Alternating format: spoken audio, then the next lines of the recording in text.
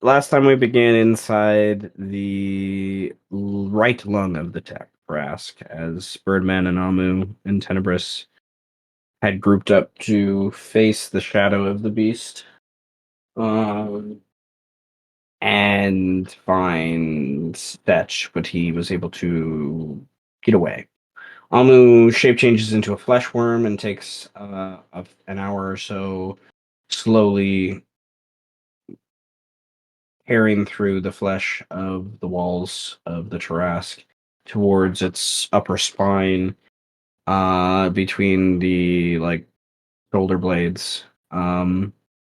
The poison and smell is very thick that the other two kind of elect to take a short rest to allow it to dissipate, so you guys basically didn't poison and disease yourself and possibly mutate. Uh, but then, others chose to mutate on purpose, but we'll get there. Uh, once rested, they confer about kind of what to do, and it's agreed that Amu is going to use his Sunblade to cut through the membrane that remains to kind of get to the bone and then carve out a chunk of the bone. Uh, Trying not to nick any major blood vessels or nerve centers in the process to uh, get to the spinal cord. Um, with Birdman's aid, uh, surgical precision, there was quite a bit of inspiration spent. You guys were able to make this slight incision with the Sunblade, and Birdman's able to funnel the odd spinal fluid into this pretty sizable bottle.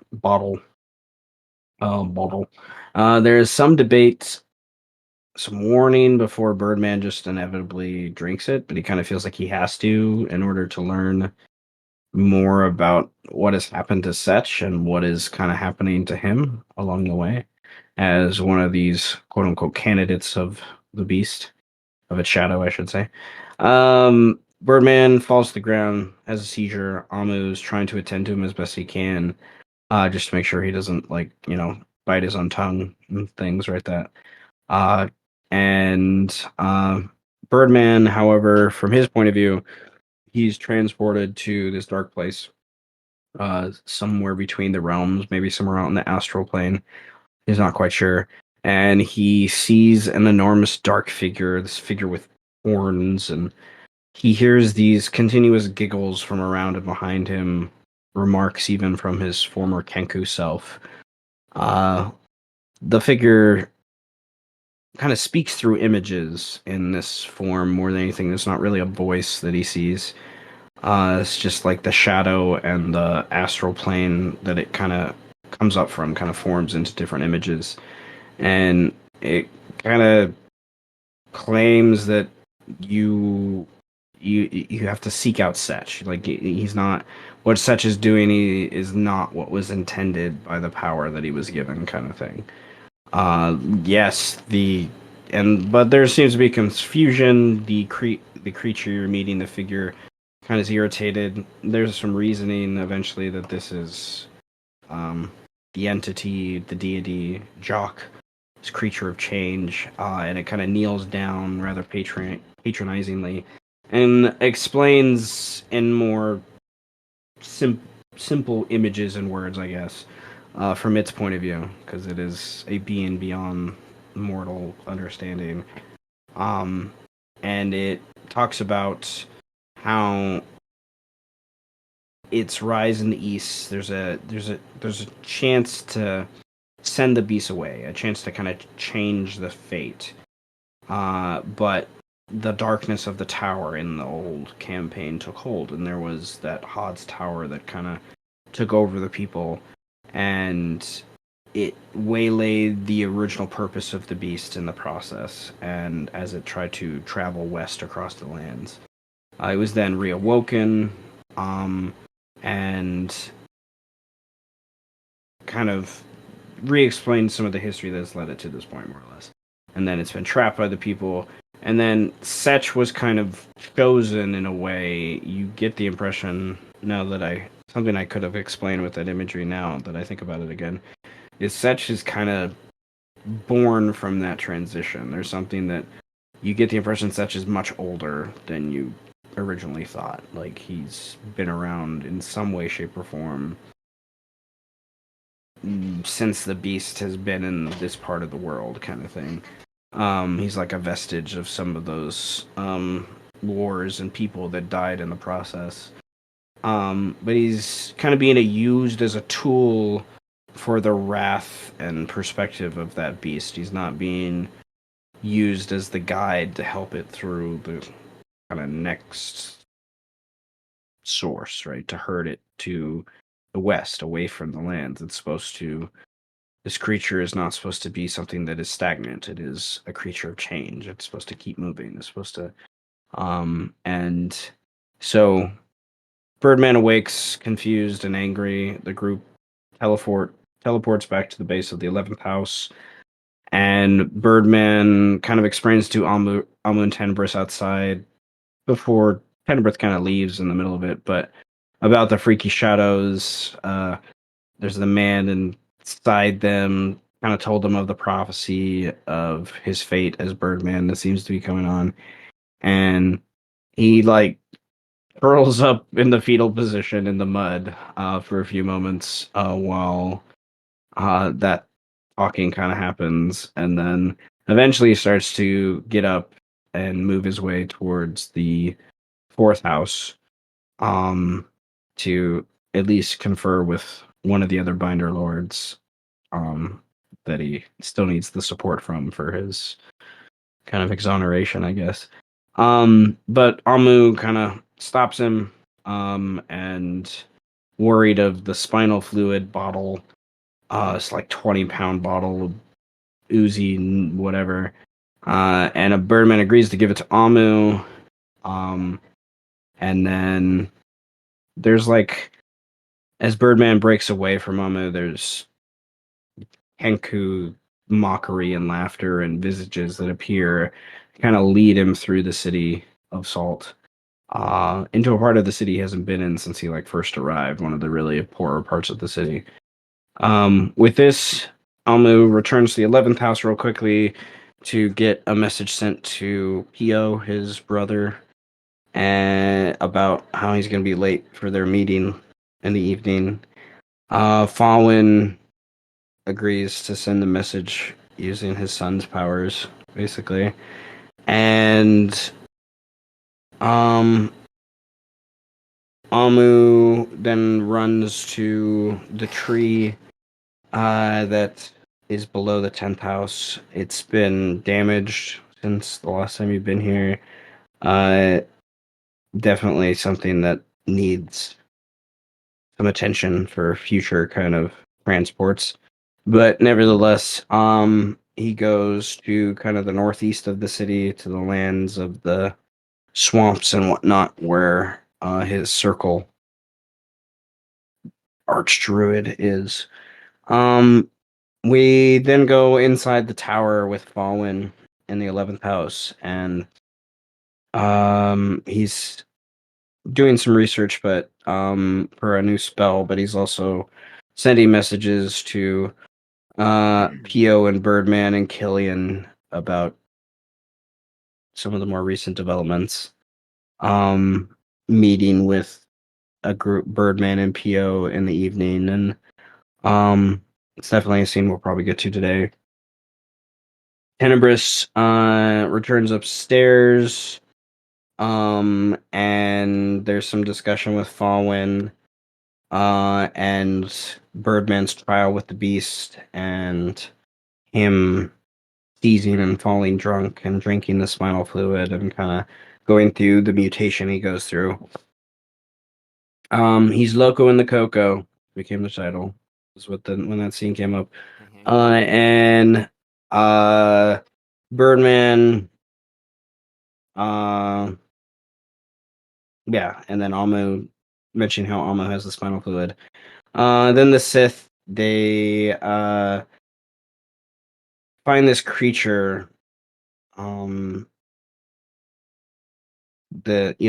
that's kind of with Birdman, is like that got conferred with Birdman, the shadow that's has to be one of the primordial kind of deities, and they kind of talk about the essence of the Animaesus lands and how there's always seems to be a particular interest from the primordials in this area, and some conclusions that Jock the Changemaker, uh, the father or changeling, whatnot, the will of nature, he's kind of definitely present here in a stronger form than you guys kind of expected or whatnot.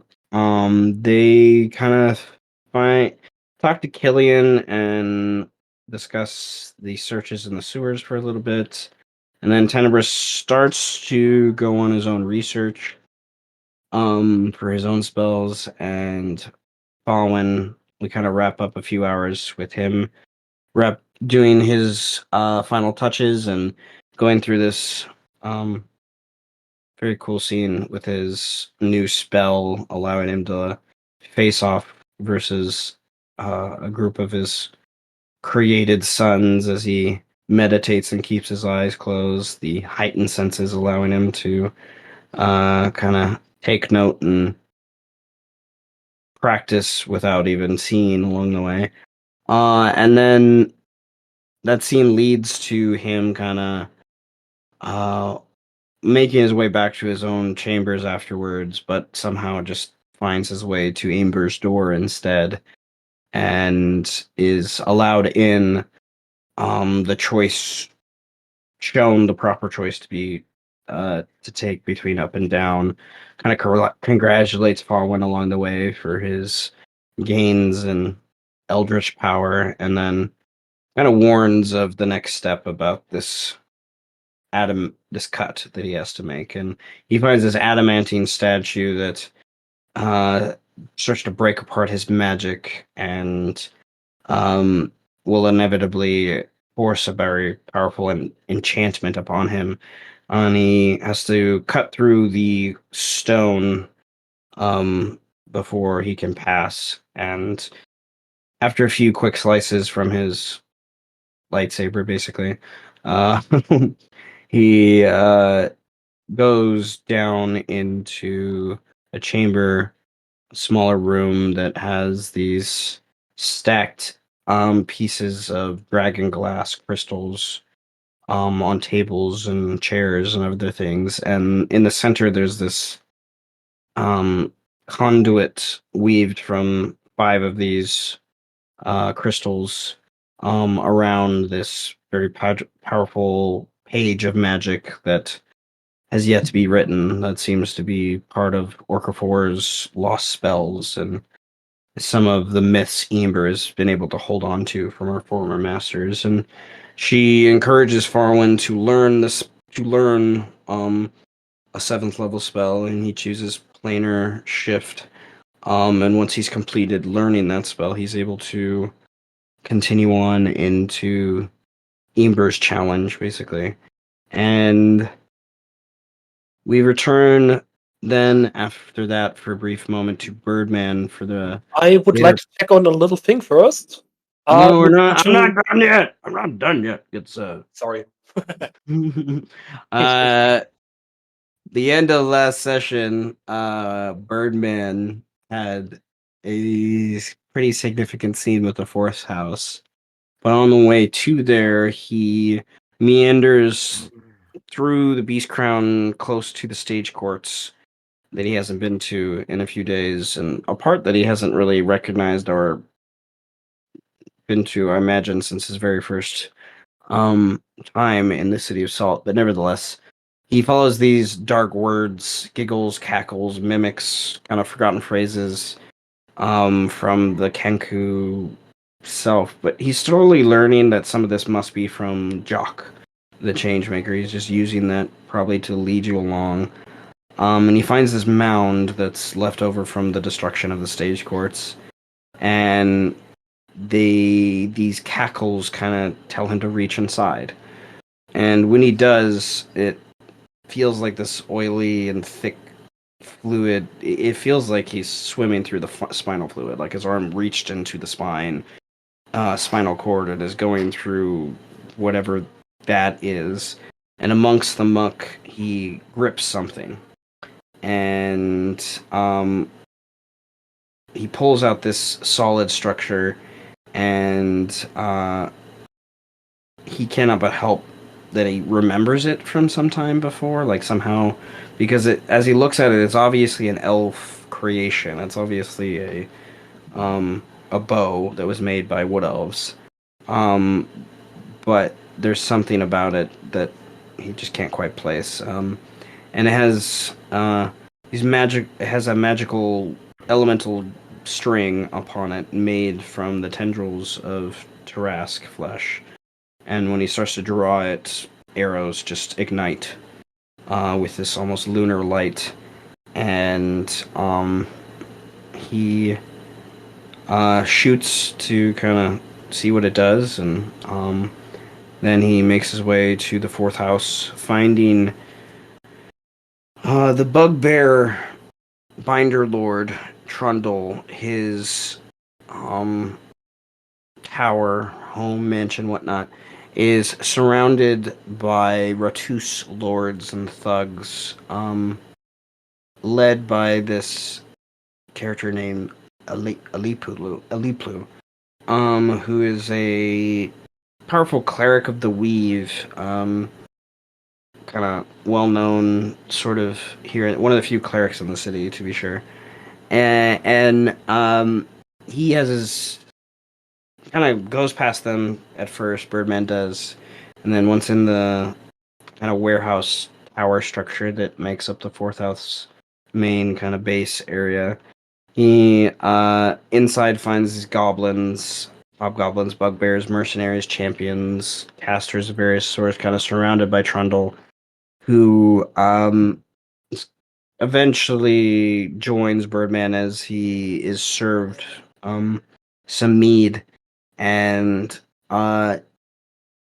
the it seems Trundle is uncaring for what seems to be happening out front with this large gathering of Ratus that are upset by his leadership, to be sure, and Birdman's trying to warn of like the senseless violence of like what's going to happen from this, and Trundle just kind of blows it off. With that, Birdman eventually just leaves and goes back outside, and he tries to talk to Aliplu and kind of see what's going on. And Birdman uses a couple key phrases and to a very odd cleric. And Aliplu kind of takes advantage of Birdman's kind of prophetical connections that he seems to be mentioning to ignite and rally and rile up the Ratus from the fourth house, and they begin to charge into the Goblin Haven, where Trundle is still probably drinking. Uh, as they charge, they scream something along the way of "You are the shadow of the bird, the beast, Birdman, shadow, and prophecy." And Aliplu just kind of smiles at you, and he gathers his weapons and follows people inside. Did you accidentally a civil war? um, Nevertheless, we'll pick up with that um in a minute. I want to start with Almu, but Bree, do you want to do what? I just want to create another dragon before creating my spell. Okay, we'll get there. Um, okay, so Almu comes out of this dilapidated, worn down, very very waterlogged tree that's alive, probably only by the grace of the druids that keep this area, if nothing else. Um, and you are immediately hit with the muck, mud, and water, like that. When water's been sitting for a long time, that just very, very oily, dirty smell that it has. And once you kind of clear your vision in this somewhat midday sun, You can see a tree just beyond the way, about 30 feet away from you, with a stone kind of cragged up from the earth next to it, and a creature, um, somewhat akin to a porcupine, kind of gathering a um, pile of different sorts of shrooms and roots and other things into this makeshift altar of sorts. You get the impression is what he's using this rock as. Um, this is Swamper. He is one of the high druids. Most of the Spores druids consider him the archdruid just because he's the most powerful, so to speak. He's done the most for the swamp, kind of thing. I imagine Spore druids, it's more along the line of like that idea of like who grows the biggest shroom kind of thing, who does the most recycling of like muck into useful stuff or whatever the case is. So, um, It's basically a pumpkin growing contest between them all. yeah, yeah. It's a But it's literal like, dick measuring contest. yeah, kind of thing. Yeah, sure. And like, I think Amo would know that the level he's at, the strength of power that he's able to do, especially after what you were able to do with the earthquake, and you were able to summon an earthquake, like kind of thing. I think your Amu would have the idea that he's almost where this guy's at, like kind of thing. Like this is so I don't know if Amu has that sort of ambition to go after that idea, but I know he would understand that idea at least.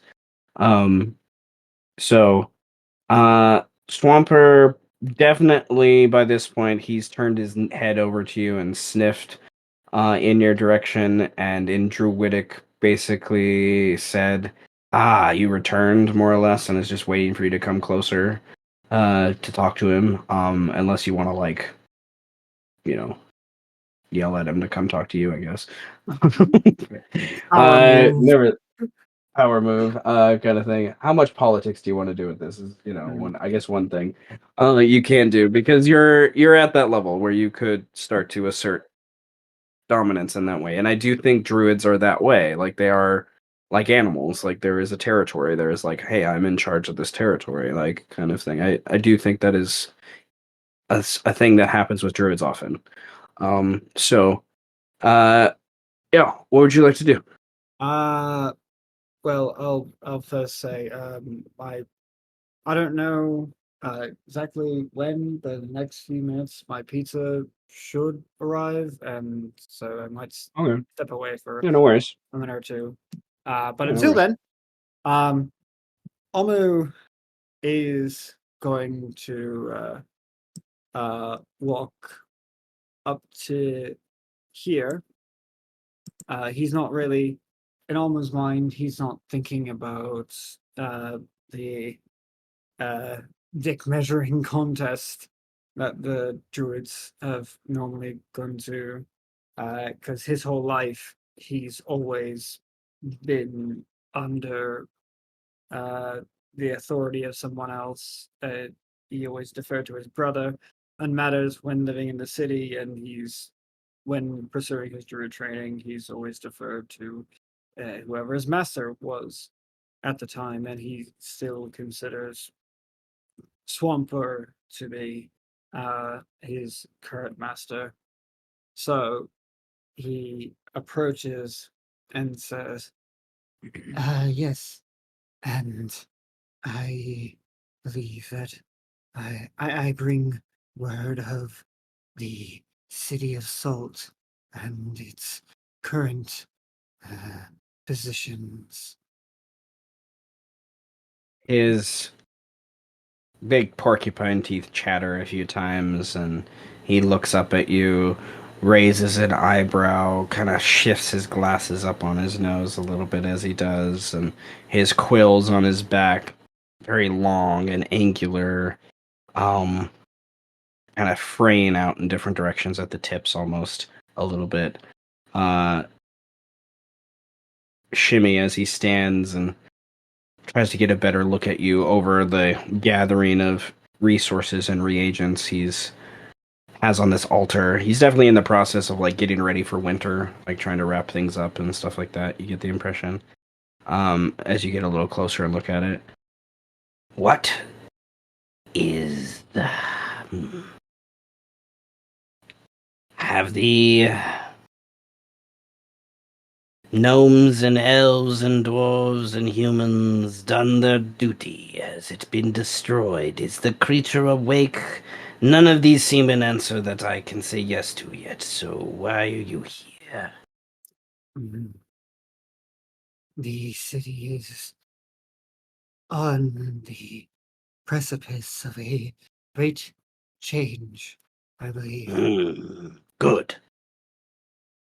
Either it will remain and be empowered to stand forevermore, corrupting the lands around it, or the Tarrasque is very soon to awaken and continue whatever path it was on. From what I've come recently to discover, I believe the Tarrasque, the question of whether it is a monstrosity or a force of nature is settled once and for all. That it is a force of nature that has been halted in its purpose due to the actions of the city. The only question is how it shall awaken. And I believe the answer lies with this. And he holds out the bottle of spinal fluid. What is this? This, through very careful extraction, I have obtained the fluid within the spine of the Tarrasque, and a new compatriot of mine has utilized it to obtain a vision and greater knowledge that I believe has shattered his mind far more than it already was shattered, but enlighten him to what needs to be done with the Tarrasque in order to fulfill its purpose. He also wants to turn it into alcohol, so I need to make sure some gets back to him.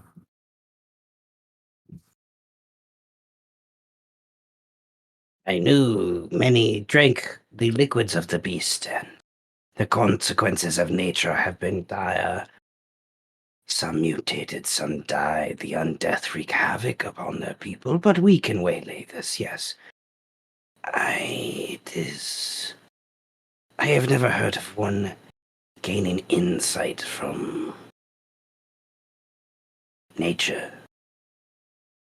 It has been assumed by many other than you and a few others of our circle that this creature is not of nature.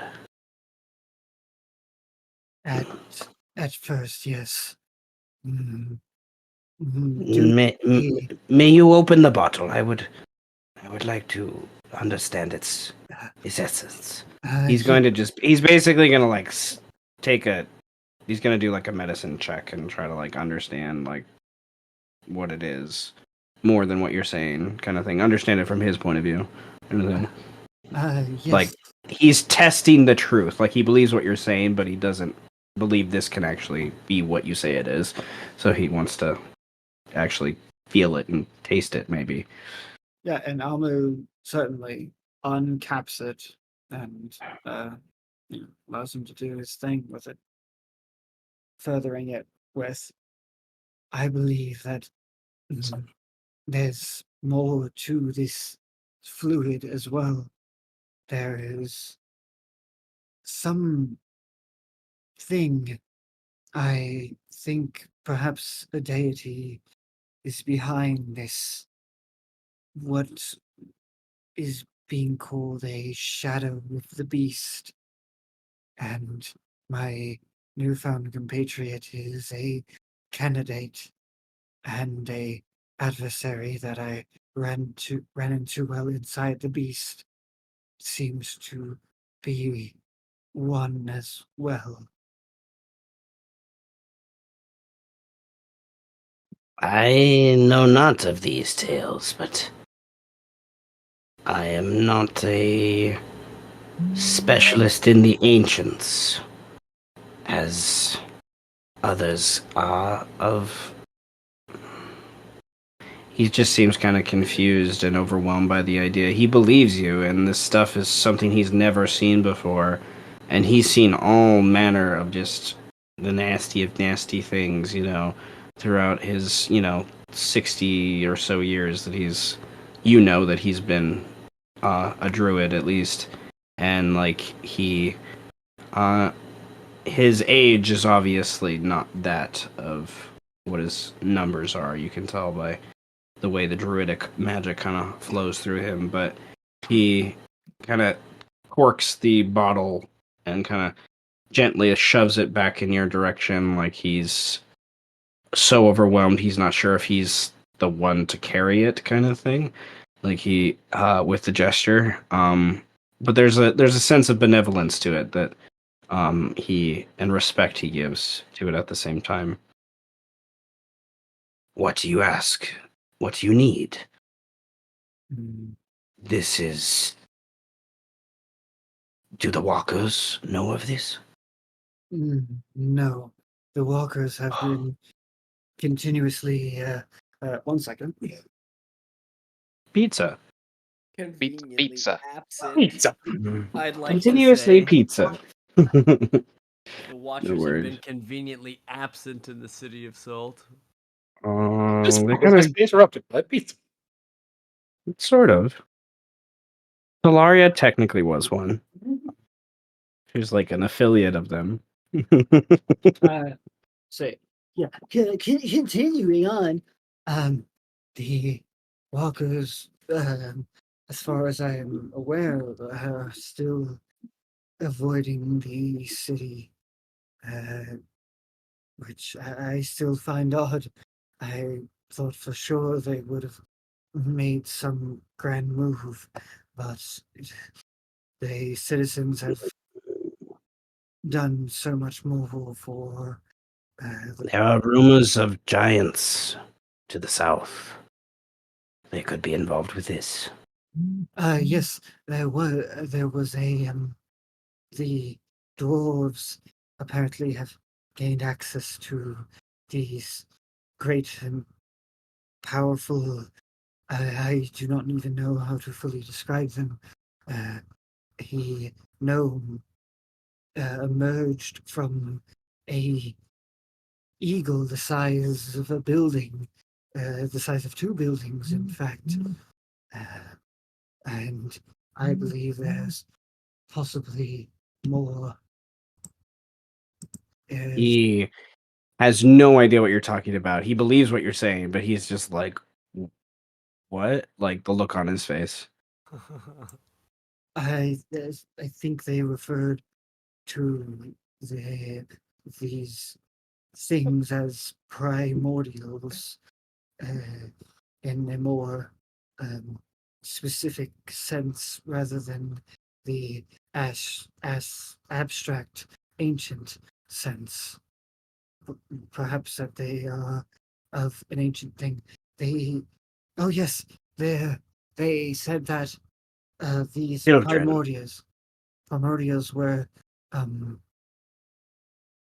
that the Tarrasques, that there was one upon each continent, and that 7 of these giants were to the Tarrasque of the continent itself. And the Tarrasque of our own still lives because it has yet to be put down by these giants. I think that was the goal of the dwarves. This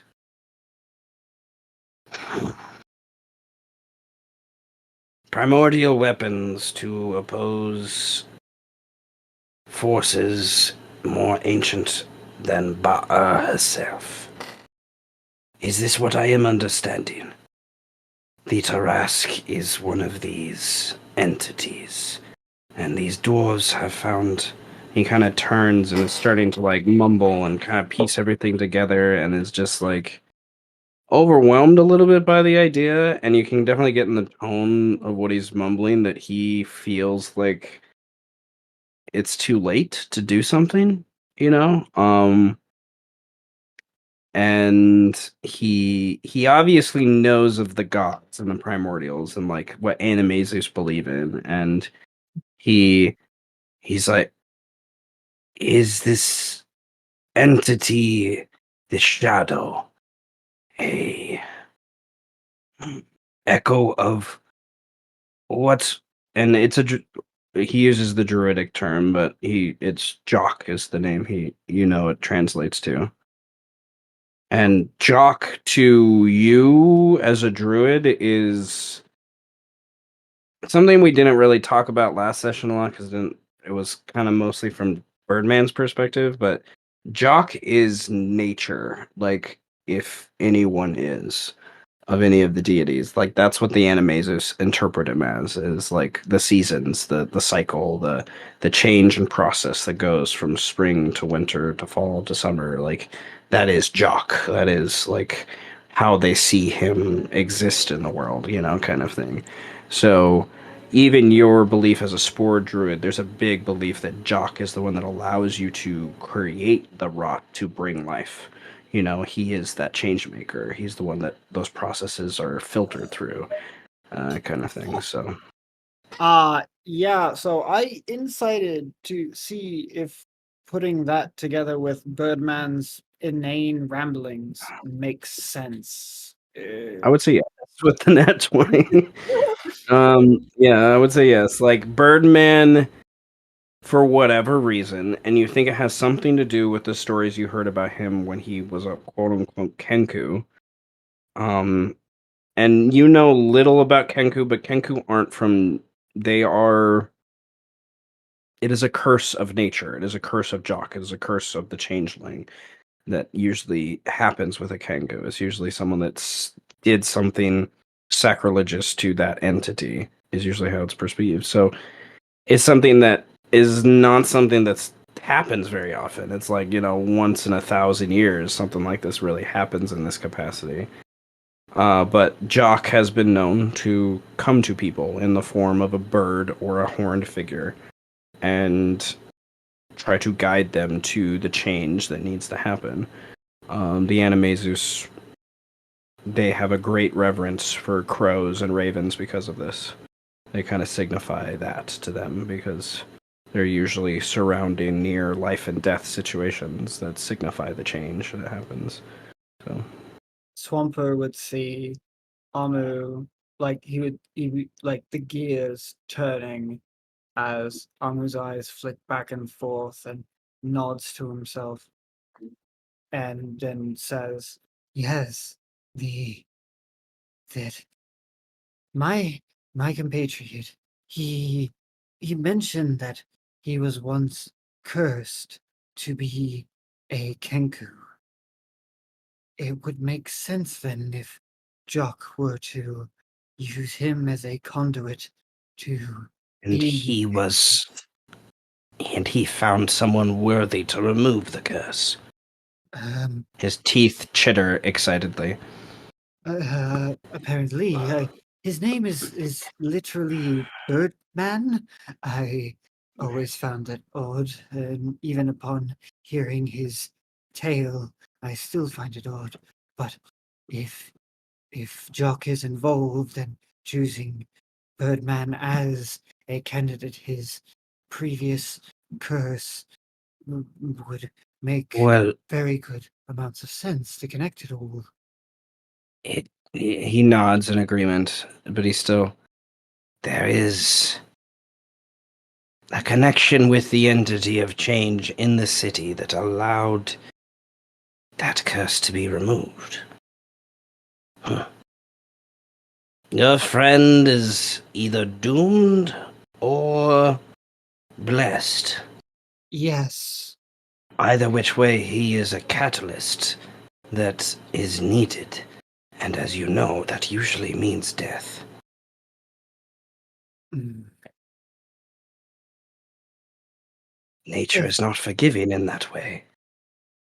Unless he himself is a druid or sorcerer or wizard of some sort that can sidestep nature, allow it to join with him. From what I can tell, I do sense a natural magic within him, but not like to the levels of we druids. I believe that he is a ranger of some sort, not fully gifted with the natural magics, but he does seem to have a attunement of a sorts to nature itself. Maybe his attunement was to the beast this whole time. Hmm. He did If he willingly drink spinal fluid twice, so I would not be surprised. He points at your bottle with this like what look like on his face, like he drank that. Oh, not just this. Not synthesized, not distilled. He just and he Oh, lived. oh yes, he lived. He not even when I first returned to the city, he had licked it right off of the ground after the beast had vomited Mm. bile and blood, and he drank the slightly tainted version of it, but he did drink this pure form of it as well.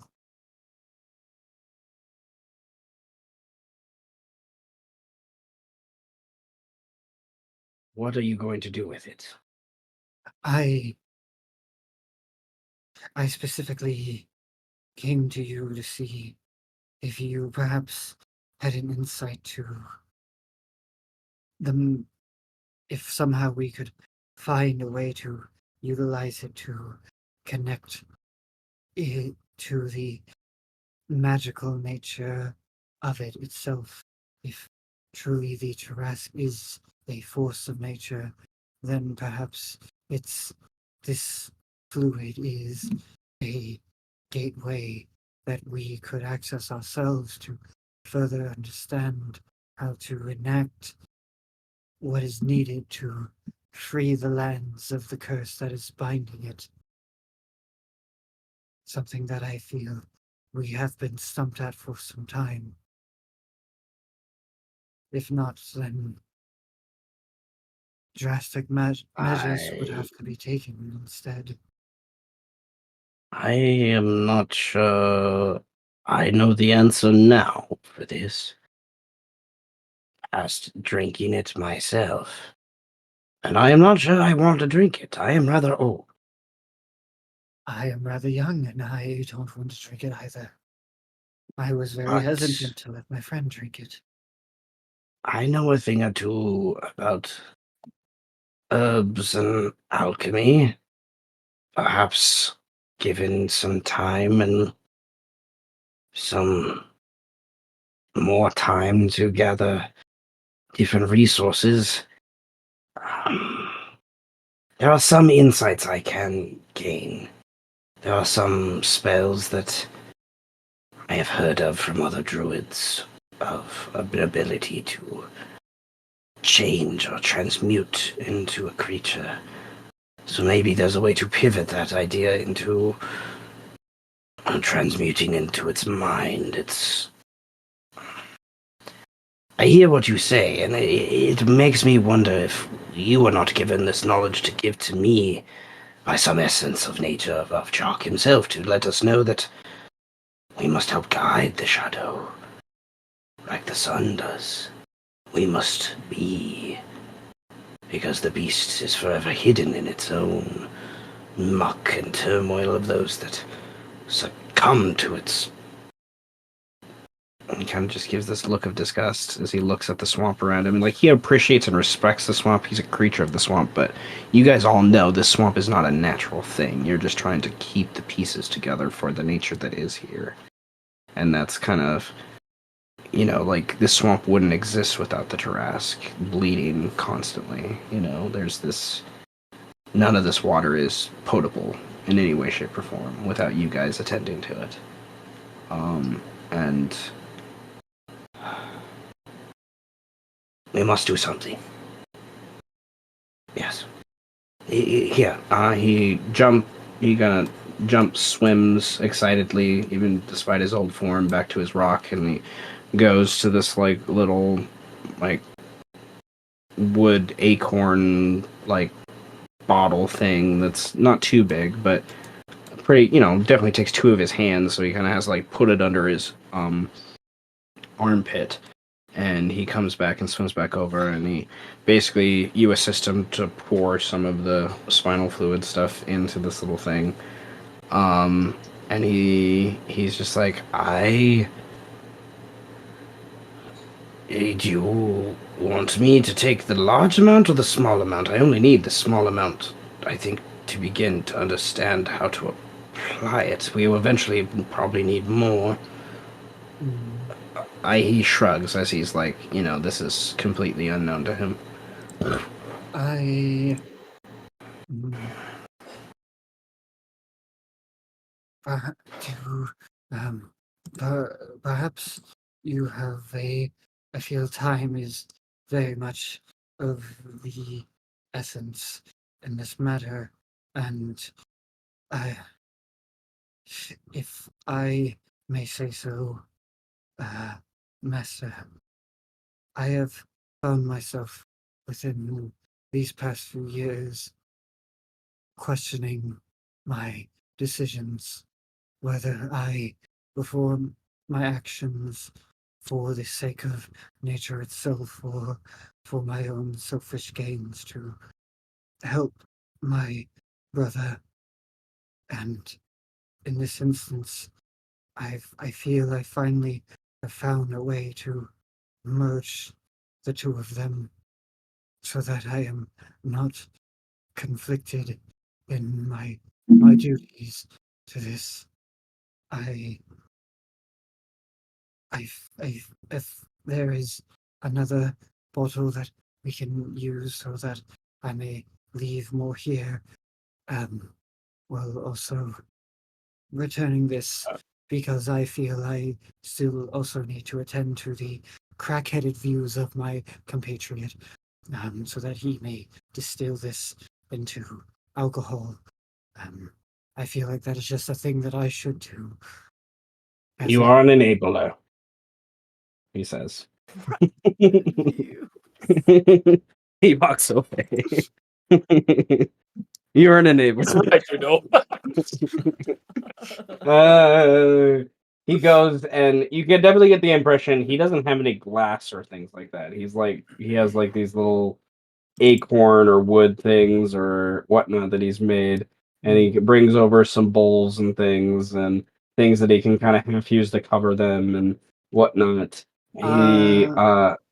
So it'll spread around, and it's one of those things he'll be able to keep it. But he's not used to keeping this amount of quantity here at this place. He might have somewhere else, but with the things he gives, I will cast mold earth so that basically I can make lids for each of the things, and I will pour out half of the fluid into these different containers and cap each of them, and then then recap the original bottle itself and say, thank you for indulging my wishes in this matter, and I hope that we both are able to find a solution to this problem that plagues us all in a timely manner, that perhaps Jock does find us through these actions and guides us to assisting.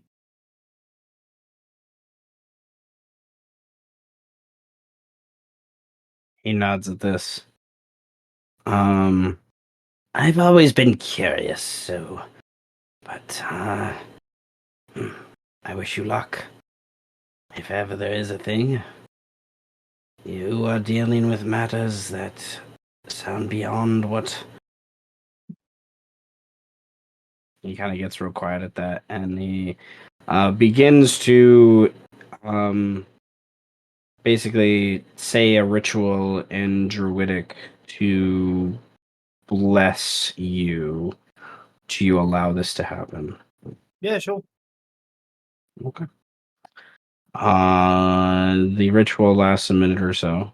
He pulls out a hummingbird feather, and he casts Foresight upon you to aid you in what happens in the next 8 hours. And I'm gonna fucking need it for what I'm about to go back into. nevertheless, May he watch over you. That and all the winds along the way. he chuckles and starts to stack up the weird bowls and things, and he probably shape changes into like a weird long like snake or something, and like slithers them back up there, grabbing each one in like little coils and stuff, and then kind of situating them up there before he shape changes back into his other form. He will leave you at that unless you like specifically talk to him. He's not a very gregarious person. Amma would just bow and say lastly, and may the spores grant you great insight. And then he will head back towards the tree and will upcast, but cast transport via plants once again to return to the city. Okay. I would like you to roll me a spell check. So wisdom versus proficiency. For you. Okay. So or if that's like another skill that's equivalent, if that's easier to roll, you can do that too. But So my wisdom plus proficiency? yeah. Okay. I'll just roll my insight then, because that's literally that. Okay. Roll again. You have advantage. Oh, that's Okay. right. Yeah. Your first that gives you that. Okay. Okay. I was about to say, do you want to break the tie with one? But then yeah. No, you don't have to do that. So, you've never had this resist you before. Like, you can get the sense that the tree on the other side is dying, and you are using part of its energy as you break through to kind of go to this other side. And when you come out the other side, when it closes behind you, there's this weird creaky kind of squirmy noise that comes from the tree as it kind of it's on its last breath. Like it needs immediate attention. Otherwise, you're not sure you'll be able to use it again. I don't have it prepared, but can I spend You can inspiration? spend inspiration to change out a prepared spell. Yes. Yay. So I will spend one inspiration then. Yeah, well, I can't unprepare anyway. Unprepare tidal wave and prepare plant growth, and I don't need to drown anyone yet. Yet. Yet. You got First, 2 months version to burn if you need to drown someone. first the earthquake, then the tidal wave. And I will cast plant growth on it, just as the normal action. And I will also say to the tree, I will do my best to return to you, and hopefully I can keep any fighting away. Even within the mist of death, life should still spring up. At the word spring, there's a expansion in the tree that hints to the growth taking positive effect that kind of soothes your soul a little bit at that mention. The tree obviously responds in what way it can, but it is, you know, that this, this tree, if something else happens, it's not going to survive without you giving a lot more attention to this idea, kind of thing. So, the 8-hour cast would be beneficial, but for now, this is times of the essence. And at least with the insane thing that it does, anyone that wants to come close to this is gonna 100-foot radius. Yeah. So little like vines and root systems start to grip up kind of around it and hang. And you don't think you've ever seen this much nature in the city of Salt before. Before. And it's definitely like swampy tree nature, like the map we're still on here. It's like almost like that followed you through the portal, it seems. All right. Where's Almu going? So, I think the meeting place that Amu Evening and Swamp. Yeah. I think it would be. Oh yeah, where are you going to meet Pio? Because Pio's Yeah. eventually going to meet. Pio's going to meet Faurwiin at the Evening Swan, but where are you going to meet Pio, or kind of thing? Yeah, where did you guys agree? I think they certainly definitely not at the 10th house because they would feel that's a bit more dangerous, but it would be. I feel like it would be. There's a place in the Tailstones where they grew up and had their original base of operations when they were just a small time gang in the city. So they would agree to meet there. Okay, I like that idea.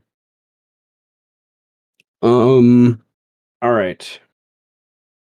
So Amu, I would like a. Well, I guess I would like to ask you if you would like to roll a stealth check to keep your profile as low as possible. Yeah, might as well. No reason not to. Yeah, it's That's okay. decent. That's decent. Very few creatures have super high passive perception, so and that's fine. So okay, Amu zigzagging, making his way through the city streets, making his way to the Tailstones on to meet Pio before Pio. Pio's probably going to discuss with Amu whether or not he should meet with Faurwiin, but nevertheless, Killian will be there as well, and Birdman was invited. I assume Birdman's going.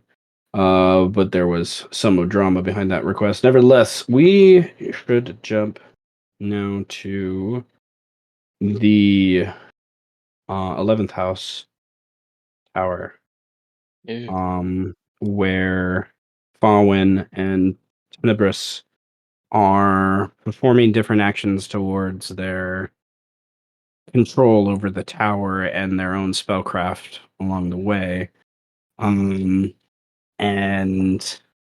Faurwiin is deep inside the tower, through one of its many hallways, stairwells, and hidden dimension kind of thing, where he's in an alternate dimension or a dimensional space, maybe I should say, that he's learning this spell, writing it into his book, trying to understand how to shift between planes more easily.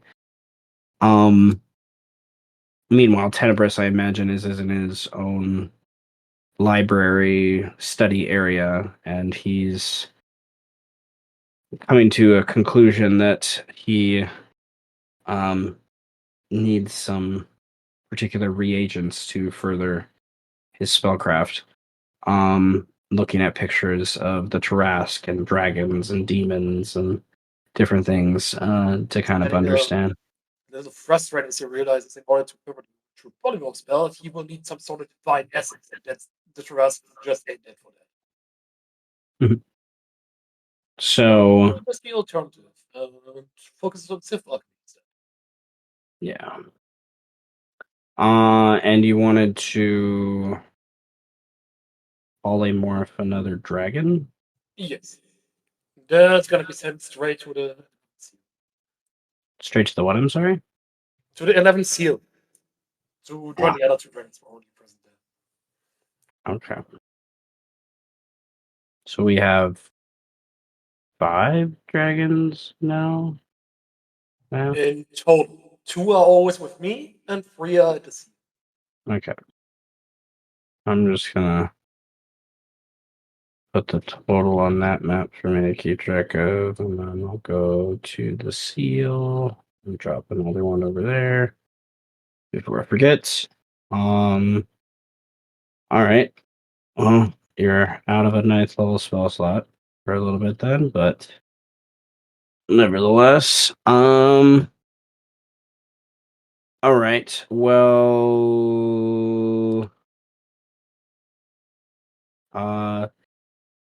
I guess as Tenebris is crafting this dragon, I can see Faurwiin in this liminal space. Time flows a lot different, and Yeah. he is nearing the completion of learning the spell, and he's you're basically in this time you've learned this spell, you have no idea if even time flows at all in here. Like it is so odd. It's like you blink and all of a sudden you're done. Like like you didn't even keep and but the pages are written, the words are there. You don't. It is you know you did it and you have memories of each word, but it doesn't feel like that actually flowed in the sense that you think it did. Oh, that's disappointing. In a sense that as an elf, experiences are everything. So the fact that you just jump from A to B, well, yes, you saved on time. One, you're in a place where time doesn't matter, and two, he doesn't even recall the experiences. So it's like it's like his mood has been dowered a bit. But it's like it's done. As the last words are written and you kind of read them over, proofread, dust off some ink here and there, you close your spell book, and that seems to be some sort of trigger to where the next entrance downward opens.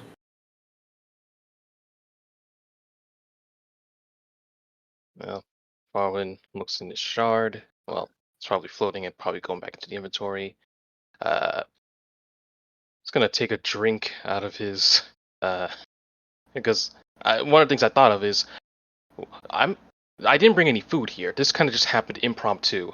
All I have is water. So at some point, I might have to make a retreat if I start feeling that. But now that I think about it, this doesn't have to be a yes, Seth. But I was wondering again, since time works differently here, there's materials here and there's materials of a ruined construct up there. Could I make another sun in here?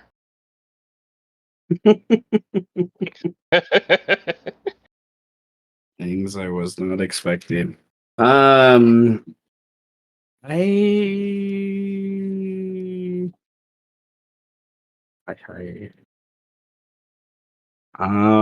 would like you to roll a luck check for something. Luck check. U100, sir. 1d1 hundo. 73. Okay. I think that's fine. Okay. You turn back and kind of go back to the stairs, and you can see that there is a chunk of this statue at the top of the stairs, but you do not actually see an ability to go back up the stairs. So I can't go up. But I can see it. Like you can The see, like you can see, like it broke apart, and as if a chunk fell down the stairs, and at the very top of the stairs, you see that chunk of the thing, but you don't actually see the room or the creature that was there up at the top of the stairs. It's just like it just stops. So sorry, just to make sure I'm understanding. Like, is it that this thing is blocking my way from proceeding? This is a physical obstruction, or it's just like I see the chunks, but I don't see the creature that was once like as if there's less material of the creature, but only this chunk remains.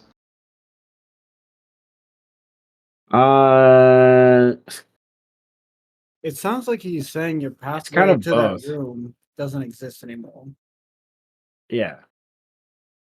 Like you like like yeah, like your actions still existed, and there's still pieces of this creature that fell apart, and like as if it would have fallen down the stairs. There's a chunk of the adamantine stonework that is this that's probably um polymorph doesn't say that the chunk of the object matters, so the size of it, I should say, matters nevertheless. Like you see that, but like yeah, you can't go back up the stairs. There's that room. It's as if that room doesn't exist anymore.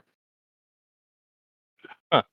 Video game So logic. it's just, yeah, it's just. Alrighty, let's go down.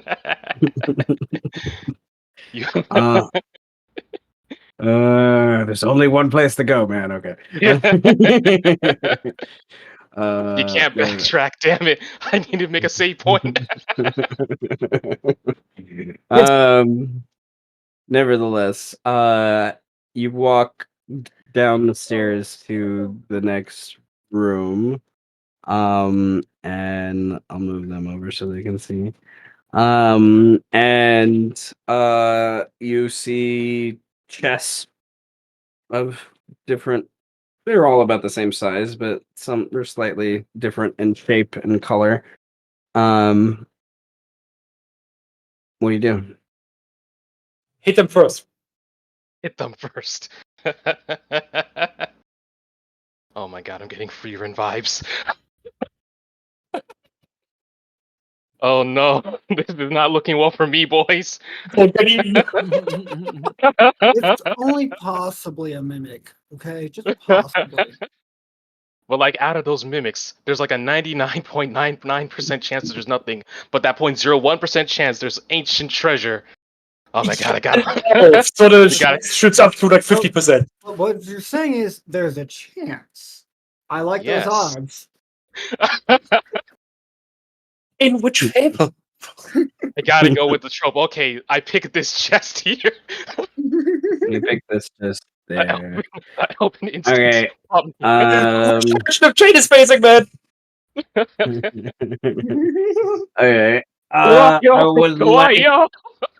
would like you to roll a d20. Oh god. No. No, we manifested it. 15. Would you like to spend one to break the tie? Oh Yeah. god. Okay. I would like you to roll a d100 now. 100. 63. 63. I like how the Alright. first action wasn't to do like some type of arcane check. Well, it's okay. Open chest. He chose something, a chest to where it doesn't matter. Nevertheless, 63.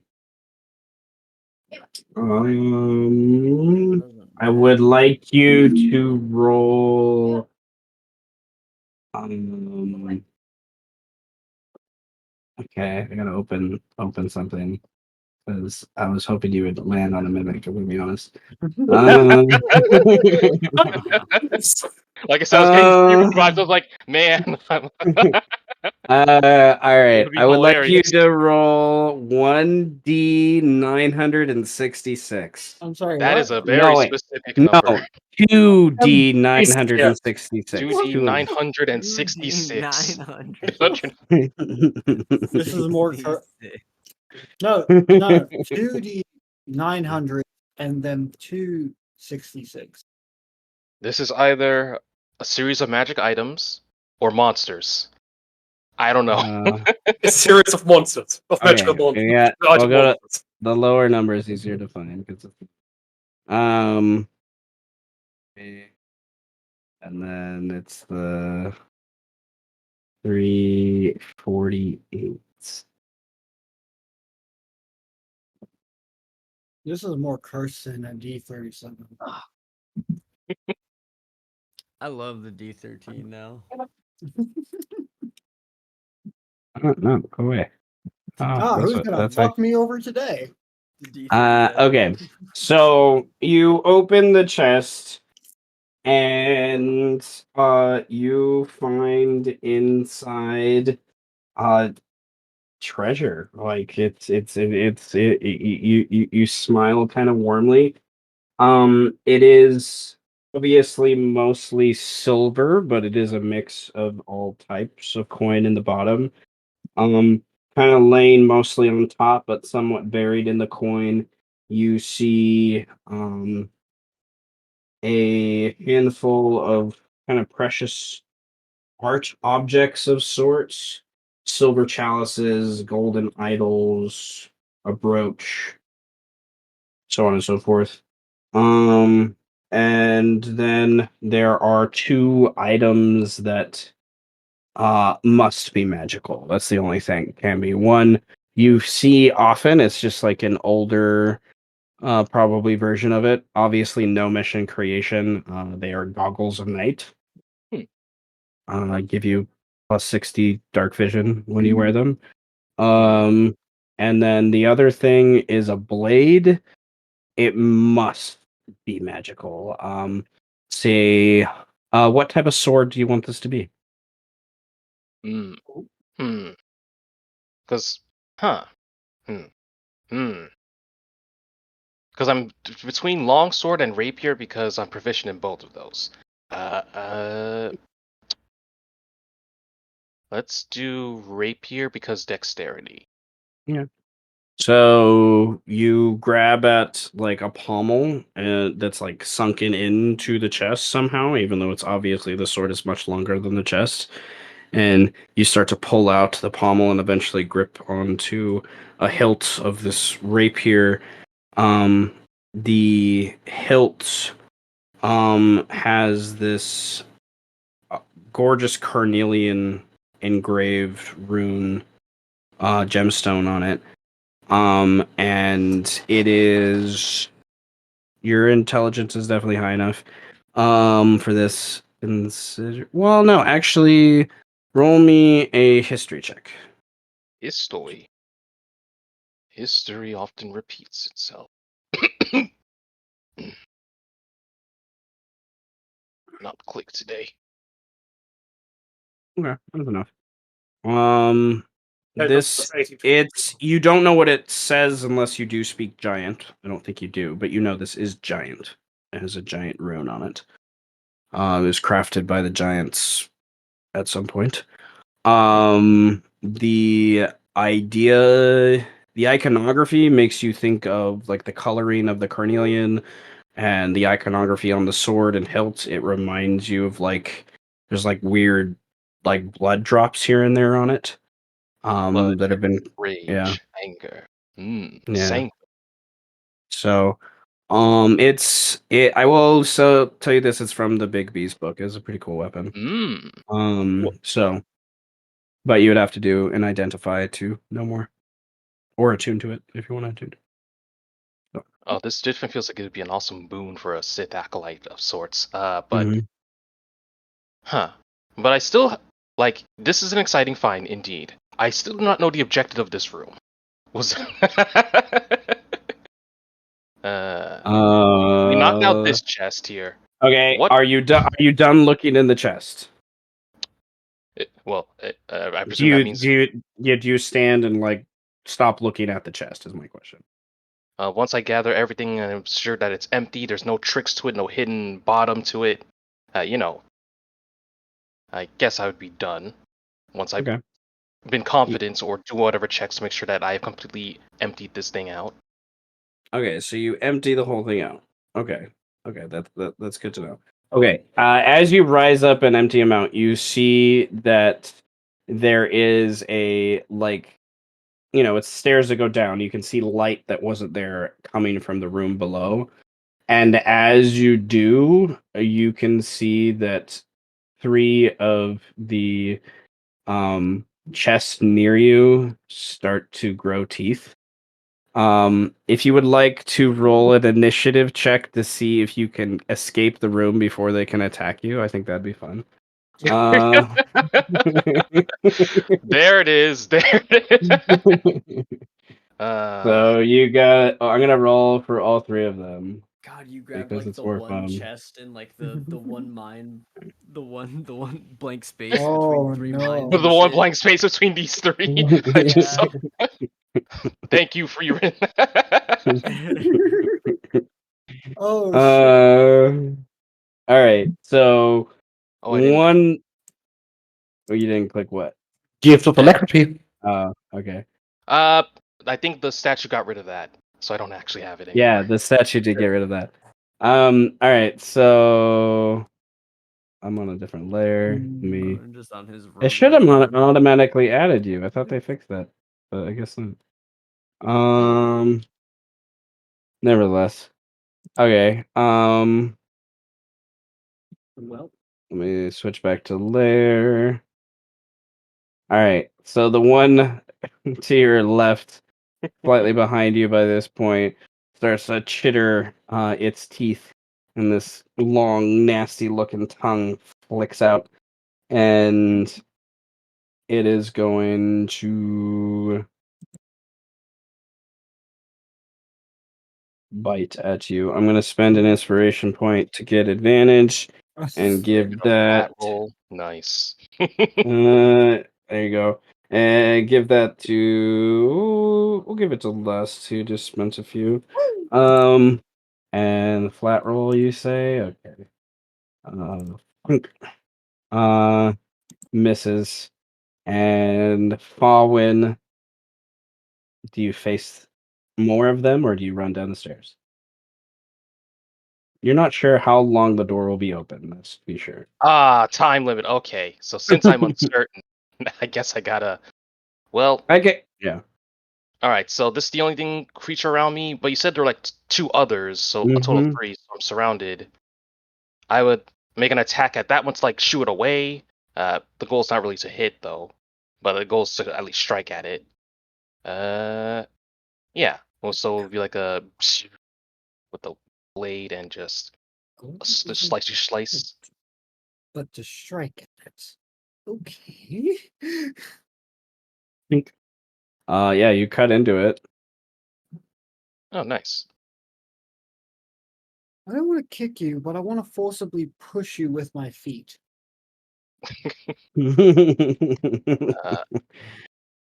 All right. So that's that. If that's the only creature that has a chance to act or whatnot, I would also strike at another one that might be near me, but that allows me just to move away without proccing opportunity attacks. And I'm gonna go down the stairs. I have. All right. You go down the stairs and you get the impression that the door to that place will stay open to allow you to go back up there. But you kind of see as you go down the stairs that it closes off to you, going back up to the page place. Like some of them seem to be connected, so to speak. This room, you immediately see the stairs are open, and you can continue down in this room. it, but there are shelves worth of there are shelves filled with weird items all over the place. You come down the steps and you get just distracted by the books and reagents and things all stacked around. You kind of come around the corner and you see some spell scrolls just wrapped up, put in a little makeshift kind of case thing. Some more over here. A mirror of obviously some magical form. Some more spell scrolls just kind of braced around the area. Do you invest the time to search these things? Is the question. Yes, I'm curious of my surroundings. All right, I need an Arcana check. Arcana. Arcana. Okay. All right. Over here there is a group of second level spells. I'll bring up that list in a second. You have some third level spells kind of laid out among these two places. Mhm. Amongst the shelves and books, you have various spell reagents equal to about 3,000 gold worth of spell reagents. Insert what that reagent is here, because it was a long list for me to try to craft some of those things, but I'll make it really fast. I'll make it easy for you. yeah, nevertheless, the mirror as you go in front of it, I guess the question is when Faurwiin looks in it and I say something along the lines of this mirror reveals someone's true form, like what they want, what they see themselves, like what, I guess not what they see themselves as, like what divinity would see them as, I guess. What divinity? Like, Mm-hmm. Mm-hmm. mm, So, hmm. like, if a god was looking at Faurwiin, what would they see? Is the idea. Like, it's not necessarily like you as an elf. It might be you as like a pawn, or you as a sword, or you as a light, or could be something like symbolic in some way. But it takes you definitely rolled high enough to intuit that's what's happening. But I just don't, what would Fawn see when he looks in the mirror? What do you think he would see? What? Because it's like you're asking what would someone from a different perspective see this person as when they look Mm-hmm. into the mirror, expecting a different. I guess say it depends on the god, really. That's looking down, Okay. looking down or looking up or Okay. sideways. Oh, no, that oh, your god. Oh, the god idea. You reminded me of something. I forgot to open up another document. Okay. No, I didn't want to open a new one. What am I doing?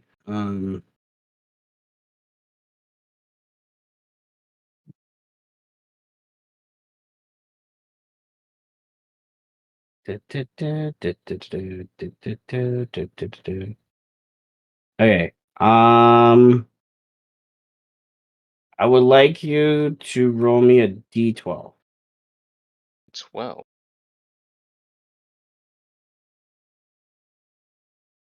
12. Okay. 1, 2.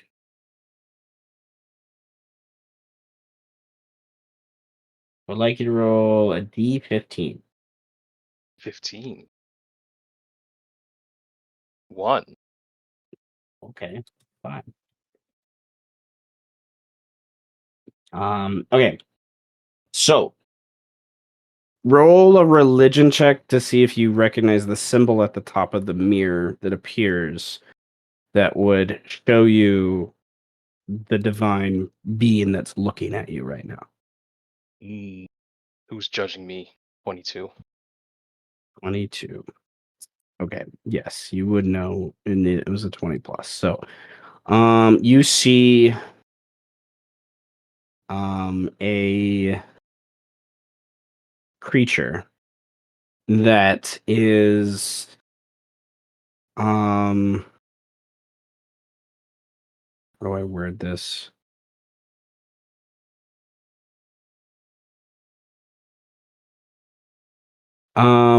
A creature that is I need to look them up one more time because my brain's forgetting what they look like.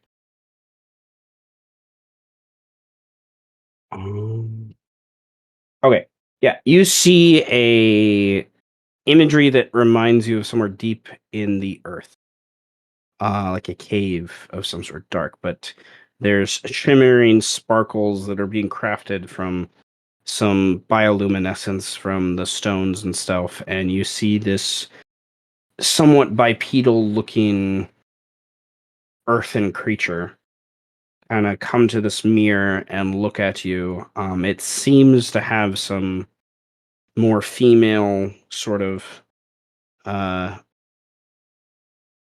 body language, I guess, to it and structures to it than the other thing. And you look up at the symbol up above, which is this kind of looks like like like a waterfall, but the way it's drawn and the colors make you think it's like a sand waterfall almost, kind of thing.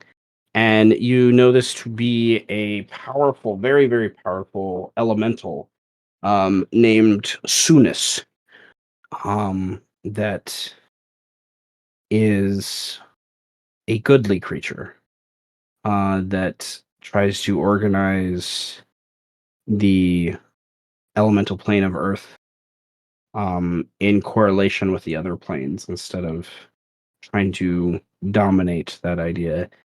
Um, she probably would look at you warily, to be sure. That is what you see. But An elemental god. Interesting. you're not sure if she's a god. You know she's powerful enough to be worshipped, but you are not sure you, with your 22, you would actually call her a god. People Well, could, people would, less easily, intelligent yeah. than you, would easily say, yes, she's a goddess of the earth, but you're not sure that's actually what she is. So Then I'll just stick with the elemental part. you are squishy. Yeah. Nevertheless, I'm going to copy image. Yes. This is sort of what she looks like. Interesting. Definitely. I think more tree than rock, but it works. But Smash.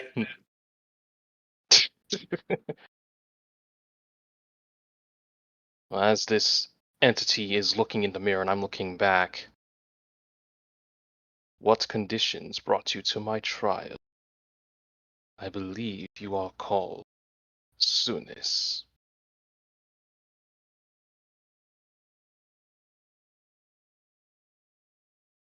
Sighs, like it can hear you, but you get the impression it can't really speak back in the same capacity. It's kind of frustrated by this idea, and then kind of almost is impatient by what it's being asked to do here. But nevertheless, it kind of points to the stack of scrolls near you, and it insinuates with its actions that it seems to be responsible for those things in existence. So you're wondering if the magic here doesn't have something to do with her in some sort of way, which would make you think that you would at least have like this room maybe is a room that specializes in transmutation magic. It seems, as that would probably be what her main focus is as an elemental, for the most part. Maybe some conjuration to summon some earth spirits or something to that effect. But you look over at one of the spells and you see things like erupting earth and things like oh, I'm looking at the wrong one. Take me to transmutation spells. Thank you. Erupting earth and gaseous form and meld into stone and plant growth and things. Use things like earthbind and kind of kinetic jaunt and obviously very stone oriented. You kind of get the impression. Which you now kind of you're wondering that like you could spend like you get the impression different deities and different creatures can be shown in this mirror. So you're wondering if before you pick the spells and add them to your repertoire, and reagents, if you have an opportunity to kind of cycle through different options, kind of thing. It's basically how much time do you spend here is kind of thing. Like time travel's different, but you're still spending time doing things, instead of moving onwards. So I'm getting the impression, based off of the entity that appears for the mirror, will impact the type of scrolls that will be in this receptacle. Mhm. Curious. The other scrolls around the room seem pretty set, like they were already chosen from a deity that appeared and set aside, and now they're just waiting for someone to use them or whatever. But yeah. Huh. So then it's like the opportunity to get a spell based off of.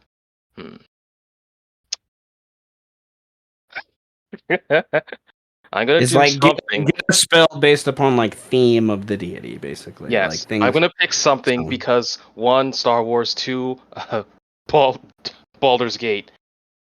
I want to see Lord Bane.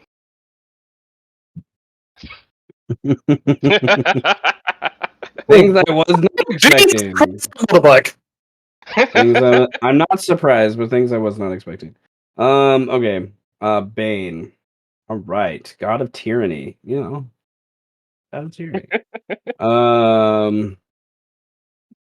You broke the Birdman's back.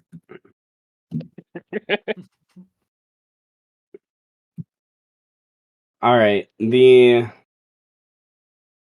image filters kind of jumps through, and you see this form of darkness around you, around the edges, I should say, of the mirror start to coalesce into somewhere in the nine hells, you're pretty sure, is where you are, where you're looking into. You know Bane was at some point immortal in his past, so you see imagery as he first appears that almost belies that kind of mortality, but then once it kind of coalesces into it, Bane has a distinct connection with Oni and other giant kin, and has control over many hellhounds and things, and is one of the people that helped spawn a death tyrant the very first time and create those horrible monstrosities and things. He Oh goodness, man. He's like up there with Tiamat and power level, man. Goodness gracious. Nevertheless, there's an image from the internet that's really cool with Bane. Never and we're gonna say that's kind of what you see in the smoky visage that appears. And he just chuckles I picture is he kind of weaves his fingers together in front of him and leans in on this kind of dark table, obviously made of some ancient form of dragon glass. And Bane is has a he's one of the few that ascended to a deity. Like he, unlike who you saw, Sunis, who you just saw, Mhm. who you know is powerful, but not of that necessarily that level. Like Bane, quote unquote, the Black Hand is a horrible, horrible thing. You know, whatever. You I'm not going to judge your friends. I'm not going to judge your friends. Uh, Look. Descent into Darkness. Like okay. Yeah. Faurwiin was definitely not the person he is now. So it's like, Yes. what goes from someone to loving puppies to kicking puppies? That's a story in and of itself. So, but nonetheless, because I see a mix of enchantment, and yes, necromancy. I particularly want to see if the spells can make either dominate person or dominate monster.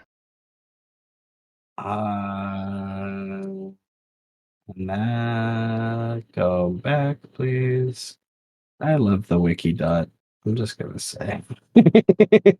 Like Right. they organize it all together in like one place.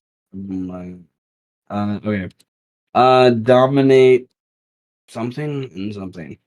Yeah, hold or dominate, No, whatever would say would be those are easier. those are enchantment. Well, I'm looking at necromancy.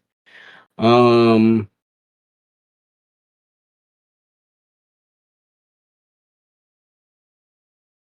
Okay. Uh, it's one of those things. Okay, so you look over here at the scrolls in here, and there are three. And when you start to barter, we'll say with Bane, two of them disappear. And he says, "Fine, you only get one." Is the impression if that's what you want? A fair trade. So a spell scroll kind of appears in there, and there's a little flash of like red and black magic as it puffs into the hold, and you hear a faint scream of someone. Like you're not sure if Bane sacrificed a soul or something along the way. You get the impression to make this happen. It's just like there's this eeriness to it along the way. I'm gonna give you an inspiration point because I think this is fun. Um nevertheless. Bane, I imagine you don't hear his chuckle, his evil laugh at this, but you definitely see him chuckle as the greed is quite apparent in your eyes, the power and stuff with this. And we're going what is dominate person or hold monster? Either one. Which one do you grab when you pick up the scroll? Either dominate person or hold monster. Let's go with hold monster. So you unfurl the scroll written in your native script. It looks like you wrote it, kind of thing. It's like your handwriting is the spell scroll. So you will still have to add it to your thing, but you do have a spell scroll for it. Awesome. Feel like when we get to Anaril or Australia, Bane will be watching the Sith, all the Sith more closely from now on. Which makes sense. A god of Did you tyranny would probably. Well, now he knows that you guys are doing things on the other side of the world, so he's like curious about this. Still, we want to take this war. Hey man, if it means we get paladins out of this, Amazing. conquest, We've got on our side. Now let's go. paladins Okay. of conquest. Yeah. Do you continue downward? That was at least for this. You said there were other scrolls that seem to be more set in place Yes. in the books. Would it take Yes. time to understand what some of these are? Or would I A little already bit of kind of... time. Yes. Okay. 1, 2, 3, 4, 5, 6, 7, 8.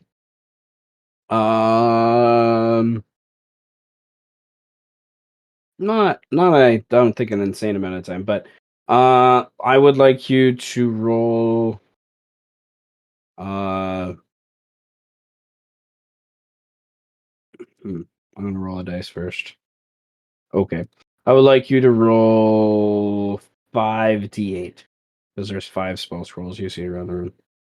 5d8. Okay. Um bring this split my screen so I can see this a little better. Okay, so you find um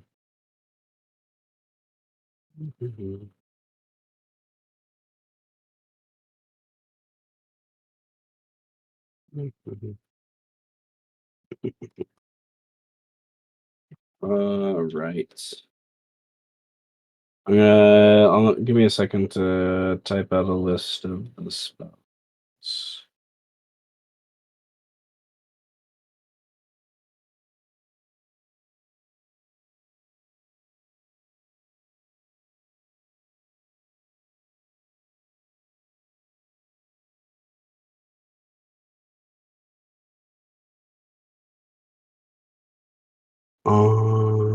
Right.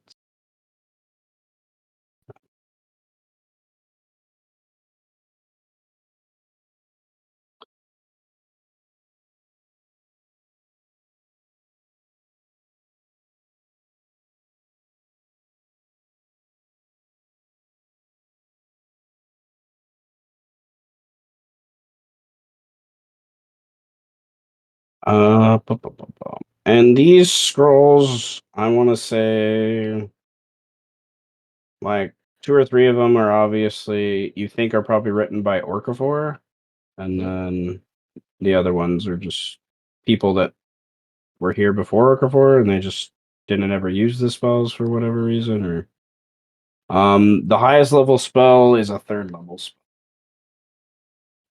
extremely high level, but Okay. nevertheless.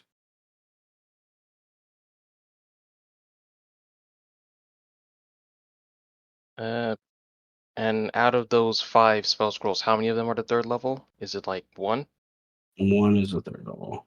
The Oh, rest are 2nd. okay. Could we say like I pocket them, I don't look at them, but I do take the time to look at the 3rd level one? Well, I'm almost done with my list, anyways. Oh, no problem. Take your time. Um,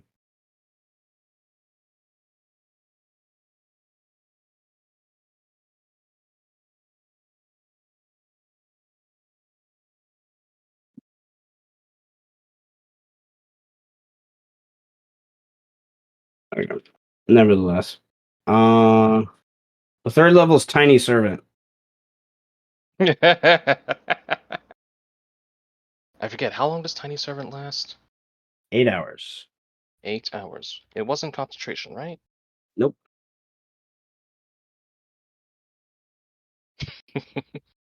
Why not? Uh, is it non-magical? I touch a tiny non-magical object.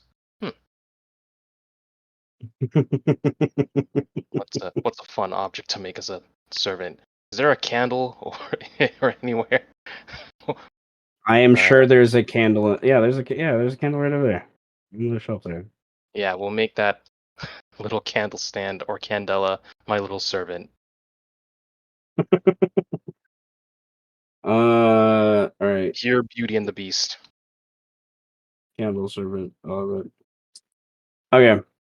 Well,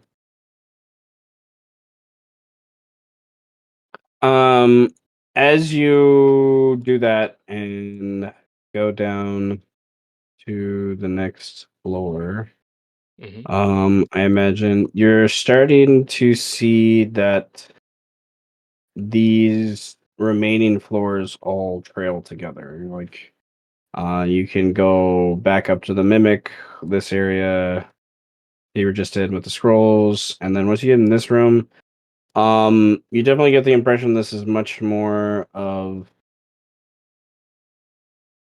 like a true light, like not even a library. You get the impression a lot of these books like were set on the shelf and haven't been used often. Like it's more of like a storage room almost. And then you look at some of the handwritten titles on the spines of the books. And they are like self-accounted histories from Orcafor of basically the last 10 years. Like he has a very detailed, like every day he wrote like 1,000 words kind of thing. Interesting. So, I'm And I'm this room is just the last 10 years. You get the impression there are probably other rooms somewhere that might go back because Orcafor was he was Binder Lord for a while, like a long time. think like Like 2 centuries or so. I think. yeah, like so like somewhere in this tower he has 200 years worth of self-accounted histories. And based off of the words on the spines, it's just like year so and so. Year law, like it's gonna be very dry reading, very dry reading, like logs and like accountant numbers and stuff, like ledgers and things, like, and then obviously stuff that would hint to like journal and diary things you think along the way, like Orcafor was obsessed with like accounting for everything, you're realizing. So Uh, definitely but information. nothing from any other person. It's just Orcafor in this room, Yeah, unlike the spell scroll. Yeah, from his point of view. So it's like if I want to know something, I'd have unless I know a particular idea of when that something happened. It's gonna be a slog trying to find that particular information from his point of view. So it's good that he jotted down bits and pieces of his life, but unless I know when Orc4 experienced it, I wouldn't know where to start. yeah.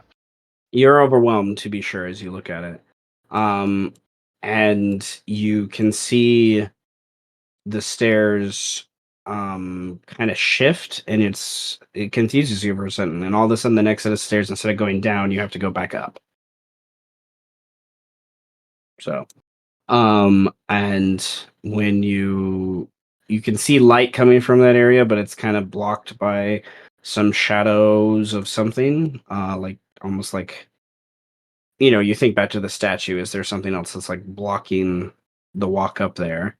And when you look up the stairs over here, you can see um like a chunk of bone, but like it looks like a piece of vertebrae that's like as big as you.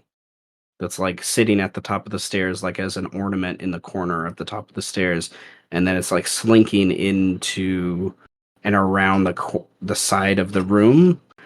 Do you go up the stairs? Is my question, or do you start to read Orcafor's bland histories? So if this path leads me to a path I've trekked before, this path. Th- this path goes to a new room. Oh, but that path, This the path one would that. lead you back to where you were.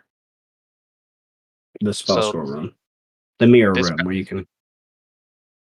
Okay, so this one will lead me back to where I was. This one is the new room. This one here? Vice versa, but yes. Oh, okay. New room. Uh, ignite the sunblade because there's some shadow there to kind of get some light, kind of see what's Okay. going on. As you ignite the sunblade and start to see some light, I'm going to bring you over there because the image on the Hello. screen. You see, um, yeah, you see that. And you have lived in the city long enough that you know at some point Orcafor, or a previous Binder Lord, did surgery to take out a piece of the spine, and it is sitting in this room. And it has been restructured and played with and modified, and you go over to these books over here, and this is 50 or so years worth of Tarask research from the different binder lords that have been part of the 11th house. Hmm. This is Volume 1 of you don't know how many. And volume 1 is many books. Uh-huh. Yeah, I feel like Sephiroth when he's in the. Okay. What does Volume 1? It's probably the beginnings of, an adventurous delve into something unknown, probably initial Mhm. trials. It's like I kind of have an idea what I'm doing, but I don't know what I'm gonna find. So Yeah. Farmer kind of jumps into the middle. Okay, they've had a bit of experience with this. Like, what's a new story told me about this spine? And as he's reading, so looking at the spine, how alive is it? Like, does it look like it's desiccated? Because you said, like, I saw something moving in the light, so it's like, is it quote unquote alive? I Yes. probably spat a lot. Okay, so how alive is it? Is it like writhing Like like a dying worm? it's like it's not even really moving very much, but you get the impression that it is regrowing itself ever so slowly. Regrowing itself. But it's disconnected from the main body, but then you follow it up to the next set of stairs and it's connected to something up there. Like as if this is almost an umbilical cord to something. Hmm. What forces we're playing for? Well, still, like he puts one of the books away. Sunblade is ready. He's like, am I gonna have to put down a project? Maybe. uh you climb the stairs, have to shimmy around the spinal column umbilical cord thing, and you come to the top and Yep. see this Tarrasque creature connected to obviously some work from Anton of the Fifth House that Orcafor has modified greatly. The creature is barely alive. It is alive medically, but probably has no brain function. To be sure. Its body is alive. Its brain is not. And if a Tarrasque has a spirit, you're probably sure that's long gone. Mm. You see a man uh, doing work upon the Tarrasque as you come in. Obviously dressed as a wizard of sorts. He seems unimpressed and unintimidated by your presence in the room, and has the same amount of curiosity on his face as you do about this creature. You get the impression that he is in the process of learning about this for the first time too. He looks over at you and uh, kind of stands as he's standing in the picture there, kind of chest towards you, his staff obviously at the ready. And there's something about him that lets you know that he's present, but he's not present in the room. You're not sure how you know this. There's just something about the way he moves and the way he's not touching anything and the way his staff doesn't make any noise as it kind of, hits on the ground on like your feet and everything, as, physics basically works the same. There's something else about him that you can't quite pick up on at the immediate without further investigation. And as he looks you up and down, he smiles and he says, "The new lord. I wondered how much time before Imba was done playing with you. My daughter can be fickle at times, but she has her uses. I am curious what an elf of the Southlands is doing so far north." I am curious as to what insight you discover this beast brings you to be in these lands as well. Were you originally born here? Or are you from a distant land yourself? A distant land and time, my son. many, many eons ago. What brings me here is the movements of my tower being reawoken by a power. And I thought Okafor was impressive. He smiles at you in a prideful sense. You are the original owner, I take it. He bows slightly, like a little nod bow, and his staff kind of bends a little bit at that. And when that movement happens, you further confirm that he's not actually in this room. Mm-hmm. And he, original owner, yes, crafter would be what I would like to say. He needed a little bit of vestige of myself to remain on the material plane.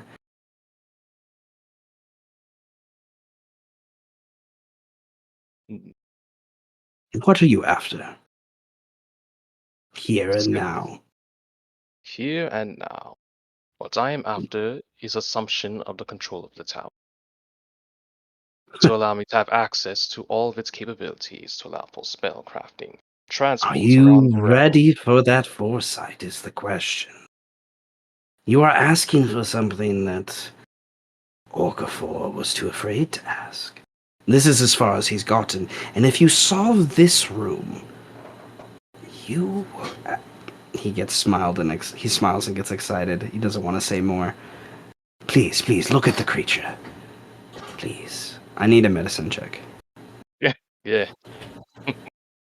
Medicine, medicine. Better medicine than I thought. Okay. Um...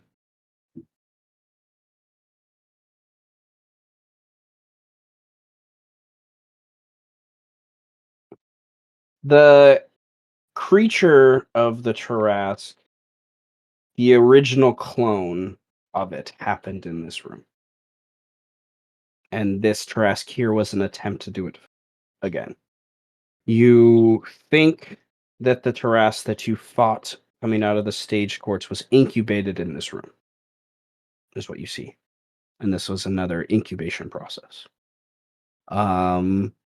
When that happens and that realization comes to, Amber appears in the room and she giggles, and there's a little firelight in front of your face as her smile appears.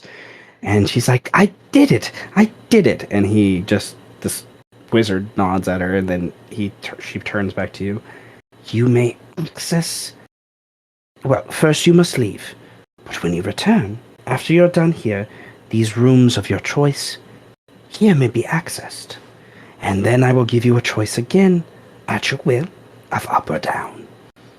And you can proceed to explore the rooms and insights along the way. As for this point, the tower welcomes you. But it is not quite ready to heed every call. And she kind of sparks and poofs, and the old wizard man is still standing there, and he kind of nods at you in a congratulatory way, doesn't see the need to say words beyond what has already been said. And Well, you before don't know expanding, you don't know how you can leave the room, but you know you can when you want to. Like, it's kind of like you think about it and it happens. You're sure by this point. Like, Ember is connected with you in that way. Mhm. It's like a permanent, like, telepathic bond kind of thing with her. It's Oh, happening. awesome. Name. Sorry, I couldn't think of dialogue, but that's just name. Who are you? You point to name. I love it. He smiles at you and kind of wiggles his fingers a little bit. And I would like you to roll. Are you proficient in religion? No. Okay, then roll in a religion check. As if you were, you would recognize who he Ah, is. Because I will spend an inspo to try again. well, you Hmm. do. Oh yeah, yeah, yeah. That's you're like, he's a wizard. That's what you see by this point. Um, he is a wizard. He's the first wizard. His name is Bakab. Ah, He is, in all intents and purposes, he's a similar but different perspective to the Weave that Mistra yes, is. yes. Like he is more. He's Yeah. Yeah. he faces evil, but he's open to using evil to its benefit. Where Mistra's just like, "Fuck no, dude, you're not doing it," kind of thing. Yeah. His name is a palindrome. I like him. Yeah. Yes. He's definitely more along the lines of like knowledge, you know, rather than Mistra's like power and magic, and keeping that safe. Mhm. He doesn't care if you break the rules here or there, as long as it As long as I'm, means propagating Yeah. propagating knowledge. Yes. yeah. So, but you definitely get the impression with him being here that the actions you have taken have drawn the attention from more than one deity. Mm. He's just the first to come to you because you're doing things that he's interested in. You know that there are others that will eventually come and ask why you're doing what you're doing and maybe try to stop you. Like this is yeah. Try to. 10th level spells, Faurwiin, I'm gonna let you know this is your only way you're gonna ever get it. Well, God damn it. And I will God. say this, I will say this. I've been thinking about this for a while, and I'm not gonna say it happens anywhere time now in this session. But if you want access to Wish, this is how you get it. Bruh. Oh, This is God. one of the Yo, ways. This is one of the ways you Australia's get about it. to get lit. Right? Like Bakab is one of the only deities that can supersede some of these things. Because he's literally like Bakab to me is like a Gandalf that has no moral compass. Does that count for the apprentice too? Well, the apprentice now can. Well, the apprentice learns from the master, right? So, They absolutely okay, master. kind of thing. Nevertheless, Well, Oh. yeah, we have literally the cloning facilities here, so that's awesome. Okay, we can go our full Dark Plagueis route here.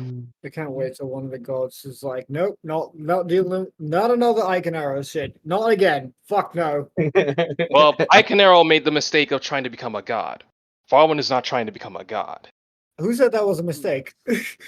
The world says otherwise. Faurwiin, you know, with what's going on here, Faurwiin, it makes me wonder, is Faurwiin eventually going to be added onto that list on the other category of something that's just so powerful we don't know what to categorize it as? Yeah, bro. Knowing you're partially Fey, it's probably an Archfey thing, but that it'll eventually turn into. But nevertheless, where does Faurwiin go? Because I want to go to Birdman. Well, fortunately, the simulacrum will handle the things outside the city. I think, after conversing with Bakab and having the mental connection with Ember, it'd be next step, spell evolution, but it doesn't have to be this session. It could be next one. But yeah, let's go to Birdman. Okay.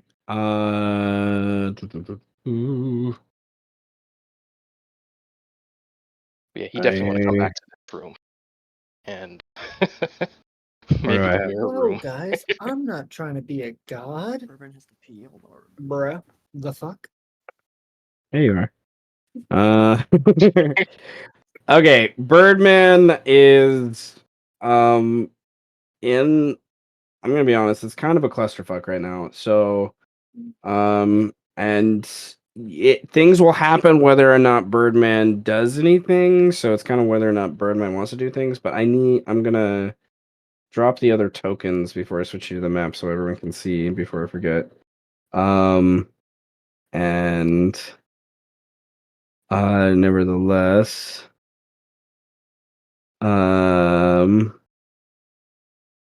Gods, all these. Birdman is like, I imagine like the charge of people came in and Birdman kind of got dragged by the charge of people into the opening room.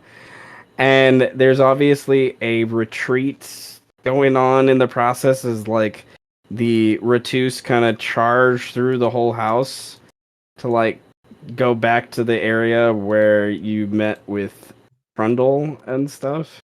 And Birdman, I guess I need to clarify. You're here, Brandon, right? He went to pee. Oh, there you go. See, I do that often where I start to talk and then yeah. Well, he was really quiet when he said it, so no surprise. Yeah. Yeah, no worries. No worries. Well, I'm gonna take that opportunity to use the urination chamber as well then. So give me a second. The urination Also chamber. use the personally. You know what? I guess while people are doing this, I'm also gonna drop some kids off at the pool. Okay, that takes a bit of time though.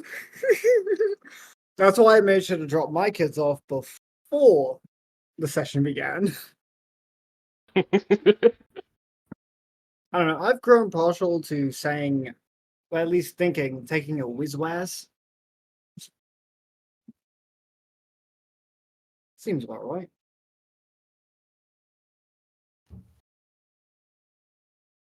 Back. What the fuck? Well, yes, there's a lot of rats, and God went to the porcelain, the urination chamber. I just got back from the urination. Yeah, I'm gonna go get water. Fuck this. Hold on. Just the water?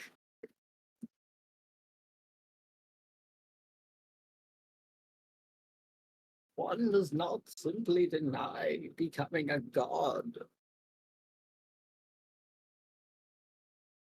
Like I no. find it beneath me. Yeah, you're gonna be beneath somebody's boot. You keep trying to gain all this power, though. They're not Look, gonna look, take I'm in my- the chance. Yeah, they're not gonna take the chance now. But it's like tomorrow, and it's like, oh yeah, I'm in my little sandbox, and you want to come and piss in it. I already pissed in it first. Get your own. I have already marked my territory. Fuck you. It's like, bro, are you unaware of what's happened in the last 20 years? Nah, fuck that. We're not letting this shit happen again. Not again. Yeah, last- that's your playground. This is my backyard. The last time we let an elf wizard run wild, the fucking undead became a fucking problem. A god died, the undead became a problem, and now this is happening. What the fuck? No, we're not letting it happen again. Not again. Not again. That's what we say. That's what you say. Our glorious elven empire. You let our enemies feared our potential. They lied to their neighbors, burned us in dragon fire, and leveraged your divine power to bring our Eldar Dominari to ruin. And they also stole ice cream. Assholes. Oh, That's the worst sin possible. all right. Is Brandon back? If He went not- to go. He went to go make piss, and by Well, make piss, well, drink some water. He came back from the urination chamber and then got up and went to get some water. Okay, for sure. Okay, I'm back. Yay. I lost track of where the map was because I have too many maps. Okay. All right. Brandon, you kind of got dragged into the house as people like swarmed in and were like, "Yeah, for the shadow of the beast, for the bird!"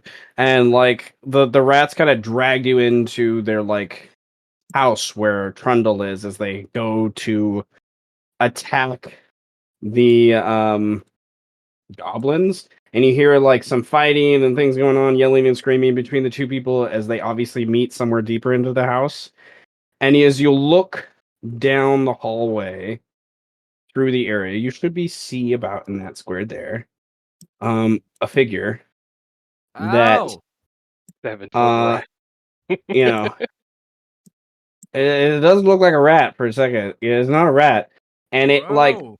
follows the rats, and you definitely get the impression the shadow is trying to tell you if you want there's something that you need to do here, and you don't like the feeling you get from this. Fuck. Like, you definitely get the feeling that, like, you are the shadow of the beast. Like, you need to. You gotta take care of the Binder Lords somehow. You gotta do something with them. Like, this isn't. Like, Jock still wants the beast to awaken. He just doesn't want people to die in the process, like thousands of people to die in the process. That's not the change he wants. So this is maybe something that will help you with that if you guide it the right way, kind of thing, you know.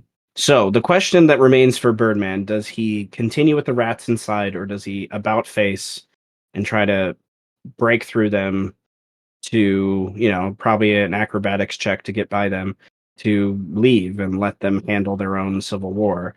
You get the impression, if you do, that you will be given another choice. Another shadow of the bird will appear, but it probably won't be related at all to Trundle anymore. The crackhead within will always follow you. Nah, I do kind of see Birdman like jumping over, because I think now he's like had time to process like what Jock probably really said to him. So I think he's like, Yeah. and I mean the shadow has led him this like, he's made it this far. Like, you know, I got a cool bow out of it. We'll see what's up. So I kind of like look up, I see a Kenku, and I'm like, ugh. And then I'm like, it runs off in a direction. He's like, oh shit. And like turns around, like, guys, try not to kill anybody too aggressively. And I think he just starts like jumping over people. Like, excuse me, Birdman coming through. Excuse me. Okay. We're gonna say that you are able to dodge and weave through going around them, and you basically dash down the hallway to like this point.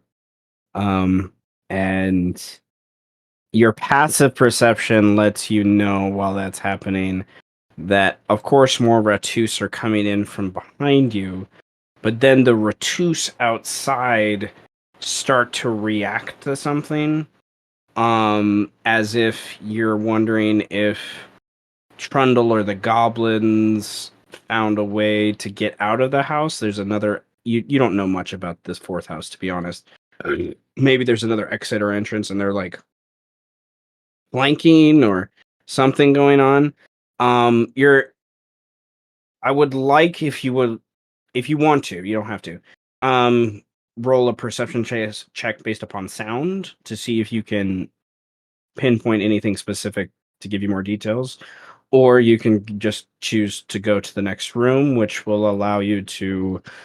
The next room leads to Trundle. You know, because you were just in here and you met Trundle, that you go down this hallway through this room, and then there's a door here to this like meeting room where you were checked out by his guards, and then you go in to meet Trundle in there. Like, he's I think I will roll it, and then I will still run into the room. okay. Oh, man. You hear what I just, nothing else specific. The only other specific thing you would know is it's not goblins that the Ratus are now dealing with. That's the only thing you would know with that check. Oh shit. Okay. Dang. That sounds not good, but yeah, I think I just run in. You go in there. And you see a couple Ratus in there. I'll move the other NPCs in the room so they can see the other PCs, I mean. You see this door is locked, and they have their weapons with, just pommeling it with their weapons. Open up. And their brains haven't gotten to the point of, we need something big to break down the door. They haven't gotten that far yet.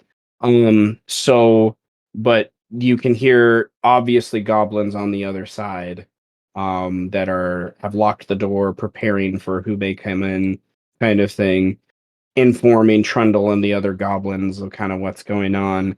This is very quickly going to escalate beyond this point. The door is the fulcrum, right? The crux that breaks. Once this door opens, you don't know what. So what do you do you facilitate the door and help the rat, or do you try to communicate with the goblins on the other side? I guess is my question. Yeah, is there like a commander in this room, or is it just like Eventually behind you, a Leaplu would come in, and okay? Leaplu is the head one in charge. Okay. He is a cleric. He kind of his thing looks like a wizard, but he's an arcane cleric. Is what he is. So he actually he worships the weave and the primordials and things like that, like ancient essences and stuff like that, rather than a true not. So he worships like a group of gods instead of like one god. Is kind of where he gets his power from. He is a walker. He's just not like high up on the pecking pole kind of thing. But you know that much about him. Nevertheless, he comes in the room and is I'm looking through, like, obviously looking through his spells and things like that, and trying. He's eventually going to break down this door with a spell or something, Oh, unless you're going to say otherwise for things. I think I do. I think I'm just like, everybody just chill the fuck out for 1 second. Okay? Goblins and rats aside. What are we doing here? I would like a. I will give you advantage because of how they think about you at this point, but I would like a intimidation or a persuasion check to get a Leaplu to agree with you, basically, in this immediate moment. Okay. Because it's kind of like they're really riled up by this point. This is like, okay, that's definitely enough to beat his passive insight. His insight was high, but that's good. That's better. And he's like, all right, let the shadow speak. And they all quiet down, but they're still murmuring and breathing intensely, and weapons kind of scraping against each other. Some, whispers here and back and forth. What's going on? He's gonna speak. Listen. Trundle, I done diddly told you these rats were about to break your door down, and you didn't believe me. Got anything to say about it? A rat in the corner yells, "Race war!" Whoa, dude! Whoa! You hear on the other side two goblins speaking that are not Trundle. I don't think you speak Goblin, so you're not sure what they're saying. And there's a lot. They're arguing and exchanging. There's a pause. There's some steps away. There's some more murmuring near you. Then a door opens. A door closes. It's quiet for a little while. Then, obviously, in the distance from where that door is, you hear that he just went into some sort of commotion and noise. That door opens again, slams really hard. Some big steps come into the room. What are you saying about me? You hear Trundle on the other side of the door. I told you this is gonna happen, man. You started this. I did not start anything. Okay, I want to make this very clear. You went out there and took their side. Okay, I didn't take anybody's side. I never take anybody's side. Actually, right now I'm taking Hey, your look, side. right now you're on that side of the door. What did you say? He wasn't listening. I said, I'm like, obviously, I'm actually taking your side right now because these rats want to break this door down and kill you, and I don't want that to happen. They think I want that to happen. I told them, look, it's very complicated, okay? We can all talk about. You hear some rats behind you being like, "Is he not the shadow? No, he's the shadow." I know. I think it's weird, okay? It's all complicated. This shadow thing. I've had a very rough day. We can all we can talk about this, all right? We don't need to kill anybody. Trundle's really quiet, which knows you mean he's thinking. So, all right, you can come in, and we'll talk to you. Damn it! He like turns around and he's like, okay. And I look at Alulu and I'm like, you have 10 seconds to tell me what you want. you have 10 seconds. You have one talking point right now. I would like to imagine the rat nearest him holds up his paws to start counting 10 seconds. And Alip was like, looks for 2 seconds. He is not the Binder Lord. He should renounce and give it to a new person. Me. Okay. Okay, he is the Binder Lord. You can't do that. You can't kill him. You can't. We're trying I to be wasn't peaceful. going to kill him. We were going to capture him and then force him to give us the word of power. Okay, I'll talk to him about it, but I don't see that being agreeable. I don't see where he. I don't see what's wrong with this. This has been a Ratus house for as long as I can remember. You know, the fourth house has been predominantly Ratus for like the last 30 years. Yes. But it has always been a very diverse house where it's gone back and forth between different races and all the. Like, this isn't an abnormal thing for the City of Salt at all. Okay, Aliplu just wants power. Okay, sir, I don't know if I can let you kill him or take this house for yourself. What I can, look, we'll figure it out. I gotta go in there. I'll be back. Like the door opens and Don't figure it out. the Don't kill anybody. Don't. they like slam it in the Ratus's faces as you kind of come in and lock it again. And Trundle's like, "All right, back here." As you come in the room and follow Trundle to the room, you see another Damn it. another Kenku follows him before you go in the room. Oh, and no. and then you come in the room and like let me move some goblins. There's a group of goblins kind of around the room, and the Kenku that follows him once you're in the room just dissipates, like confirming this is you're on the right track kind of thing. Like you get that sense, and your insight picks up on that idea. And Trundle looks at you weirdly because he notices you looking in the corner where there's no one.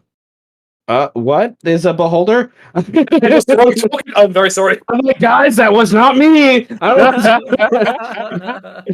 I like that was not. He even said God, he said, I what? was like, what? I did I do something wrong? Your game is Jumanji, Seth. The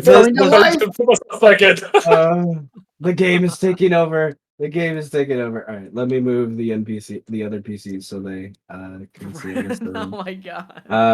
Nevertheless, The real fourth house Binder Lord. yeah. All right. Birdman Bro. Okay. door. All right. So Trundle brings you in the room, and he sets his great sword by the door, and then on the other side, one of the goblins locks it from the other side, and then he turns around to you. He is a huge guy. Like, he is easily pushing 7 feet, 300 pounds of straight muscle. Like, but there's a look in his eyes that lets you know he is not crazy. He is self-willed and has his own way of doing things, but he is not going to murder a bunch of people without due cause. Kind of thing. He may do something crazy himself, though. You definitely get the impression which is what worries you more than anything, that rather than sacrifice these people, these goblins that are his family and friends, he would run out there and probably sacrifice himself, which would maybe mean that Taras gets a little more angry. Trundle wouldn't think about that. You definitely get the impression. But he's looking up at you and he's like, "What?" You are the lord of this house, and people are fucking telling me that you're not doing a good job. They're storming your fucking house, man. I don't want you to die, okay? I really don't. I'm trying really hard to get you to not die. Why do these rats want to kill you so bad? Why? They just want the seat, man. That's it. They just I want it fair and square. It was given, it was taken, and it's just the way it works sometimes. And now they're trying to do the same. Okay, I know That's that. it. But what? This is a rat house. This is a rat house. You see any rats around here? And you see just goblins.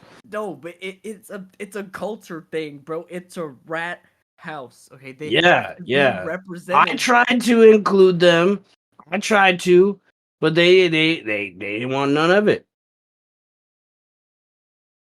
There is you. Oh my god. Do you eat them? He stares at you incredulously, like, how dare you ask? And then every goblin around him nods. This is what I'm talking about, man. You can't be the lord of the rat house and eat the rat people, okay? Then the people, One of the rat people are gonna wanna one of the eat goblins you. asks another goblin, "Isn't that what makes you the Lord of the Rats by eating rats?" Because then eventually the rats are gonna band up and then they're gonna want to eat you. Well, it's not like it's okay to eat goblins. So, like, where do we draw a line? It's gonna look, dude. You're making we. This is not good for you. I don't want you to die. Okay, the Tarask would not be happy. Oh, I see.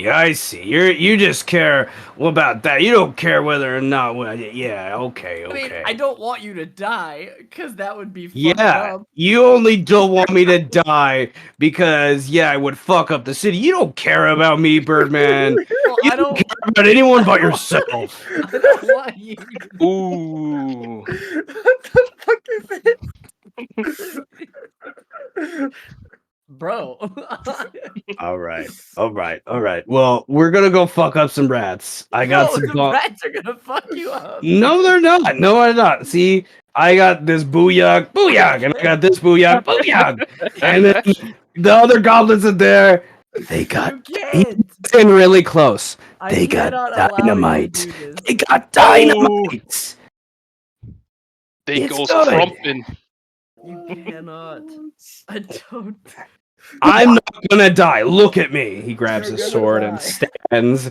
And he's a big guy, but there's a lot of rats out there. Listen to me. Two bind Walk lords have all well. died. Like Okay, today. at this point, you hear something that makes you stop speaking. And he's still like, "Oh yeah, Birdman, okay, cool." And he's like, "But look we got this." He's trying to show off his different things that he's got. And you hear something happen in the house nearby. You're in the building, I should say, because it's not really exactly a house. It's like a warehouse tower reconstructed bullshit. Like the fourth house is not very cohesive in any way, shape, or form. But you hear that not where you came from, where Aliplu is, but a different part of the house, a fight has broken out. Oh no. It's quite obvious. Listen, And listen to me. It's about the unity, man. You have you to get together hear with the rat people. rats dying. It is quite clear. Oh, sound You of have dying to- rats. You have to get together with the rat people. Look, there is a What? more important thing going on here. And They're I need you- attacking Joven! Men! We have to... Joven! Race war. There is no race war. Shut up. Race war! Alright. Race war! Okay, your persuasion race war- check was enough to gain Momentum. momentum in this scene. But you do not have the full momentum in this scene. So I need another intimidation or persuasion check, and you have to beat Trundle's passive intimidation to Oh, have God. an effect because he is the one in control of the action right now. So he is a fighter archetype, so to be sure his charisma is not insanely high, but he is proficient in it because he is the binder lord. So nevertheless, Race war! Okay. Race war! I will use inspiration to gain advantage, I think. okay. And that's not very good. But I have to hope. There's a quiet in the room as the goblins look towards Trundle, who's looking at you as you yell towards, stop kind of thing. It's not, we need to get in control of the things you were just saying and whatnot. And he's really quiet and he looks at you and with this look of anger, but also pity a little bit along the way too. And he rolls initiative. Oh god. Oh no! Are you gonna save the rats or save your binder lord? I think they're all gonna die. I want to fight. Can I play an NPC? Cause Zed's here. Or you let them fight. Let them fight. Gujira.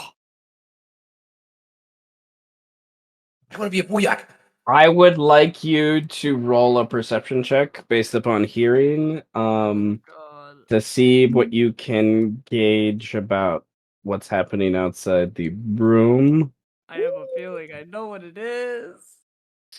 It. Okay. When you have a plus 15, I have a feeling I know who is here. okay, you had an expectation of who is here, but there's a layer to this that unnerves you. As the level of ferocity coming from this fight that's happening, it's about like you're in this room, it's over here in this part of the building. Okay? And it's on the other the outside of the building is just beyond there. So there's like a door or something maybe down here that someone found or broke into or a window or something. Nevertheless, the Ratus are fighting, they're dying along the way. And in the process, you hear one Ratus yell, "It's undead! Run! They He's don't already stop!" here. And there's a kind of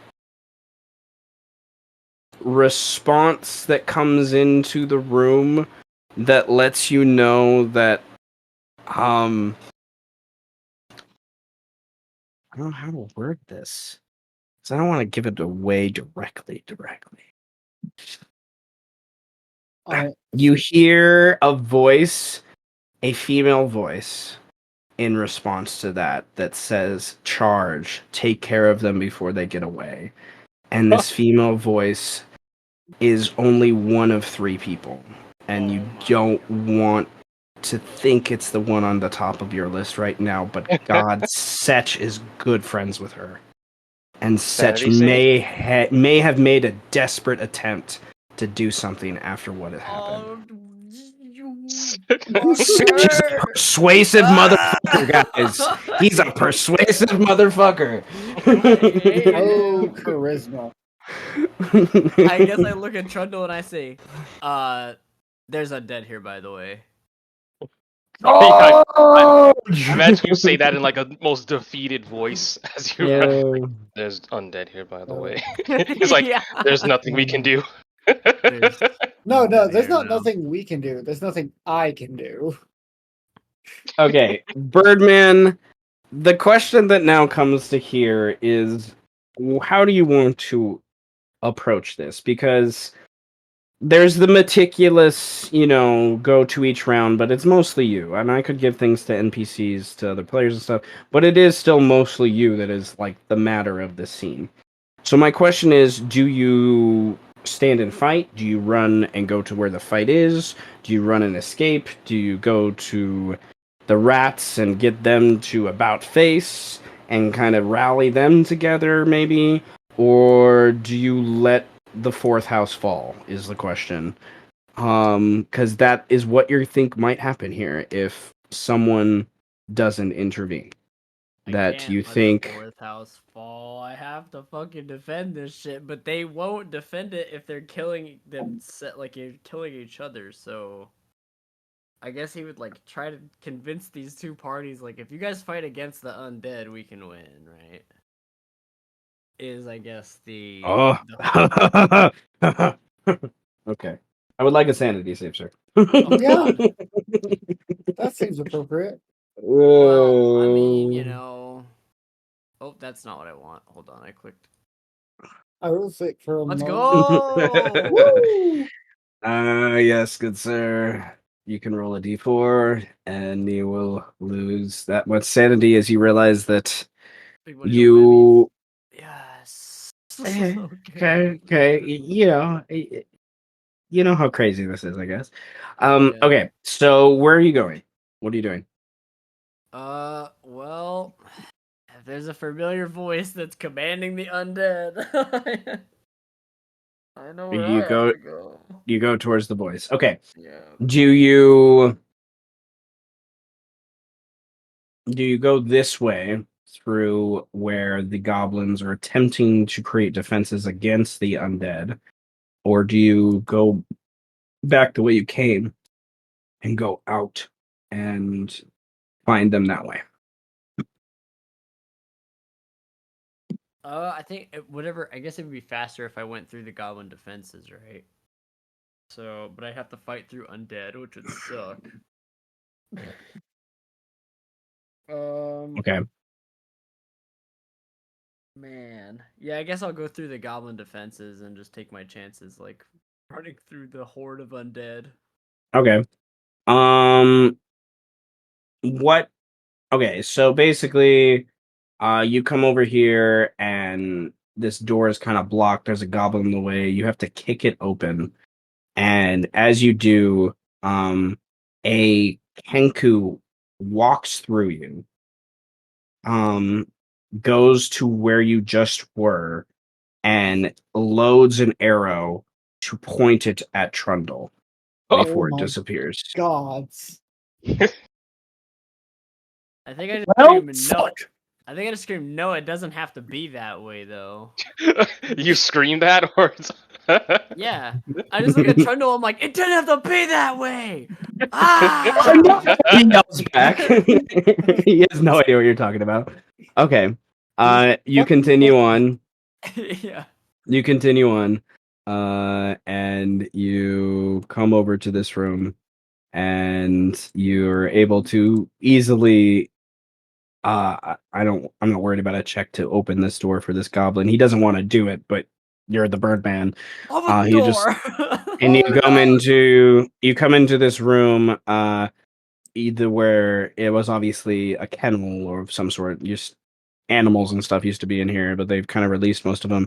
And you can see down beyond the way. Let me drag pull over so you guys don't get lost. Along the way. But nevertheless, you can see down the hall a vampire spawn. You've seen these before. Run Oh into my this room and God. begin to start to maul a couple of these Ratus that obviously came into this room just moments before. And you hear a voice that can only be Mel in the other room. Fucking Mel. Shit. What Like, I'm do just you screaming Mel. then I would like Frank. you to I would like you to roll initiative then if you're gonna be. Oh screwed. nah, your blood, Birdman, your blood. Oh no. Because it's not really because of Mel that you're rolling initiative, it's because you're rolling yelling that, and other people that don't understand your connection are hearing you yell that. Like the Retus and things. So I'm gonna roll for a couple of those things. God's fucking damn. Tri-finger butthole. Yes. Try tongue butthole. Try back door. Amazing chest ahead. Try holding with both hands.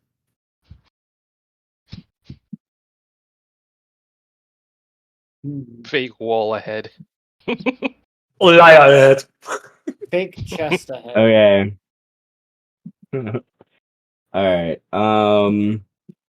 Dog. So Dog. this guy hears you yell Mel, and he is going to use his You know what? I feel bad. Birdman, take an inspiration. Try that initiative again. Should I roll it again? It was bad. Technical fight too. Oh, there you go. Yo! Rio, you doubled. Woo! One more. We got one more. That is a 100% Uh, increase. Such is there too. Roll again. Roll again. Maybe we get Damn you. 6.16. I hope so. Oh, That's better. Hey. Okay, that's That's a slightly lot better. better. I Okay. was kind of hoping it would be a 6. Okay. I think this guy is going to attack Oh, the shit. Retus here. Oh my god, bro. And ripping. It actually almost rolled next. Okay, but nevertheless, rip into the Retus, throw him kind of against the wall. He's very, very wounded along the way, and then you're yelling Mel kind of in the process, and this thing turns and walks forward to you, and then kind of yells back, Mistress, do I slay this one? And before there's like a response to that kind of idea, a blur of something kind of dashes towards you into the room. And once it stops in that back corner, you see a Oh, dastardly God. looking porcupine man covered in Yeah. blood with these nasty looking claws and fangs. One of Mel's right hand spawn. Her honor His, guard. you is here. And then the goblins that you left, they're yelling and organizing themselves. You hear the door behind you get shut. They lock it behind you. You hear some other doors get shut and locked along the way as they go through. And that's going to be kind of their turn. And then there's the, effervescent kind of moan and shamble that happens from the sound of more nulls from Mel than you've ever seen start to just come into the room and overwhelm the Retus and just rip them apart along the way. You hear some outside dying, some near them and in front of them, just kind of trampling over them in the process. And the you then hear the boot steps of Mel finally hit on the wood planking of the building as she comes not quite into view as there are too many nulls and things in the process. And she you open her sheet. God. nah, it's totally like a movie moment where, yeah, there's a bunch of shit blocking your way, but everything gets dark and we only see you two. And in a kind of slow motion fashion, Mel kind of walks through the lot of her gnolls and comes behind the one that stopped to kind of greet you, and then in an effortless fashion just slays the Ratus that was shoved up against the wall from her compatriot and looks at this other one here, trying to, filled with fear, desperately knock an arrow before Mel, but can't before she kind of strides into the room.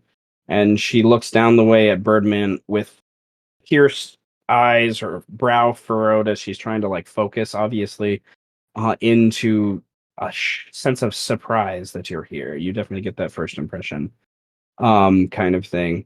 And I think she's going to wait to see what you do at this point. I think that's what she's going to do. As she kind of cleans off her blade from slaying that Ratus, Red Thorn kind of situates behind her, ready to pounce. What does Birdman do? I think he just stands there and just looks at her just for like the longest time and just says, "What did he tell you?"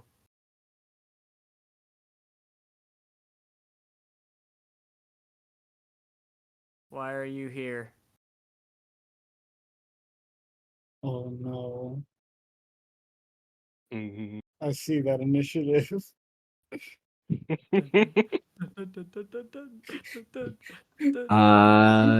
She stares down towards the hall, past between the shoulders of the guy, that's kind of swaying in front of you, ready to pounce on you as well, and she shakes her head before she reaches to her glasses and kind of pulls them off her face, and you see her cantankerous, bloodshot eyes stare at you, a sense of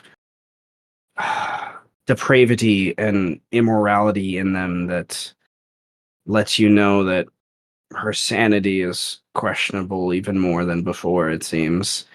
And she is going to roll another sanity save at this moment. God damn it! As Every time she she sees Birdman, There every wasn't much time. to begin with. She beats she that I that was that gonna that, say that that's a that's lot. good. Like her That's negative's a good. lot better than I remember. So I thought it was going to be worse. Negative is -2. That's the worst one you could get. No, I thought it was No. -5. She was Minus at 5 is the word. 0 He before. was at Oh yeah, 0 she was before, at so 0 she has before. gained some back, but in the process. But nevertheless, um, he said not you, but I know it wouldn't be you. But now that you're here, she shakes her head. I don't know what to believe anymore. They're going to stop it all. They're going to stop, and at least we can control it, right? You are allowing him inside of your head. It's That is always one been weakness. there. It's not inside. It's always been there as long as I've been in the city. This idea, it is. We control it. No, Mel, We you know that's not harness it, true. and I am not going to let. And she looks so confused and disgruntled, and like she's not sure what to do at this point. It's very obvious. But she's here, and you get the impression that's what's sinking into her too. Is well, she's here. I'm already here, and that realization comes on her face, and she starts to ready herself to continue with what she's doing. Well, you don't have to do this. She's gonna keep moving forward. You just have to put the sword down and walk away and tell Setch that you don't want it. You have a choice. You have a choice. You've always had a choice. Now is not the time. This is not how you're supposed to go out. This isn't you.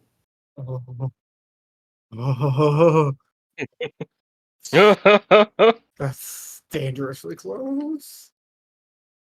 It is not me. But I don't want this city to crumble either.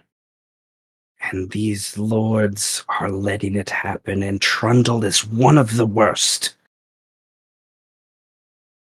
Mel, you're not looking at it from this other perspective. What are you gonna look like if you kill him?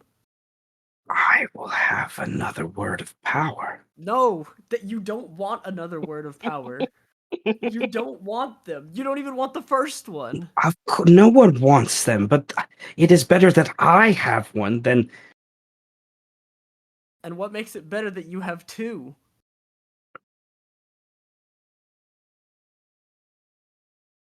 Mel, you don't need to walk this path. I've been shown the end of your path.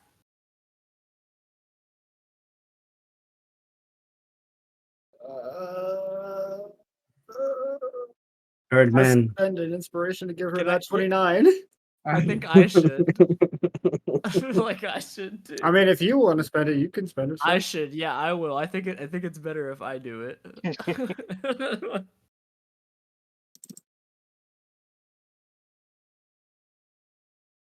Well, was Right. at disadvantage. It is at disadvantage, so I'm going to re-roll. So can I spend What? God! two? Oh god the damn! What? fuck? Nah, bro.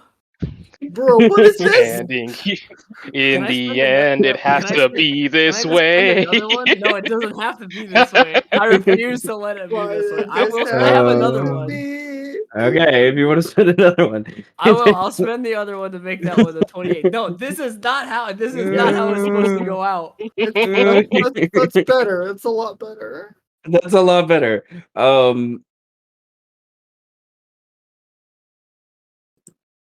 What is? All right, yeah, okay, yeah, that's more than enough. Okay. She is going to roll a sanity save for a positive gain. She my has to God. beat her sanity to see if she gains. Yeah. She does not have disadvantage. I'm going to re-roll that Okay. because she does not. Okay, it's meant to be. She doesn't gain No, sanity, but woman. she doesn't lose sanity. And she just looks at you with a kind of sorry disbelief. Like she just shakes her head and looks down and is just like mutters something under her breath, something to the effect of like, why is it always Birdman kind of thing. And she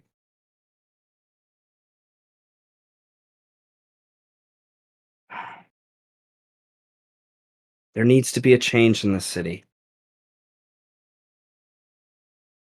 And the goblins are about to spark a change that none of us will have control over, and then you are here.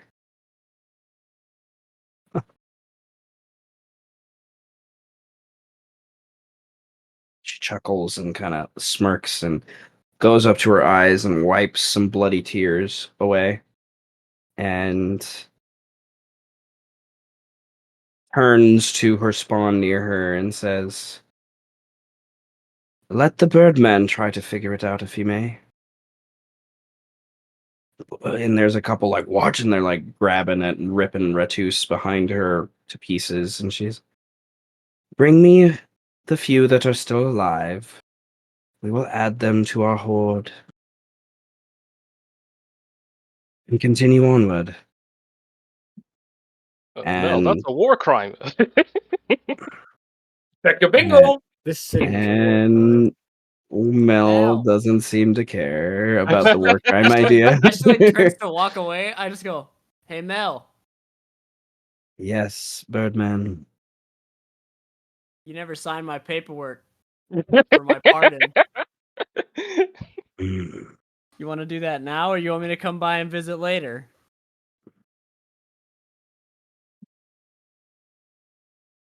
Okay, she doesn't have mage hand.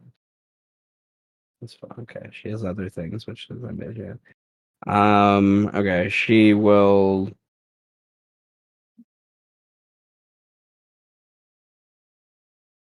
Trying to remind myself of the spell she has. Okay.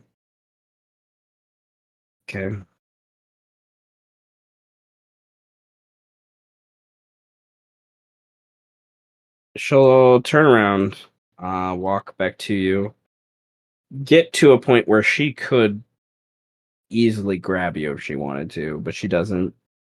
And she just holds out her hands, and you see her hands are already covered in blood from what work she's done today. And she waits for the paper. I just kind of hold it out to her because I don't want to get blood all over it. She like takes the paper in one hand, and in her other hand she kind of flicks it a little bit so some of the blood comes to the tips of her fingers, and she signs in the Ratus blood. And then I fold it up, and I just give her a hug. Fuck. Sanity. Off the Okay. lawsuit. Okay. I'm gonna give her a sanity save at. I'm gonna give her advantage. I'm gonna spend an inspiration point to give her advantage, and double 15s. All right, that's good. And I will give that inspiration point to Brandon to be sure. And I'm now gonna roll another save. And I'll give that inspiration point for advantage to Greed.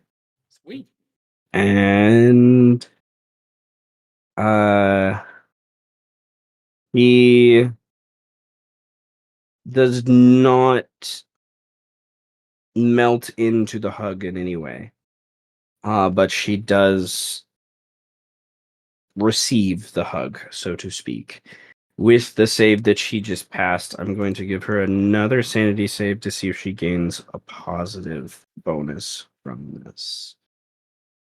I will re-roll that and give that to Lust for a reroll. And she will gain sanity from this hug. Not much, but she gains some. Unspectacular. And she doesn't say anything to you, but you can get when you finally pull away from the embrace, there's more tears that are fresh in her eyes from this, and she quickly puts on her sunglasses and wipes the tears from under and turns around to basically not make this look like to her underlings that she's soft, like kind of thing. Like you get the impression a lot of her vampire spawn, she has to really like put up a front to say, I'm in charge. I just mouth to her before she leaves. And just like, I'm sorry. Like, she kind of nods at that and says, in what's a language that you two would share? Doesn't she know thieves can? Or am I misremembering? Can't remember. She's not technically a rogue. Oh, yeah. Do you speak Sylvan? no, that's a problem. That's a problem. There you go. Still. There you go. Do you speak Dwarven? No. Okay, well there you go. She will say, I'm gonna have her roll a stealth check. Okay, that's more than enough for her compatriots. To turn to you and say, I'm sorry as well, basically, I think. Like, kind of like, no, maybe not word it, but the look she gives you, she wanted to make sure you know that she feels sorry for how far this came. Like, she realizes she was deceived, kind of thing. So, And then I turn away from her and I fucking kick this door down so aggressively. knock the door open Boom! and break the makeshift lock that they kind of put onto it and come into these room with goblins, and they all there's like an arrow that shoots above your head that misses you. Are they coming? Are they gonna kill us? No, they're not coming. They're not gonna kill you. If anything, I'm gonna kill you. And I close the door and I walk past them all. Okay, I would like you to roll a luck check. Oh fuck. Just a D100? Yep, this is what happens next is 100% luck. Let's go. Okay, positive luck is in your favor. You get to the room over here with Trundle before he ignites a bunch of dynamite to throw into the room with Aliplu. What do you do? What the hell are you doing? They're attacking! They have undead hordes at their aid! They do not have undead hordes. I already got rid of the undead hordes. They were fighting the undead hordes. They're trying to defend themselves. What are you doing? Put that dynamite out. See, sir, I told you it was really quiet. That's because it's the quiet before the storm. Give me those two. Don't put it out. How do you know they... You just said you stopped the undead. That doesn't mean you stopped the Ratus. No, because you're still fucking with them. I can't stop them if you keep fucking with them. Sir, I don't know how much longer I can hold this door, this other bugbear says as there's some Ratus on the other side of the door. See? Okay, but don't throw... Okay, hang on. Walk up to the door. Just be like, no, can we all just... No, you can't. You can't. Don't just barge in here. Can we all just Calm the fuck down. Uh, Everybody just chill out.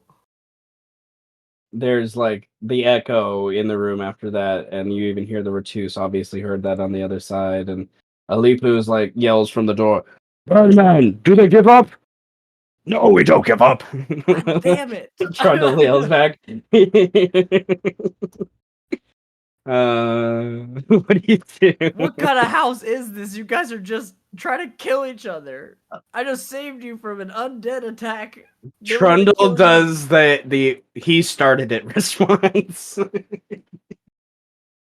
And Alipo's like, no, you started it. You killed my cousin. He was an asshole.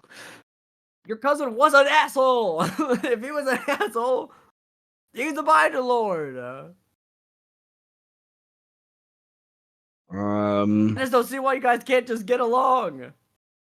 You're all united under one common purpose. You're rats and they're goblins. You're like literally the closest things to each other. It's crazy. It makes no sense. Why you hate each other? You all love the same thing.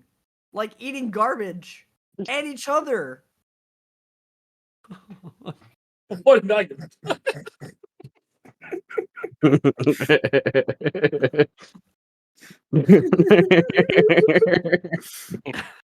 we just come to some agreement?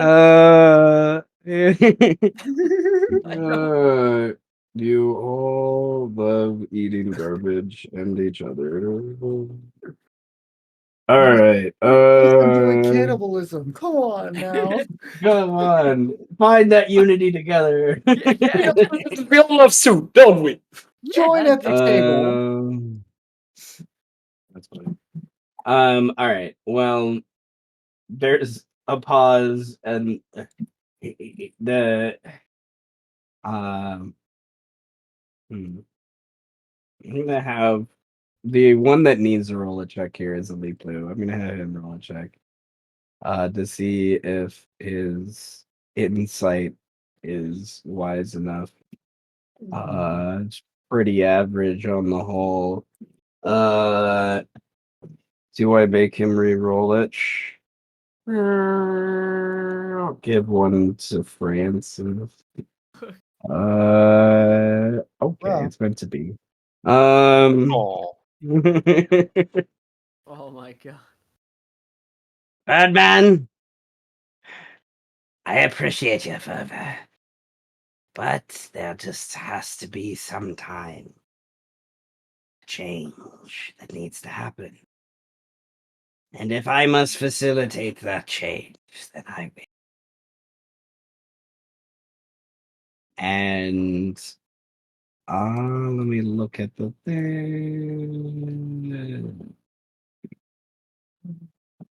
Fucking SWAT team busts through the door.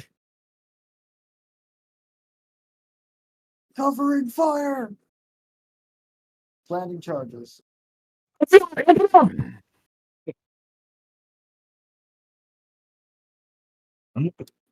Satan was right to get that dynamite. Now move. Okay.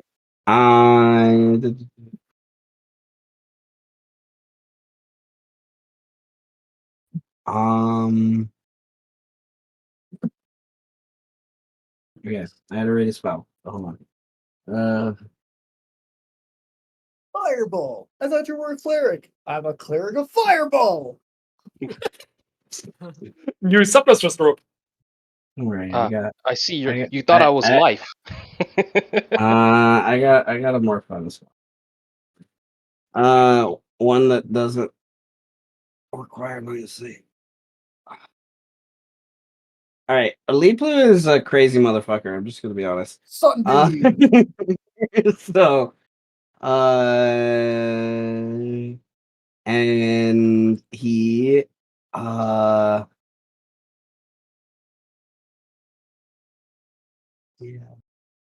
Birdman. Yeah. I would like you to roll a dexterity save. Oh god. Hit the deck. And I would like to see what your save is before I describe more, because okay. I'm now. Let me see if there's something on the here. This. It was a bright flash, brighter than the sun, brighter than has ever been humanly seen in history. Brighter than my potential at being alive. Brighter than my hopes and dreams for escaping the rat race. That's lame. Okay. Well, all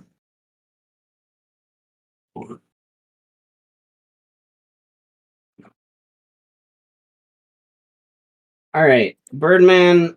Do you dodge left or do you dodge right? Son of a bitch. Probably left. Because they won't be expecting it. Or I won't be expecting it. I guess question: my left or their left? What do you mean by left? Screen left. No. Okay. All right. Birdman. Yeah. Goodness gracious, that's a fun spot. Hit him with a Kamehameha. Hit him with AP calculus? Oh! What the fuck? Oh shit. Okay, it's not fire. I tried to find something that wasn't, but that's the best thing I had right now.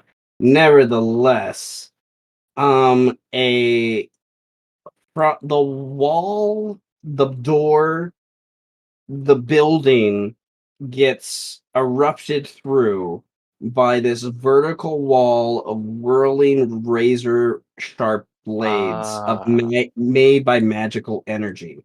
Oh my As god. Aliplu from the other side of the door summons a blade barrier to just and kind of just break through the door. His impatience definitely taking hold.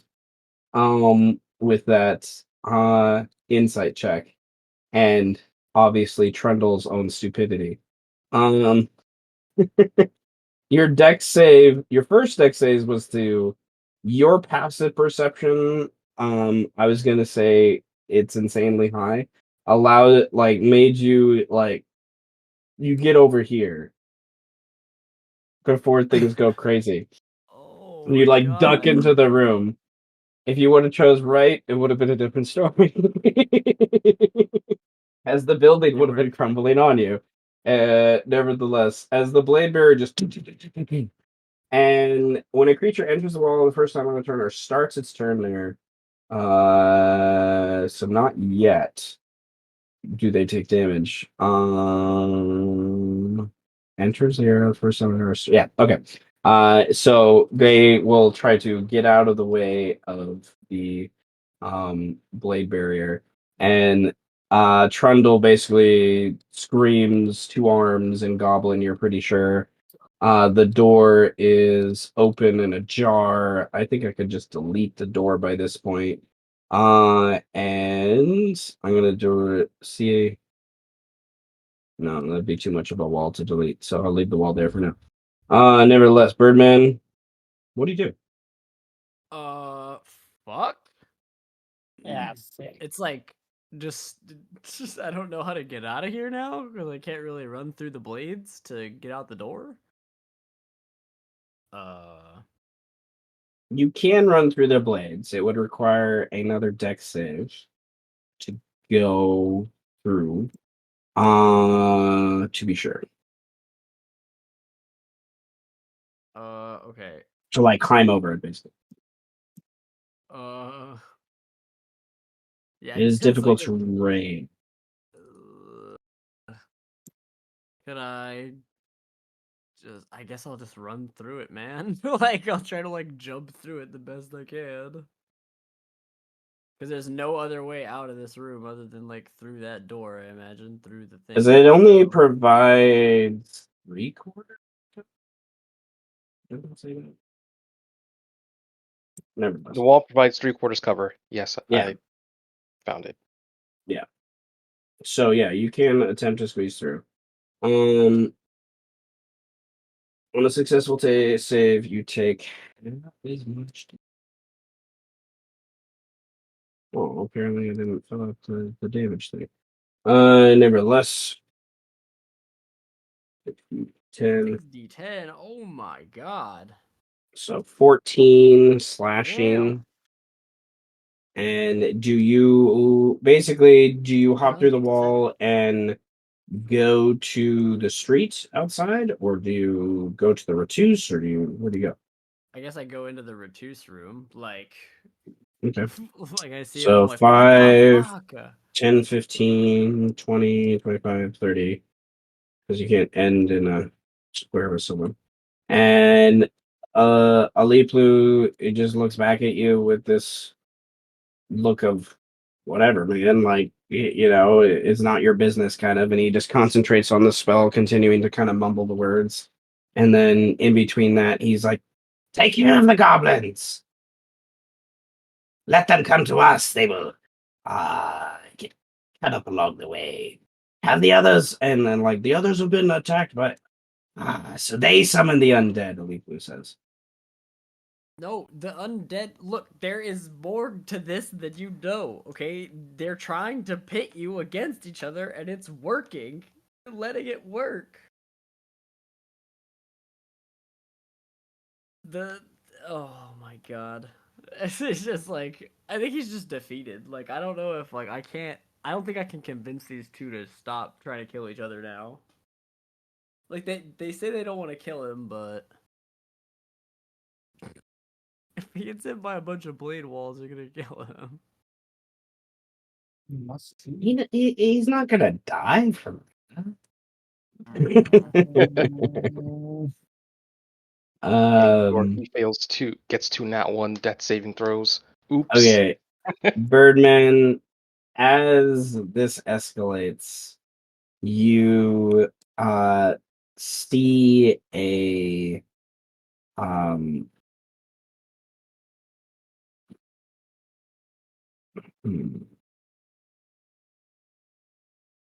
honestly, I don't know if that'll work that way.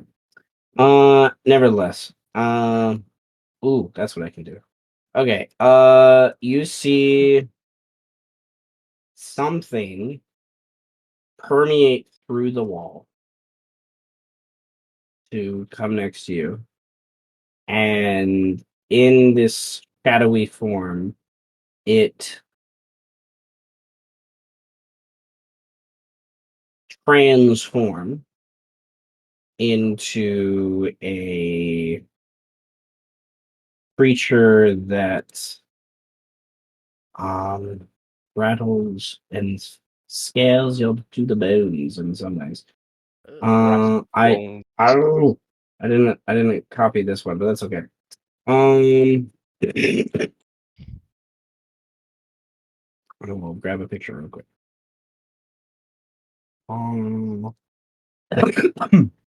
Excuse me. All right. I would like a perception check from you to see if you can pick up one thing. Wait for.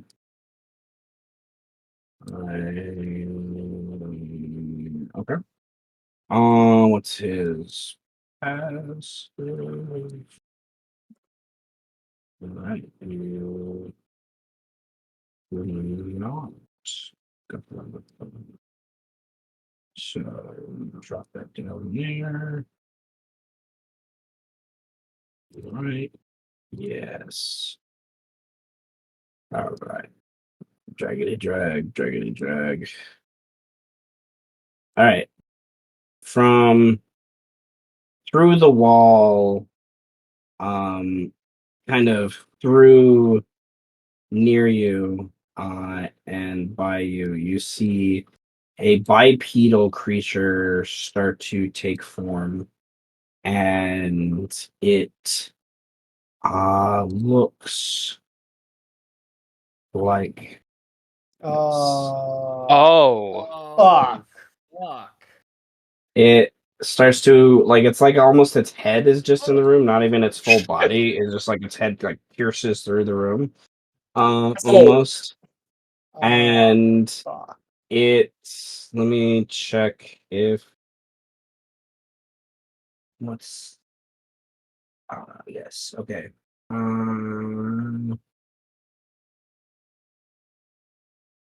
And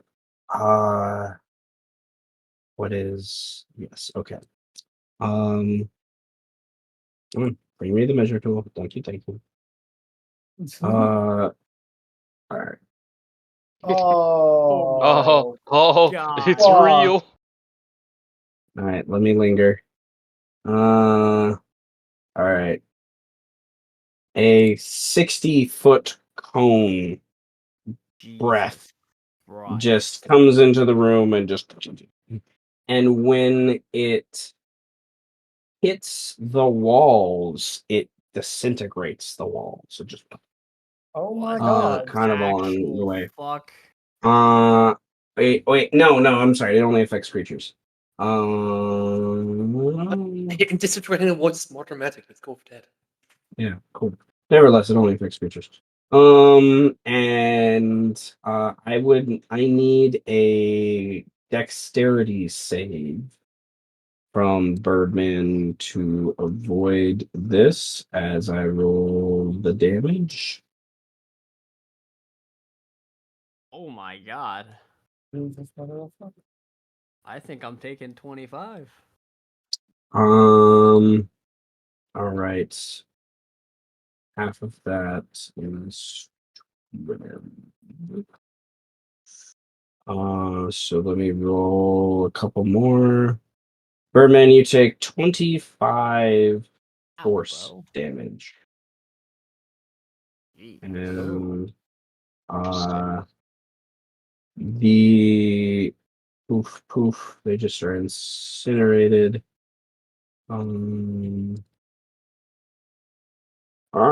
Too many shits. He's going.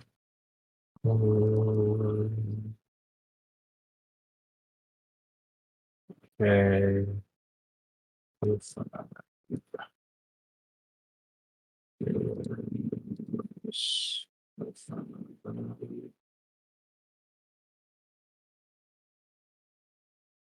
I was about to say Tenebris, and then I was like, wait, he's not here. Or is he? Da, da, da. Yeah, it was still fucking me. Oh,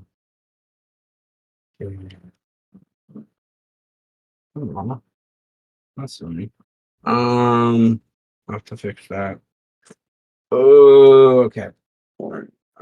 We're gonna 1, 2, 3, 4, 5, 6, 7, 8, 9, 10, 11, 12. You hear a dozen or so goblins die almost instantly. Jesus.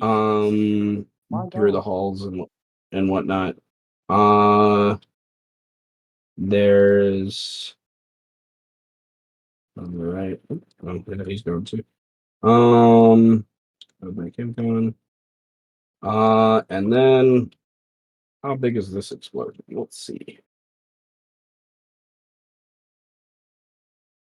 10 to the 5.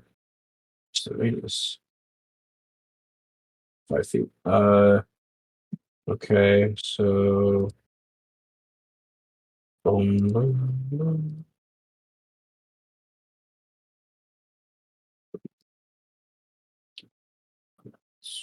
All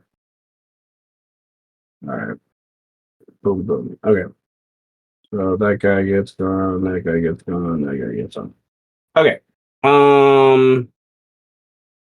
A leap blue. I need to roll for him before I forget. Oh, 16. All right. Big enough. He needs to roll half damage is 12, so he needs to roll DC 12 concentration. Ooh. Oh Nope. man. Hmm. Well, can we unite And against this fucking thing? Because this thing is scary. all right.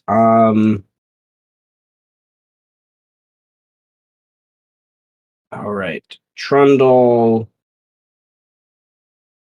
looks down the hall where like the guys just died, right? And he just charges into the room past Aliplu, doesn't give a shit about Aliplu. And he grabs his greatsword from the wall along the way, and he's going to 1, 2, 3. And I need to look at the sheet. All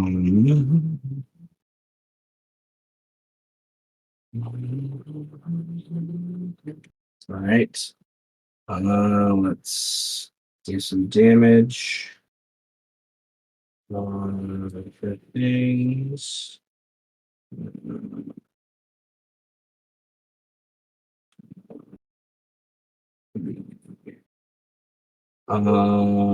So that's 17.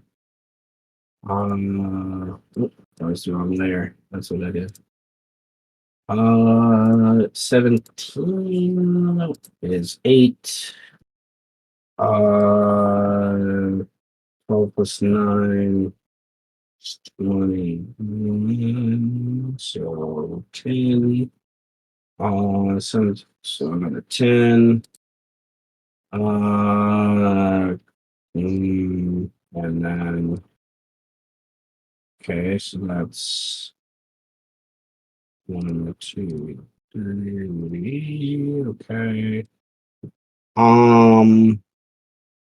They're leaving. They're leaving. They're leaving. They're leaving. Birdman. We did. Oh my god. He hit this thing to be sure, but it obviously has resistance to his weapon. Right. So my first instinct is to hunter's mark it, I think. Where? So I will do that.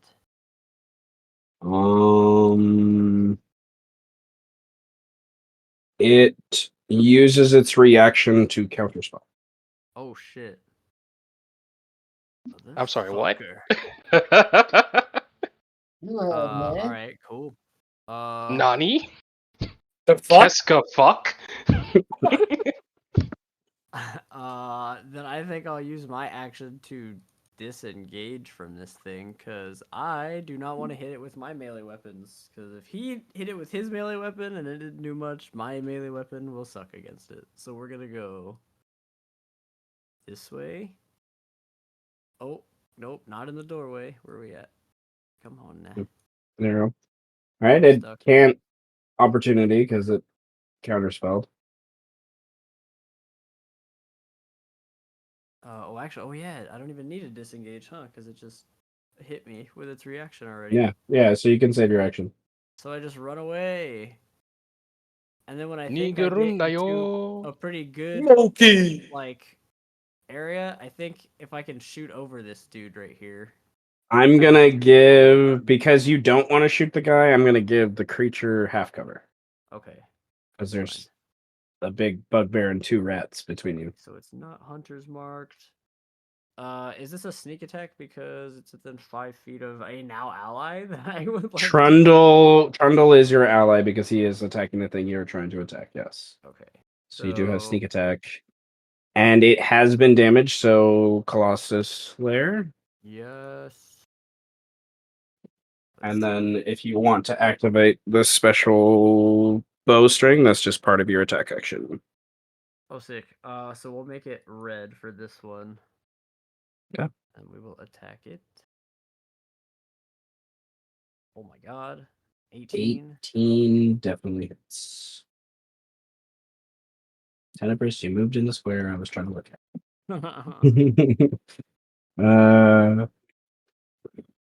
All right. Damn. Wall of Damn. death. It's a good one. That's a Okay. damage. Get one more attack with the bow. I'll shoot it one more time. Oh yeah, 27 with my hits.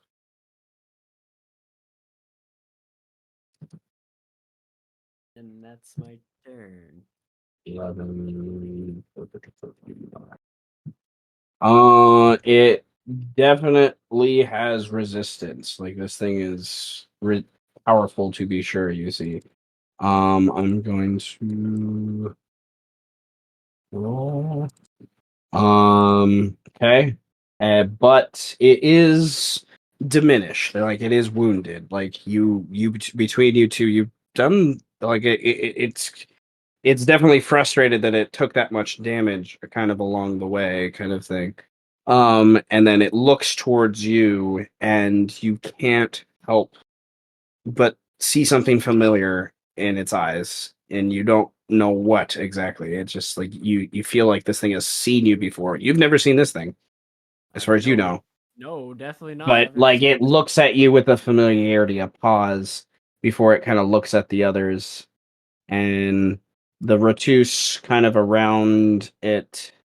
A lot of them like disengage and are like shit, what's going on?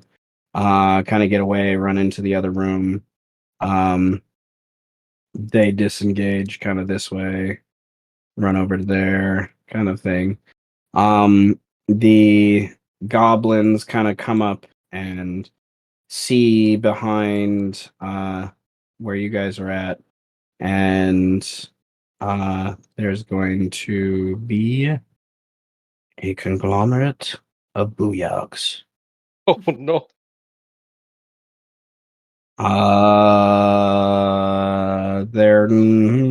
Trundle's in there. That's the only reason why they don't throw fireballs.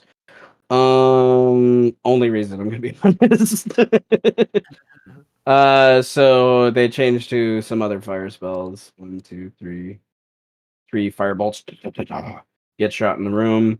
The first two miss because they're trying not to hit this guy from behind you and trying not to hit Birdman. But the last one pelts in, resists the fire a little bit, to be sure. And the that's their turn. The goblins, there's some other goblins that can do some things though. Now these guys, yet again, they're not going to throw their bomb dynamite in the room because Trundle's in the room. Otherwise, they'd be throwing dynamite in the room. So they pull out these crazy looking guns that obviously might not work half the time.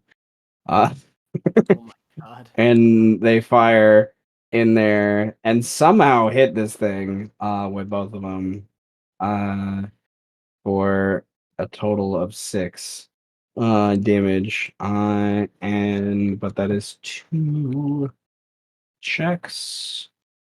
2. All right. This thing looks at this and it sees you lining up a shot and kind of shakes its head in anger and disbelief, and then it walks through the wall again, Damn it. and it is going to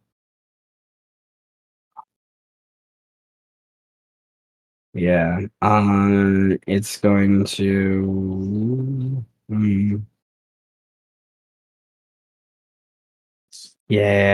I'm gonna he's not that dumb. Okay. So, you wait for a few moments and then definitely get the impression the thing has gone away. And you definitely get the impression your presence is the reason why it did go away. And then I run If back you in here. weren't, yeah, and Trundle and Aliplu are staring at each other. Trundle's like about to raise his greatsword, but then you come in the room and he nods at you with a graciousness. And Aliplu looks at you too and kind of closes his spell book and like sets it back and buckles it back on his hip, and he's nods at you as well. And they have this weird standoff that happened because they witnessed you fight something that was attacking both of them, kind of thing, and like you in this place along the way. And they turn to each other, and Aliplu's the first to speak, and he says, I think we should go after the 12th house if you don't. What do you say? And Trundle's like, nods at this. I like your idea. The undead have become. He looks at the thing that was obviously undead that came through the wall. They are blaming Mel for what just happened. You know this wasn't fucking Mel. Okay. What do you do? I would like to say that was not an undead. The undead did kill a lot of your rats. I am not gonna lie to you. They really did. And goblins. Look and at them. You hear this one bugbear come in there in the room, and he's like, and the goblins are just like, no. Oh, wait, more food for me. Yay! Yeah, see, you guys love it. But guys, whatever you guys do, if you want to go for the 12th house, that's your prerogative. But look, you guys gotta work together, man. This has gotta be a thing. Okay? It's cohesive. I told you there was something worse out there, and I'm here. I gotta go. I have a very important meeting. That was very fun. Don't kill each other. Figure this shit out. I just gotta, like, jump out of a window. The nearest window. Just- When you jump, well, like this wall is all broken down, so you can just walk out the wall. And when you walk out the wall, you're met with another Kenku, like eye to eye, as soon as you're out of eye range from everyone else. And this one, there's a little more oomph in this one. You're not sure I'm gonna why. kick- There's just something there, and it's staring at you with this like obviously beady magical eyes. It is corporeal. You do believe you could touch it, but you don't believe it exists in the same way you exist. There's something else about that. But nevertheless, in a mimicry of your own voice, I got shit to take care of. No. I do indeed have. Hey, I do have shit to take care of. Yeah, I do got shit to take care of. Chasing after it. Yeah. We like. What time is it? Like, when am I supposed to meet with Faurwiin at this place? This is sometime after noon. You've probably been dealing with this for an hour plus, right? So it's probably closer to 1 p.m. or so. Faurwiin wanted to meet with you sometime after 6. 6? Fuck. So I will say you definitely get the impression that the Kenku is disappointed in your choice, but It's disappointed in my choice, but we did the right choice. you're not sure if the Kenku agrees with that. We did it. But you did successfully stop the 4th house from dying. So I'll give you 2 inspiration points. That's good. Let's go. All right. That was a little bit of a cluster. That was well done. All right. So I guess now is a discussion of the lead up to this meeting. Almu is meeting with Pio. Faurwiin is going to do some experimentation and evolution of a weapon. Birdman is probably getting lost in the city for a while, I imagine, until the meeting, just trying to, and realizing that the city is there are people leaving in droves by this point. You're not sure where people are going to go, but there's some pressures going on. The people that can, I guess, along the way. And this has been trailing for a few weeks now, but it seems today, with the rumors of the 4th house and the arrival of dragons in the city and things, and like there's just so many layers of things that people are just scared of. Even though the dragons haven't done anything other than just chill by this point, the presence of them alone in a place that has not seen dragons in living memory is intense for many eyes of commoners and whatnot. So the fear level is going through. I will say this, 11th house, your reputation precedes you in an infamous sense by this point. Like, Infamous. yeah, there is a fear layered into your house from the common folk that is quite obvious by this point, especially since the arrival of the dragonkin that circle around the tower and guard your seal, kind of along the way, as well as just things that people purportedly have seen or done or whatnot. Um, the 12th house has a similar kind of idea to it, to be sure. It just did a different layer of undead experience, I guess. No, the fear will keep them from doing something that they hopefully will not regret. Or it will make them want to do something stupid, but Yes, and Few those more who jade do the cows stupid than choice are made an riding. example of. know. Then we gotta. Ooh, this interesting room. I would like to have a brief scene with Tenebris and Faurwiin. I imagine a brief thing that can interrupt Tenebris's research as he's watching his master accomplish something that just you don't see every day, and that's something you need to witness, especially with the idea of elven experiences and things that were mentioned earlier. The your with Imber's help, I imagine, and maybe a little insight from Bakab along the way, you are able to find this chamber in the tower that allows you to connect to the four elemental planes intrinsically and gather power from them to use at your will, basically. There is some insight given into how your blade, something torn from the very fabric of fire, the sun itself, you need something of a source that can withstand, I think, such essence without letting it free or breaking it kind of along the way.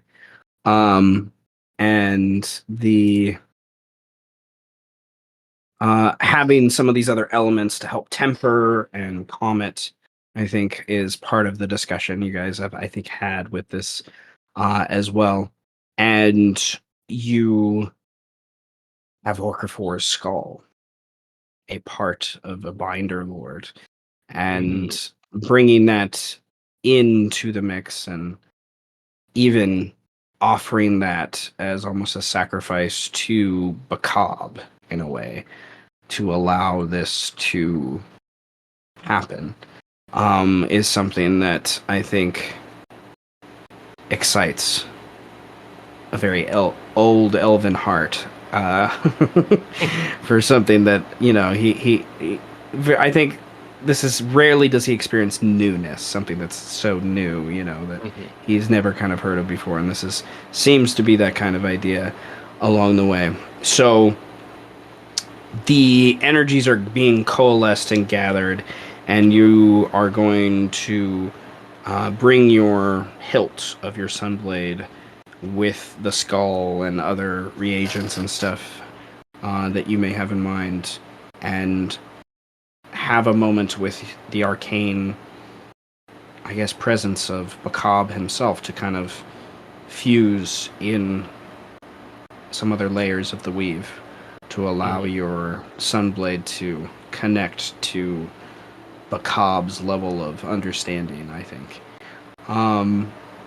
Orcafor's brain does, mine does, I think, help with this along the way. It's like, it's like a gaining access almost in some ways to like a second mind kind of idea.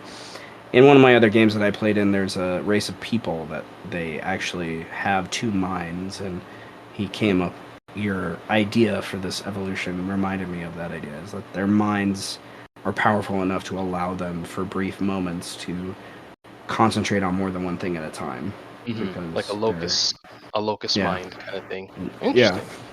It kind of reminded me of that idea a little bit along the way. So, nevertheless, what do you want to add as narrative and or description to this ritual sacrifice to Bakab to evolve your Sunblade into, I don't know, my brain wants to go to like a blade of the weave or something to Eldritch Blade or something to that effect. What I'm trying to remember what we discussed. And I feel, I definitely love that I'm doing all this, but I feel like at the end of the day, I'm doing all this compared to like artifacts and whatnot. It's probably going to be less impressive, but still, I'm going through all this, and it's still going to be fun. I'm still going to do this anyway. So I think it was kind of like the idea that Faurwiin looks at the Sunblade. It's been with him for as long as he can remember. Didn't always have this orange hue. It had a glorious yellow light. There's like some memories that are going back to it, and he's like just gripping the hilt of it. This is a weapon that will never rust, dull, or shatter, my apprentice. A sunblade that has shifted from its original golden starlight hue into a reddish tinge, from a combination of age, combat, and force of will. I will imbue this with my hate and contempt, as well as authority, to exacerbate a blood-red light besetting a glorious sunshine.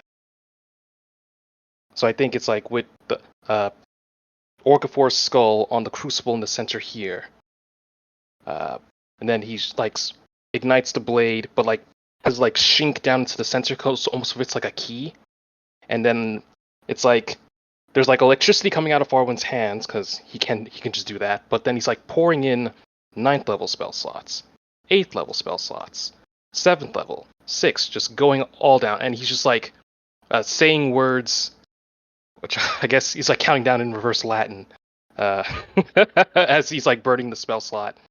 I'm definitely getting inspiration from like Elden Ring, like with Moog when he was like counting down until he gets like nihil, and it's just like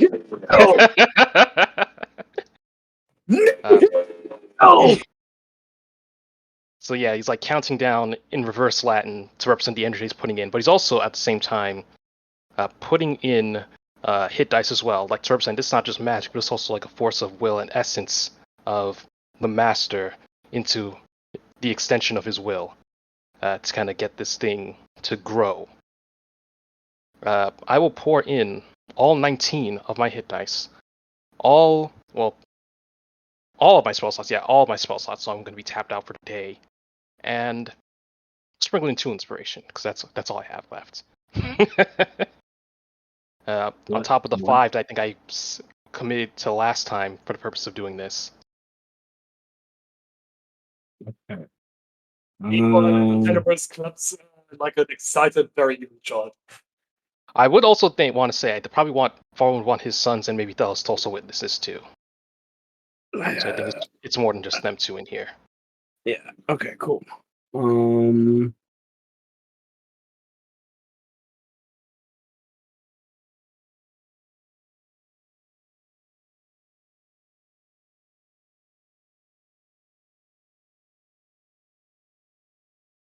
Where are you, Thelos? There you are. Okay.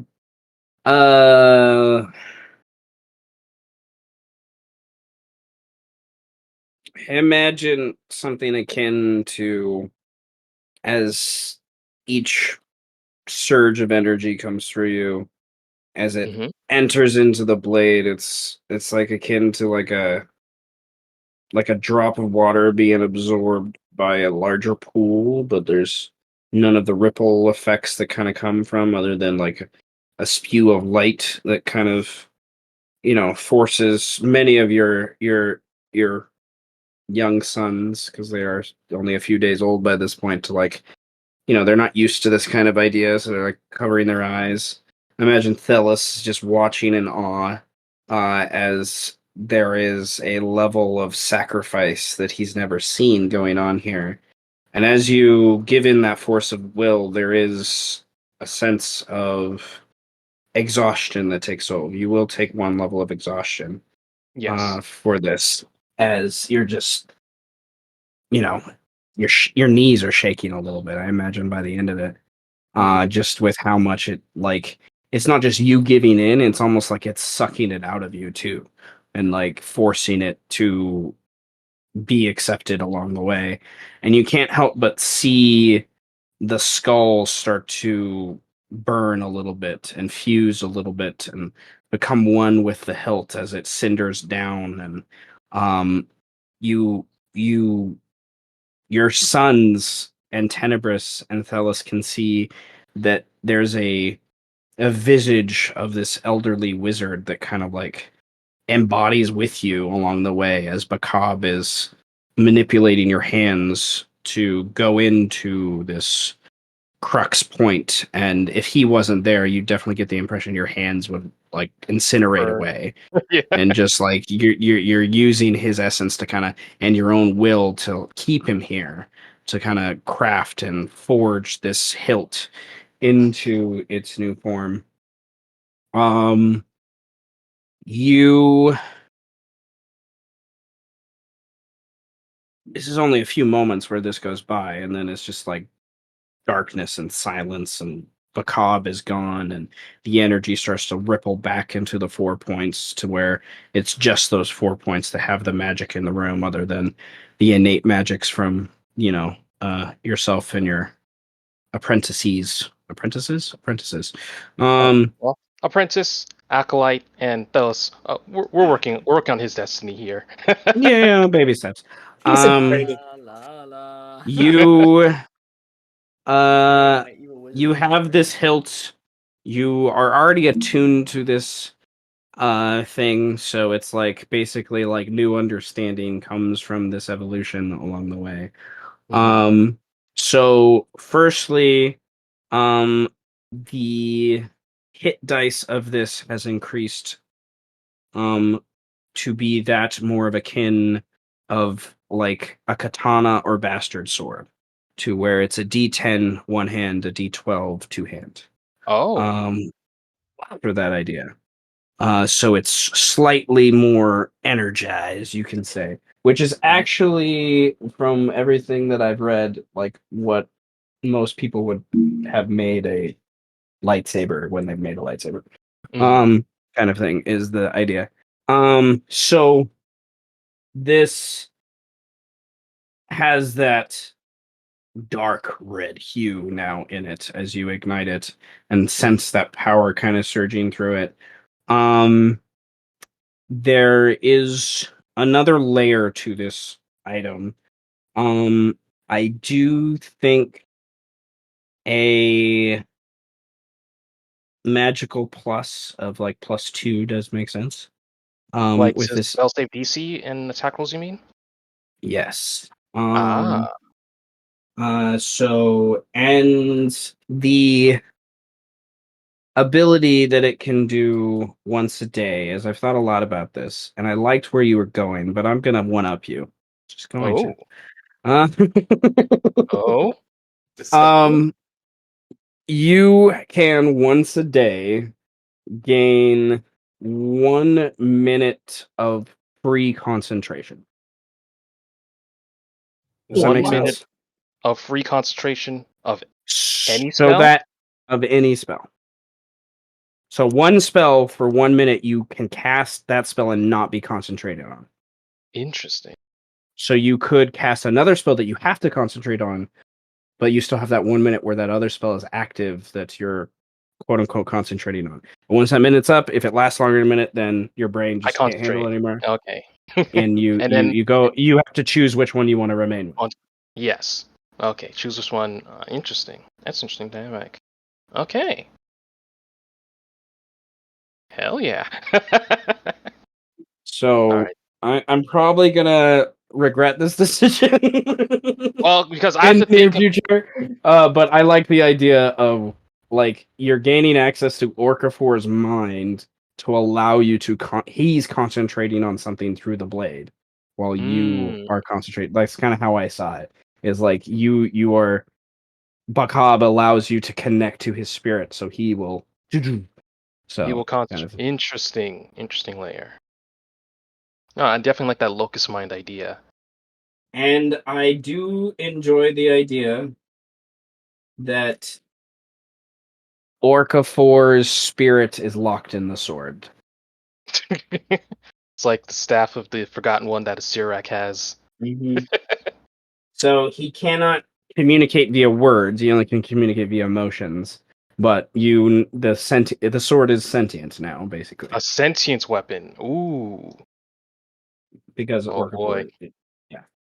When So someone takes this you weapon from could Faurwiin, potentially ask Orca 4 questions and things about stuff. Will he answer you? You don't know by this point.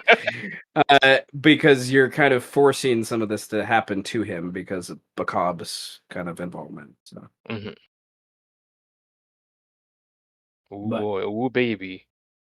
A new weapon in the this world. is definitely a legendary item, just so you know. So does it get an extra +2 for a total of +4? Or? Oh, I thought that was for spells, not for like the attacks. No, yeah, Okay. the +2 now goes to spell attacks and saves. That's even better. Yeah, so he still has the +2 for basic attacks, yeah, but now it applies to saves and yeah. So, nevertheless, so yeah, once a dawn, kind of thing. So it's nevertheless, wizards are wizards, if ever a wizard was. Uh, okay, well, it kind of opens up now to let's touch base with I think Amu real quickly to see what happens with him and Pio as they meet somewhere in the Tailstones. And then, depending on the time we have remaining, we can kind of open it up for a little bit of downtime, I think, stuff before the meeting at the 11th house with pretty much Well, everyone. because there was a meeting with Amu and Pio, that was a separate one. Then there was a meeting with Birdman and Faurwiin at the Evening Swan. Then there was a separate meeting with Pio and Faurwiin because he wants to meet at 7 o'clock, not like at sundown. And Killian's Okay. gonna crash the party. But then also Mel told Faurwiin that there was something going on at the 4th house, and that she would probably need some help. So I was like, huh, was my Faurwiin Select was gonna walk over, he sees the fire, he's like, I'm not gonna go there anymore.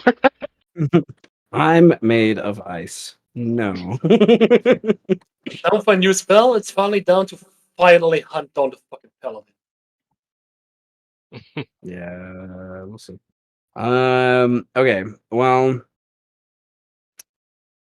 I need to move my fan because I'm not here. But I'm going to mute myself and move my fan as you describe. Yeah. What is this moot spot for you and Pio? What does this kind of look like in your mind?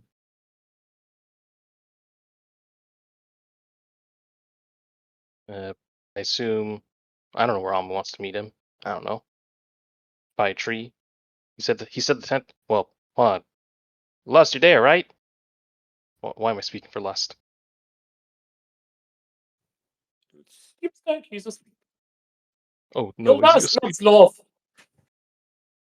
He's Lust, not Sloth.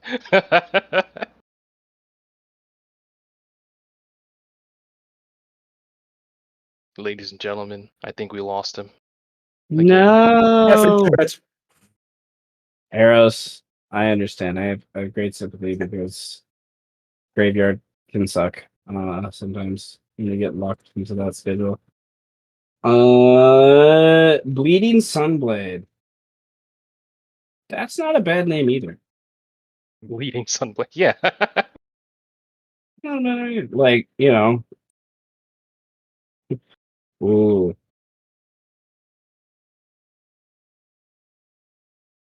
I don't know. Wizard's Mind. I don't know. Okay. Well, if Amu's not here, if Amu fell asleep, then I guess we can open it up real quickly to see if anyone wants to lay any of those pieces, or do we want to stop here since Eros is sleepy, and then pick up to make sure everyone's kind of aware of things? I don't have a real pressured reason why to get off. I'm just providing options. I think it's fair to maybe end here because I wouldn't want to continue on without less experiencing some things that we're doing. Same. What are you thinking, Brandon? Same thing or? I'm thinking that's the same thing. Yeah. For sure. Since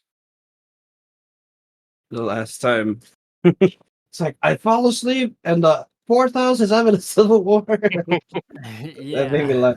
That made me laugh pretty hard. Okay. Well, let me.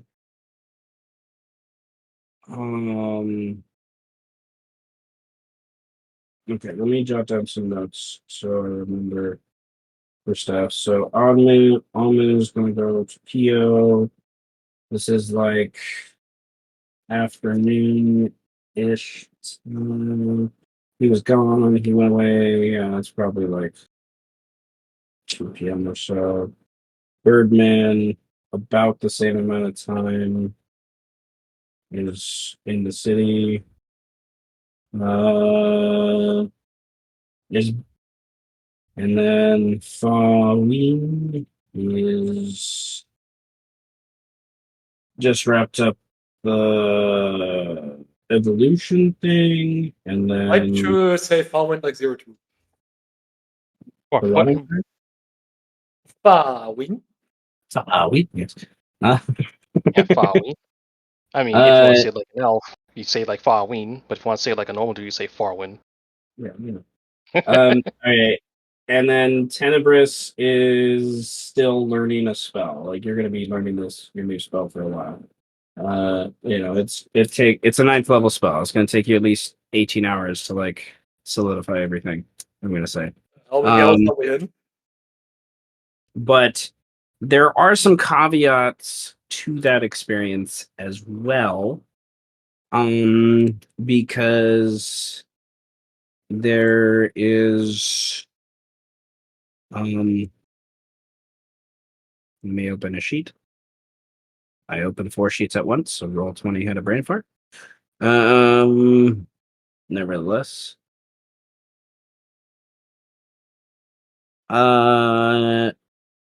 Well, I guess it doesn't apply to you immediately right now. But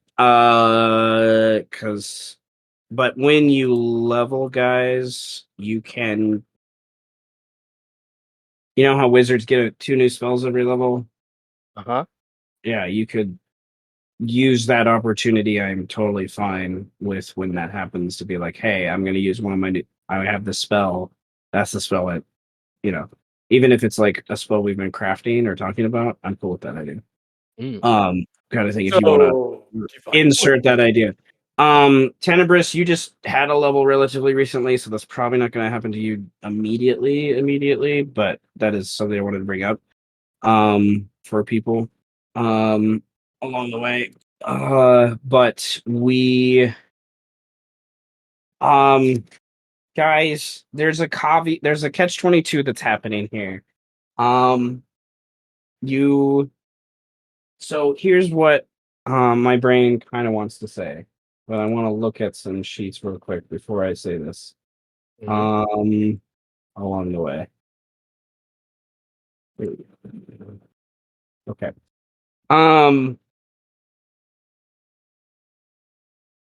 The milestone that I originally had planned, has been subverted like 6 times. Subverted. What did we do, or what didn't we do? I think I know what he's talking about. It has been subverted a few times. To be sure. The original idea was related to the deaths of binder lords and things like that Mhm. that you guys were directly involved in. But inadvertently, you've been indirectly and some more directly involved in with uh saving a couple of the binder lords along the way. So you guys, my brain is thinking I need to like rehash my idea for this. So I'm thinking one more interaction with a major binder lord, whether positive or negative, is the next milestone. As we go through, you've had a very significant interaction with uh Mel and was able to convince Mel to not ally herself with Setch at 100% the capacity. And then you also saved Trundle from dying. So I'm thinking Setch isn't done, guys. He's not done. Well, of So course not. He's still he's got going to these take some close. other attempts and things like that. So one more major interaction with a binder lord, whether it's you guys taking care of a binder lord, and it has to be an NPC binder lord, not one of so Mel does count now towards an NPC because of what she is, but Oh, nevertheless, my treatment system. you guys are really close to a milestone. You haven't had one as a group in a while because of the different shifts we've done back and forth between the two groups. So um look out for those things. Couple of you are really close to a level with XP. Two of you just had a level relatively recent with XP, so um bear that bear that in mind as we kind of wrap up some things. Is kind of my idea that I wanted to share. So I'm going to um give I guess let's wrap up some stuff. Since Eros seems to be sleepy. And I'm going to give one inspiration to Setch. I'm going to give one inspiration to Mel, and then I'm going to give another one that Birdman can use as he sees fit. You can add that to your pool now, not one for experience, one you can choose how to use. Birdman, I'm going to give you one for convincing Mel and spending the time to actually be a good guy. Is kind of cool to see. Because sometimes with the Sith, it's hard to see it's hard to see the goodness. Um, Israel, I liked that whole scene. I just thought it was really, and Mel is a very complex character, so props to Jenny, um, for that idea. And then I want to give one to bu- bu- bu- bu-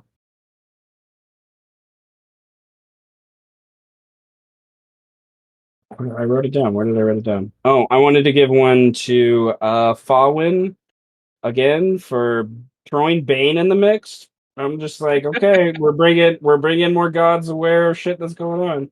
Look. We got Bakab, we got Bane.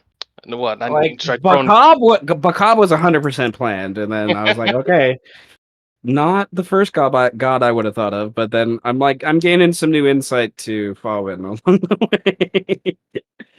Which I love it. So, um, nevertheless, that is, I think, all the inspiration I have left, if I've done my math correctly.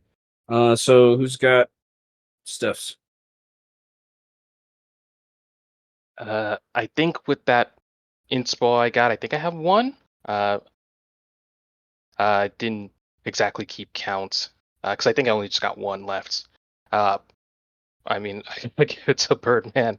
With the interaction with Mel, the interaction with Trumbull, like us going like race war. He's like, whoa, calm down, calm down. Trying to, play diplomat and peacemaker. Man, and, I'm just like very excited to see where the story plays out because like the Shadow of the Beast, this is weird stuff. I don't know where we're going, but I'm liking it. I want to see where it goes.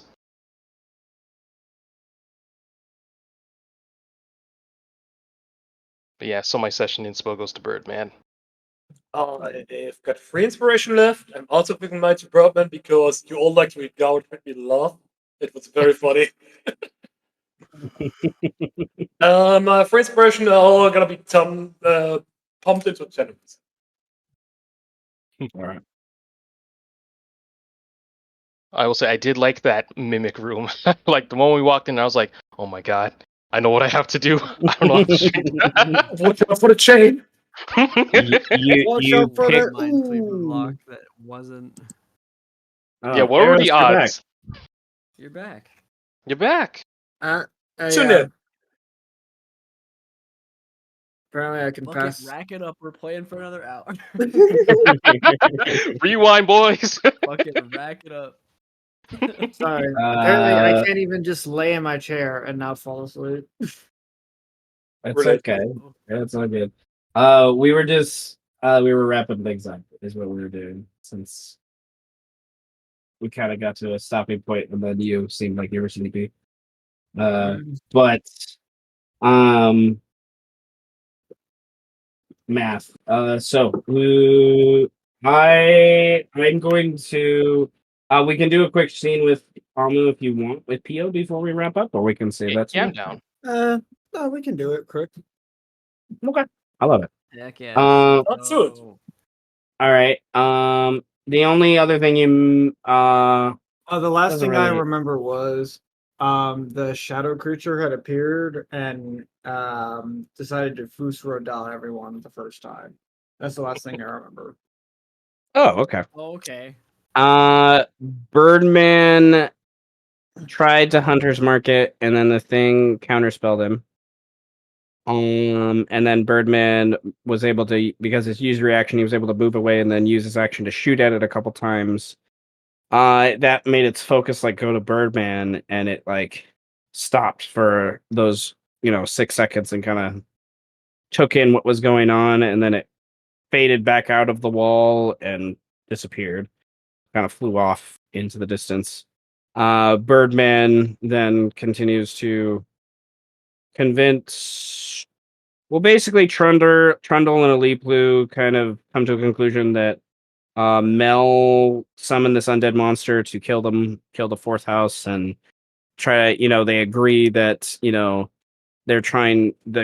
Mel, the creature, is trying to create this civil war, and Birdman's like, no, it's not Mel.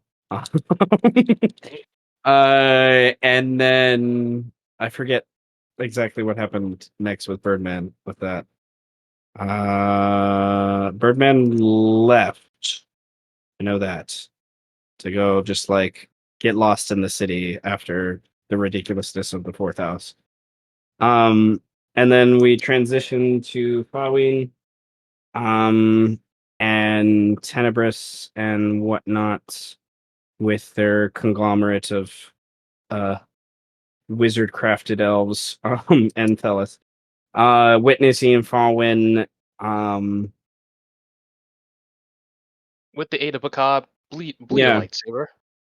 bleed a lightsaber. Or basically upgrade and evolve his Sunblade into a legendary item. Is what it turned into. The concentration. He's pumped quite a few inspiration towards this idea, and then during the sacrifice, he pumped all his remaining hit dice and all of his spell slots into it. And basically, with him meeting Bakab earlier, there was a narration of Bakab helping him kind of fuse Orcafor's mind through the connection with the skull that Faurwiin still has left, and now the hilt of his sunblade has that kind of fused on top of it, the skull form of Orcafor. And now because Orcafor is at least part of his mind is present within the weapon, it's a somewhat sentient weapon. And he now has, once per dawn, Orcafor can concentrate on 1 minute of a spell for him while he fights with the weapon. So he basically could concentrate on 2 spells at once for 1 minute. And then we were about to transition to you, and then you looked like you were sleeping. You sounded well. You didn't respond, so we were like, okay. So, nevertheless, the question was, what would Amu like to describe? I guess for where you're meeting Pio. What is this? What is this place? So, hmm, uh, kind of like imagine because the Tailstones, it's a bunch of ruined buildings Yeah. essentially. So the pathway to getting there requires one to have a small but flexible body, as Musteli and Patori have. So anyone walking by from the streets would basically see rubble, but anyone in the know, as they move and duck and dive their body through different holes here and there, they eventually find themselves in that, like a room that you can tell originally was just a child's um imagination of what being a criminal would be like, and then it actually developed and evolved into being a criminal hangout uh type of area. But it's been some years since it has seen any use, especially since Amu left the city and uh, Pio became the leader of the 10th house.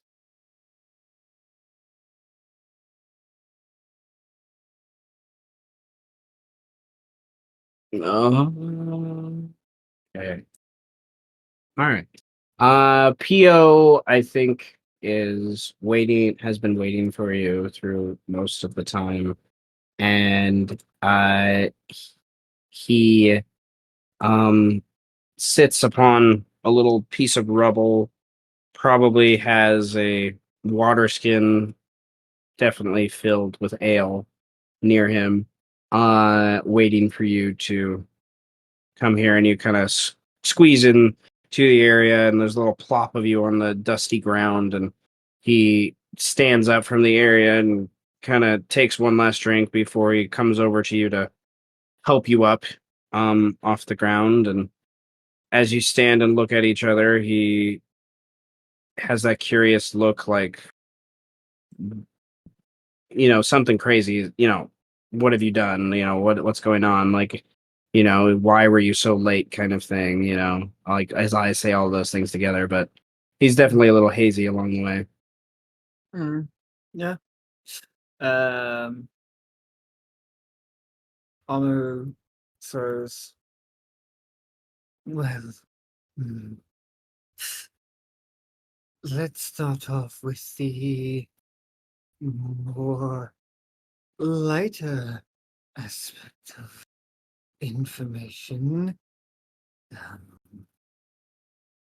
And he'll swing around the uh, bottle of spinal fluid,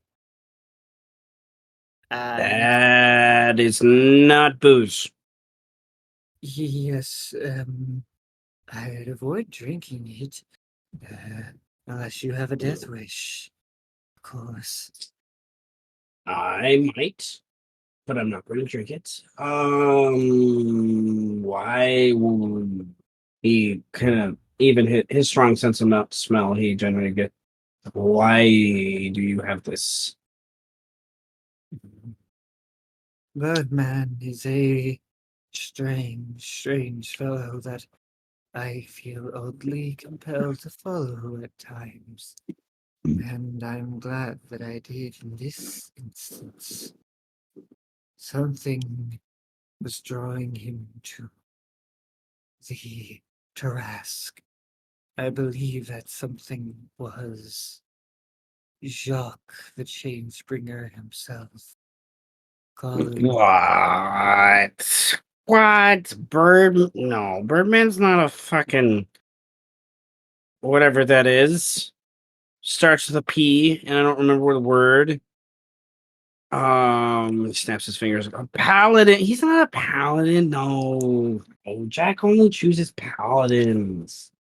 "Mm, So the old tales go.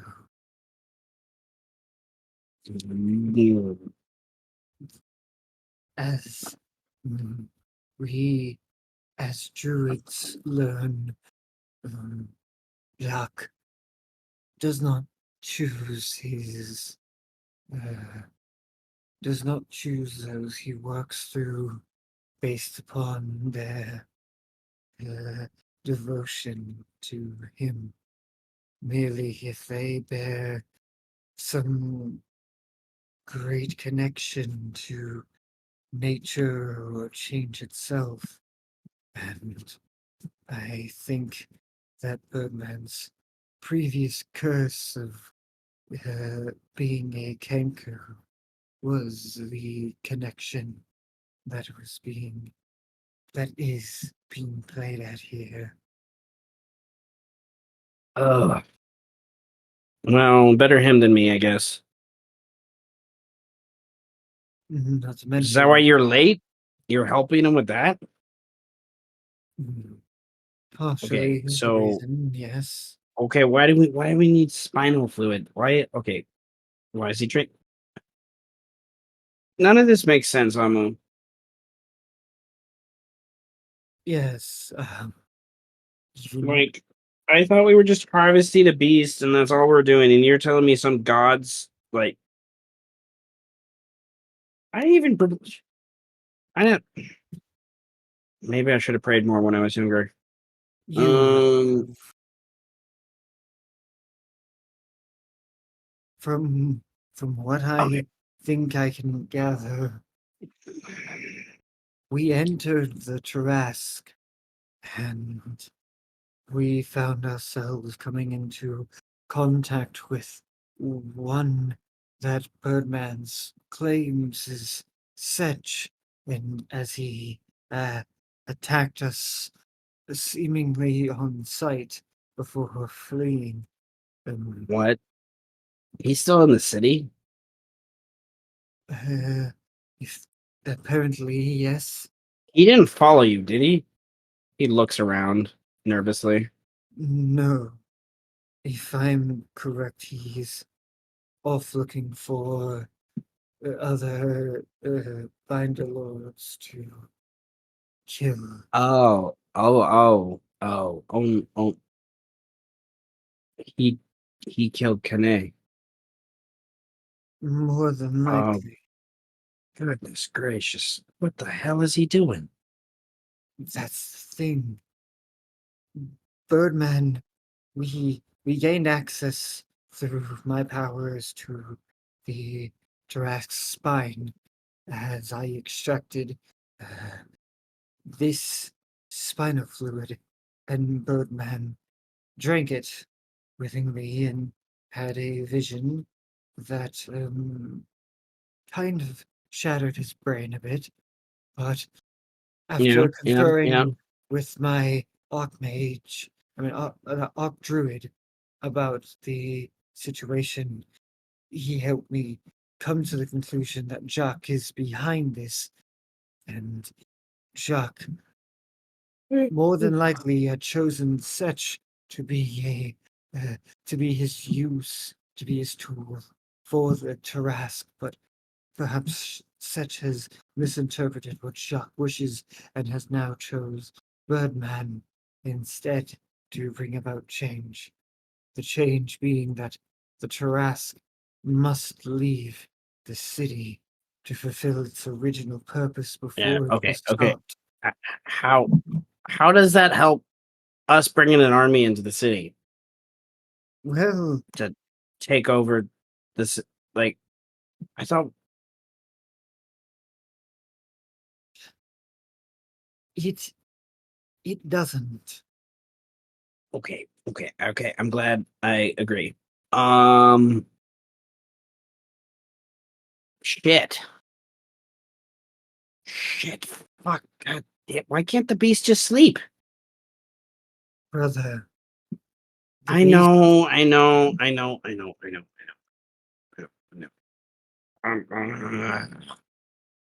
Okay, well, I don't know. What are you gonna do? Because I gotta go. We gotta go back out and talk to the what's his name again from the Walkers and like get them to stop. If they come in here when the beast awakes, it's gonna be a massacre. We Yes, gotta pivot. We gotta get the people out of here, right? Right? That's the good thing to do. it would be the step that doesn't involve a wasting of life, yes.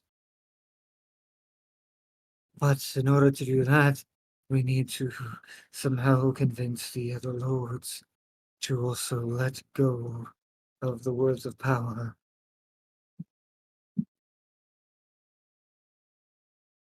A safe evacuation won't be likely to occur if we can't get them all to agree. Of course, a invading army doesn't help with that. No, it doesn't. He goes and climbs up a little bit to where there's a little hole that allows them to look out more in the city and kind of see people gathering in throng, and you hear the beast breathing still in the distance from the other seals being awoken, and Amu Pio is having a crazy thought right now. You know, there's just something about the look on his face that you're not sure how you exactly feel about this. It's similar to the look he gave you when he was kind of joking, but you know afterwards he wasn't too angry about you destroying the stage courts. There's a similar kind of wild look in his eyes, and he turns back to you. So, why don't I set the example then? You are thinking of what I thought you were thinking. It's only one word, Which but it might be enough to convince the others. But if it's not done quickly, then it just turns into what happened 13 years ago. And the Tailstones will suffer most of the consequence. But our seal is directed a little more towards the Beast Crown, so I don't know who's most likely to get fucked up. Let's see. Me as DM going to a map to remind myself. Well, the third house might be a little fucked. The 12th house, there's no one left in there anyways, because Mel's outside the city by this point. And the pagoda. Oh, the pagoda's so beautiful. It's okay. We can build another one. The pagoda's probably going to be destroyed. But it won't be able to do anything. Oh, yeah. Our seal seals the right leg, but the right leg's like under it right now. So it's like, it'll like flap it around maybe a little bit. You know, might create some earthquakes, but he can't stand with one leg, right? You're the druid, right? Can a quadrupedal creature only stand with one leg? This is far beyond. This is a creature from before Bar Well, was even Bar. that's true. That's true. Oh, excuse me. Ooh. Well, we maybe shouldn't be so hasty. We have potential allies in this situation. The 11th house, while They They're are not gonna get rid of that. You're not gonna say that. He's not gonna get rid of the word of power. Are you fucking kidding me? compared to the alternative that there is a Uh, crazed shadow monster seeking his death, and that Okay, such is scary, but have you met Faurwiin? I have, and He scared me even when he worked for Orcafor. You might be well, I don't know. You're crazy and you can summon a fucking earthquake. I just got these.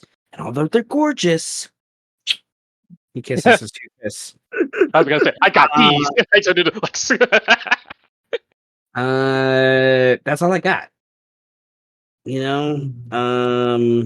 it would be So wise of him to remember he isn't the only well, Binder his seal Lord as well. that's true. But the 11th house seal is like that's the fucking heart, man. If I don't know. more lords fall in the manner that they currently are, if it's a slow process, there will be more destruction and havoc than Okay. one could want. It's something That's for him true. to keep in mind. Okay, so I won't say it right now. Release it, I guess. Which I guess is what happened when it was given to me. It's kind of maybe a similar. Like, am I giving it back to the Tarask, or am I giving it? There are too many questions here that don't have answers. So, who you want to go talk to the 11th house? I believe that they I'm are. supposed to meet with Faurwiin tonight. I was debating about not going because I'm not sure if he wants to kill me Mm, or, you know, From what doing I things. understand of Faurwiin, his desires are very selfish and personally. His underling Tenebris is more of a worry, but he seems to be on a short leash of sorts. Okay.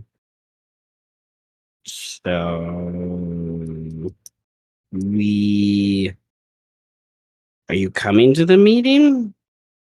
I believe I Are we have. not going to do we not meet him? If he's that selfish, or is he actually going to help us? If we have something he wants, and I think I have just the thing that he might What? desire. And What? Amu, Is he going to drink spinal fluid like Birdman?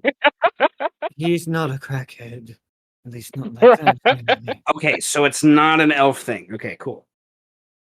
And although Amu doesn't have the spell slot, um, his hands are going to twitch and life energy is going to spark between them.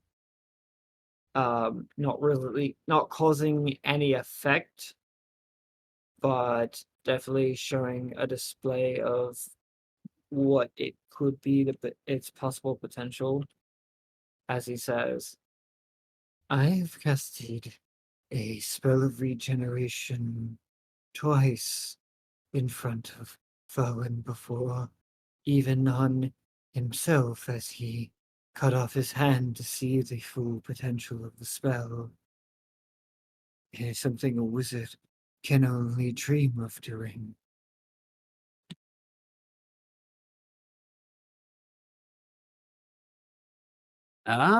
Oh. You're going to make sure he doesn't die, I guess. Why? If there's anything I know about those who live for long periods of time, the thought of death scares them worse than anyone else. Yeah, that's just too much. That's why I drink. Like, yeah. Well, okay. Barter chip. We can ensure that.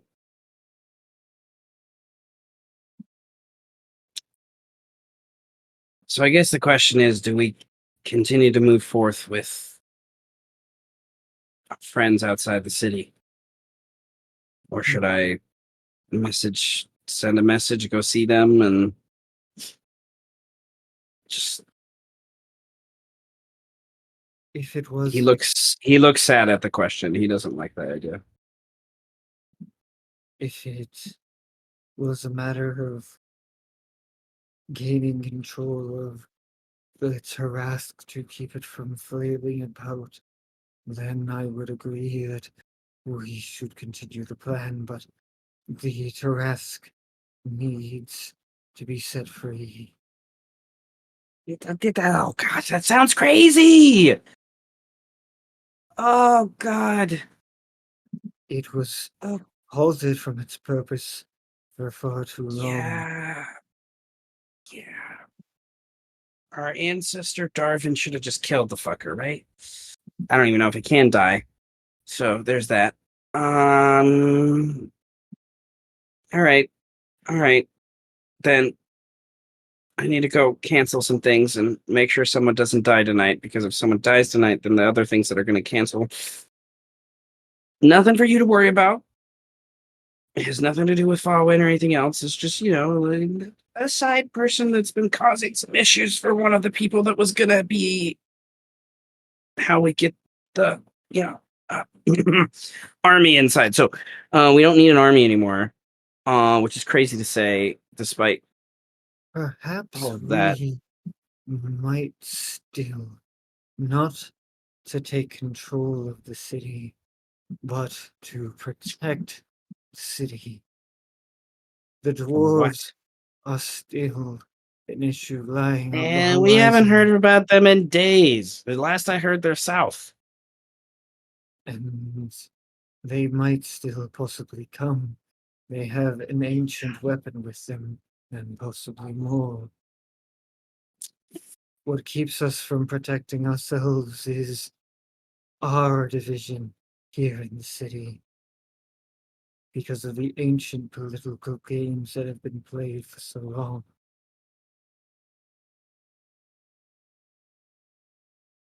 Okay. Well, a pivot to the army. I still don't trust Mel and her fucking undead horde, so. But Faurwiin seems somewhat reasonable, at least if we can have that carrot for him. There's nothing to control her, and there's nothing to control Setch. And finding Setch. I believe Birdman is the one we can rely upon to eventually find Setch and settle the score with him once and for all. Okay. But Mel, the undead, man, I don't see how she's going to just let this happen without, like, If I don't know. Mel, And met her. Xantha and Anton and frickin' man, Highbeard, like, he's a little more reasonable. But what's his name? From the Sixth House. I don't remember the name. Big Badger Man that scares me, and he threatened to eat me once. Eat me! Okay? I only offered him rats, and that was enough to convince him otherwise. Rats are eaten by everyone in the city, guys. Just so you know. You started a thing. You started a thing. Wait, in a We rat. started this? Amu, again, not having the capabilities, but at least being able to showcase a bit of the potential, hold some rocks, just grab some pebbles and dust in his hand, and begins to cause them to lose to reverse in gravity just a little bit.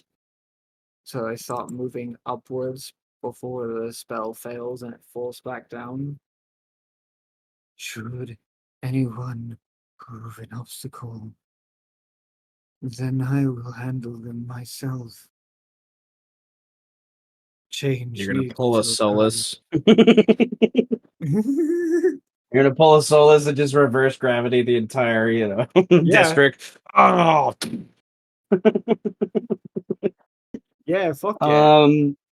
Pio gives you that look of like, I'm scared, but he also shrugs it off like, I'm glad I'm in your side. Kind of too. He's like, well, The Birdman and Mel not once compatriots. I met her but for the briefest of moments, and as daunting as she seemed, there was a connection between the two of them. I like to think that as you're saying this is about the moments when Birdman's conferring with Mel. I like the imagery of that, of like that along the way. Uh, and Amu kind of nods his head. Yeah, they were compatriots that I don't know, I hired and others hired along the way, and they worked together often throughout the years. Private detective and attorney at crime. They kind of needed each other in a lot of ways. So yes, but will Birdman want to? For some She has reason, turned to darkness, hasn't she? Like she's making vampires spawn like popping like little Tarrasque nuggets. And I love me some Tarrasque nuggets. brother, you know the lengths that I have gone to aid you. Never underestimate the bonds that people share. People will be willing to move Elysium itself, the abyss, the layers of the devilish lands, if it means they can protect those that they care deeply for. It is right now that we must rely on those bonds and trust them to see us through this great time of change. Or we are all doomed. I hate when you sound wise and correct, and I don't have anything that I can say against it. But I think we need to find Birdman and see if we can talk some sense into Faurwiin. And then, I don't know, start from the top, work our way down. Xantha is never going to agree to this. We're going to have to. Anton's never going to agree to this. We're going to. Are you ready for that? Like, that's a fight that's just like, oh shit, man. Like, we're going to need Faurwiin. We're going to need Birdman. We're going to need Mel, maybe even. Anton? Like, God, man. He's almost as old as the city. And then Xantha, God, he's supposedly can command ghosts. Like, what? You can create an earthquake? What am I saying? Never mind. You probably can command ghosts. They're like earthquake ghosts, right? He winks at you. Earthquake ghosts. I command the forces of nature, not the forces of the afterlife. I saw you when we were doing things.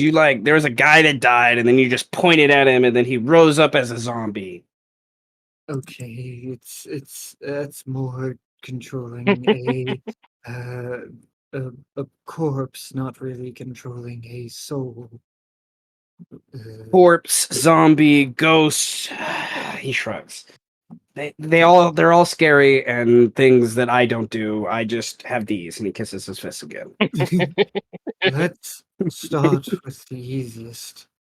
The 11th house is a destination that we know, and these wizards more than likely can locate Birdman, if not contact him immediately. And then we could gather and work together from there, deal with the other houses. Birdman is seeking to be absolved of the crimes that have been levied against him. So possibly he's already talked to and convinced some of the other houses that we are concerned about. His urgency about that as the city falls is. I admire some of that, I guess. Maybe law and order will live through all this in the end. Probably only if the Birdman is here. I know you and I aren't going to make good judges. I won't care enough, and I'm afraid you'll throw people off cliffs. They might deserve it, though, so that's okay. He takes another big drink. Well, possibly. All right. We go to Birdman. We find Birdman. Good luck. I'm glad you're here because your eyesight's like twice as bad as mine, and I'm kind of seeing three of you right now. But I also haven't had a good drink in like a few days, so I kind of apologize in advance for my belligerence. Yo, apologizing for being drunk? Mm, Damn, this is the end times. He's growing up a little bit. strange of you to apologize now when you never have before. Well, I think one apology a lifetime's good, right? He stretches. I've done some heinous shit. I'd rather apologize to you than anyone else, because most of the other people deserved it. And you've gone out Looks of like your way for me, so I appreciate it, man. I do. I have a feeling that things would be a lot different right now if you wouldn't have been here and caused an earthquake to happen. I still saying that out loud doesn't make me feel better. I'm gonna be honest though. That's what family is for. Now, come, we should away while we have the opportunity to.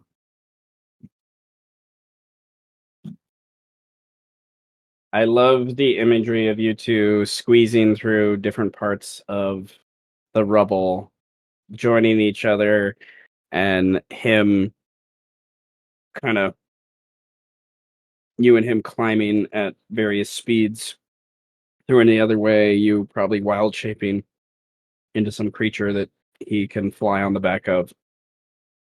He's pretty small, so and start to survey. Are you going to Faurwiin or are you looking for Birdman? We're going to Fallen. I don't Okay. have any wild shapes left though. Go to. Well, I think it's up to you. If you want to narrate that you guys take a short rest, you could gain back your wild shapes. If you don't want to narrate that and just move right in, you do have time for a short rest before meeting with Falwyn because this is still afternoony time. That I don't think because Pio's not meant to meet with Falwyn until later in the evening, anyways. So that doesn't mean you can't meet earlier than that if you want to like force the cards, But you could try going to the door and knock it on things. Oh. Yeah, Fuck, wild shots come back on a short rest. Oh, I didn't realize that. I thought it was just a long rest. Okay, wait, no, then I do have wild shapes. Because we Okay, did a yeah. short rest during the when we were in Oh the yeah, yeah, track. yeah. So yeah, no, Yeah, no, yeah. no. Yeah, Okay. sure. I can be a bird that he can hop on the back of. We can go to the 11th house. Yeah, I like it. Okay, go to 11.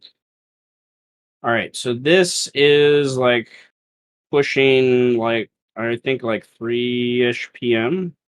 When you'll be going to Faurwiin, which Yeah, Seth. What time does he arrive? The timelines and whatnot. looking at notes. Um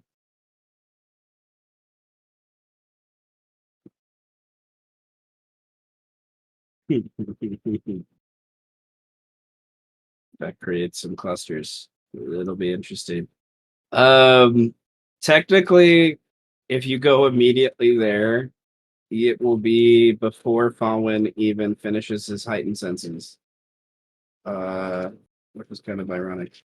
Um Two things. So I think the Suns give you a ring around of the rosy for a few hours. So we can line up some things unless Lord Gravitas wants to, but he's in the middle of some other stuff right now too. So I mean, I in the meantime, we could just rest. It might not be like yeah. a full long rest, but a rest nonetheless. I mean, if we can get a full long rest, that'd be great. Well, if you want to push the moot time back to a later evening, you could get a full long rest and then meet with Falwyn like 10, 11 at night. I mean, I just don't remember the original agreed to time. For Falwyn wanted PO to show up about 7 p.m., about an hour or Reverse that. so. Pio wanted Okay. Farwin to meet at 7 p.m. Farwin wants to meet later, but Pio said that he might not be in the city. Yes. But that's changed now 100% with what Amu and Pio had just talked about. So that entire plan, Pio thought like he would meet with Amu and they would immediately leave the city to go gather the army, and now that's not what they're doing. Mhm. So maybe the time is the other thing that I'm not. Maybe Amu and Pio take some time to get Pio to communicate with his connections about the pivot with the army, and then you guys can take. If Pio wants to take, and if Amu wants to take a long rest as part of that, that's fine. And then you guys, you know, then it's basically Pio just showing up on Falwyn's door saying, "Hey, I came when you wanted me to." But that would be confusing. Was it the 7 o'clock or the 11 o'clock? Because if he came at 11, it's like, you are terrible at keeping time. I think the 11 p.m. is hilarious. Where it's like Pio just kind of throwing his weight around, being like, "Yeah, I showed up when I wanted to." Unfashionably late and on time at the same time. Yes. I am above time. I think that'll be his answer. I'm above time. When you're this drunk, you are above time.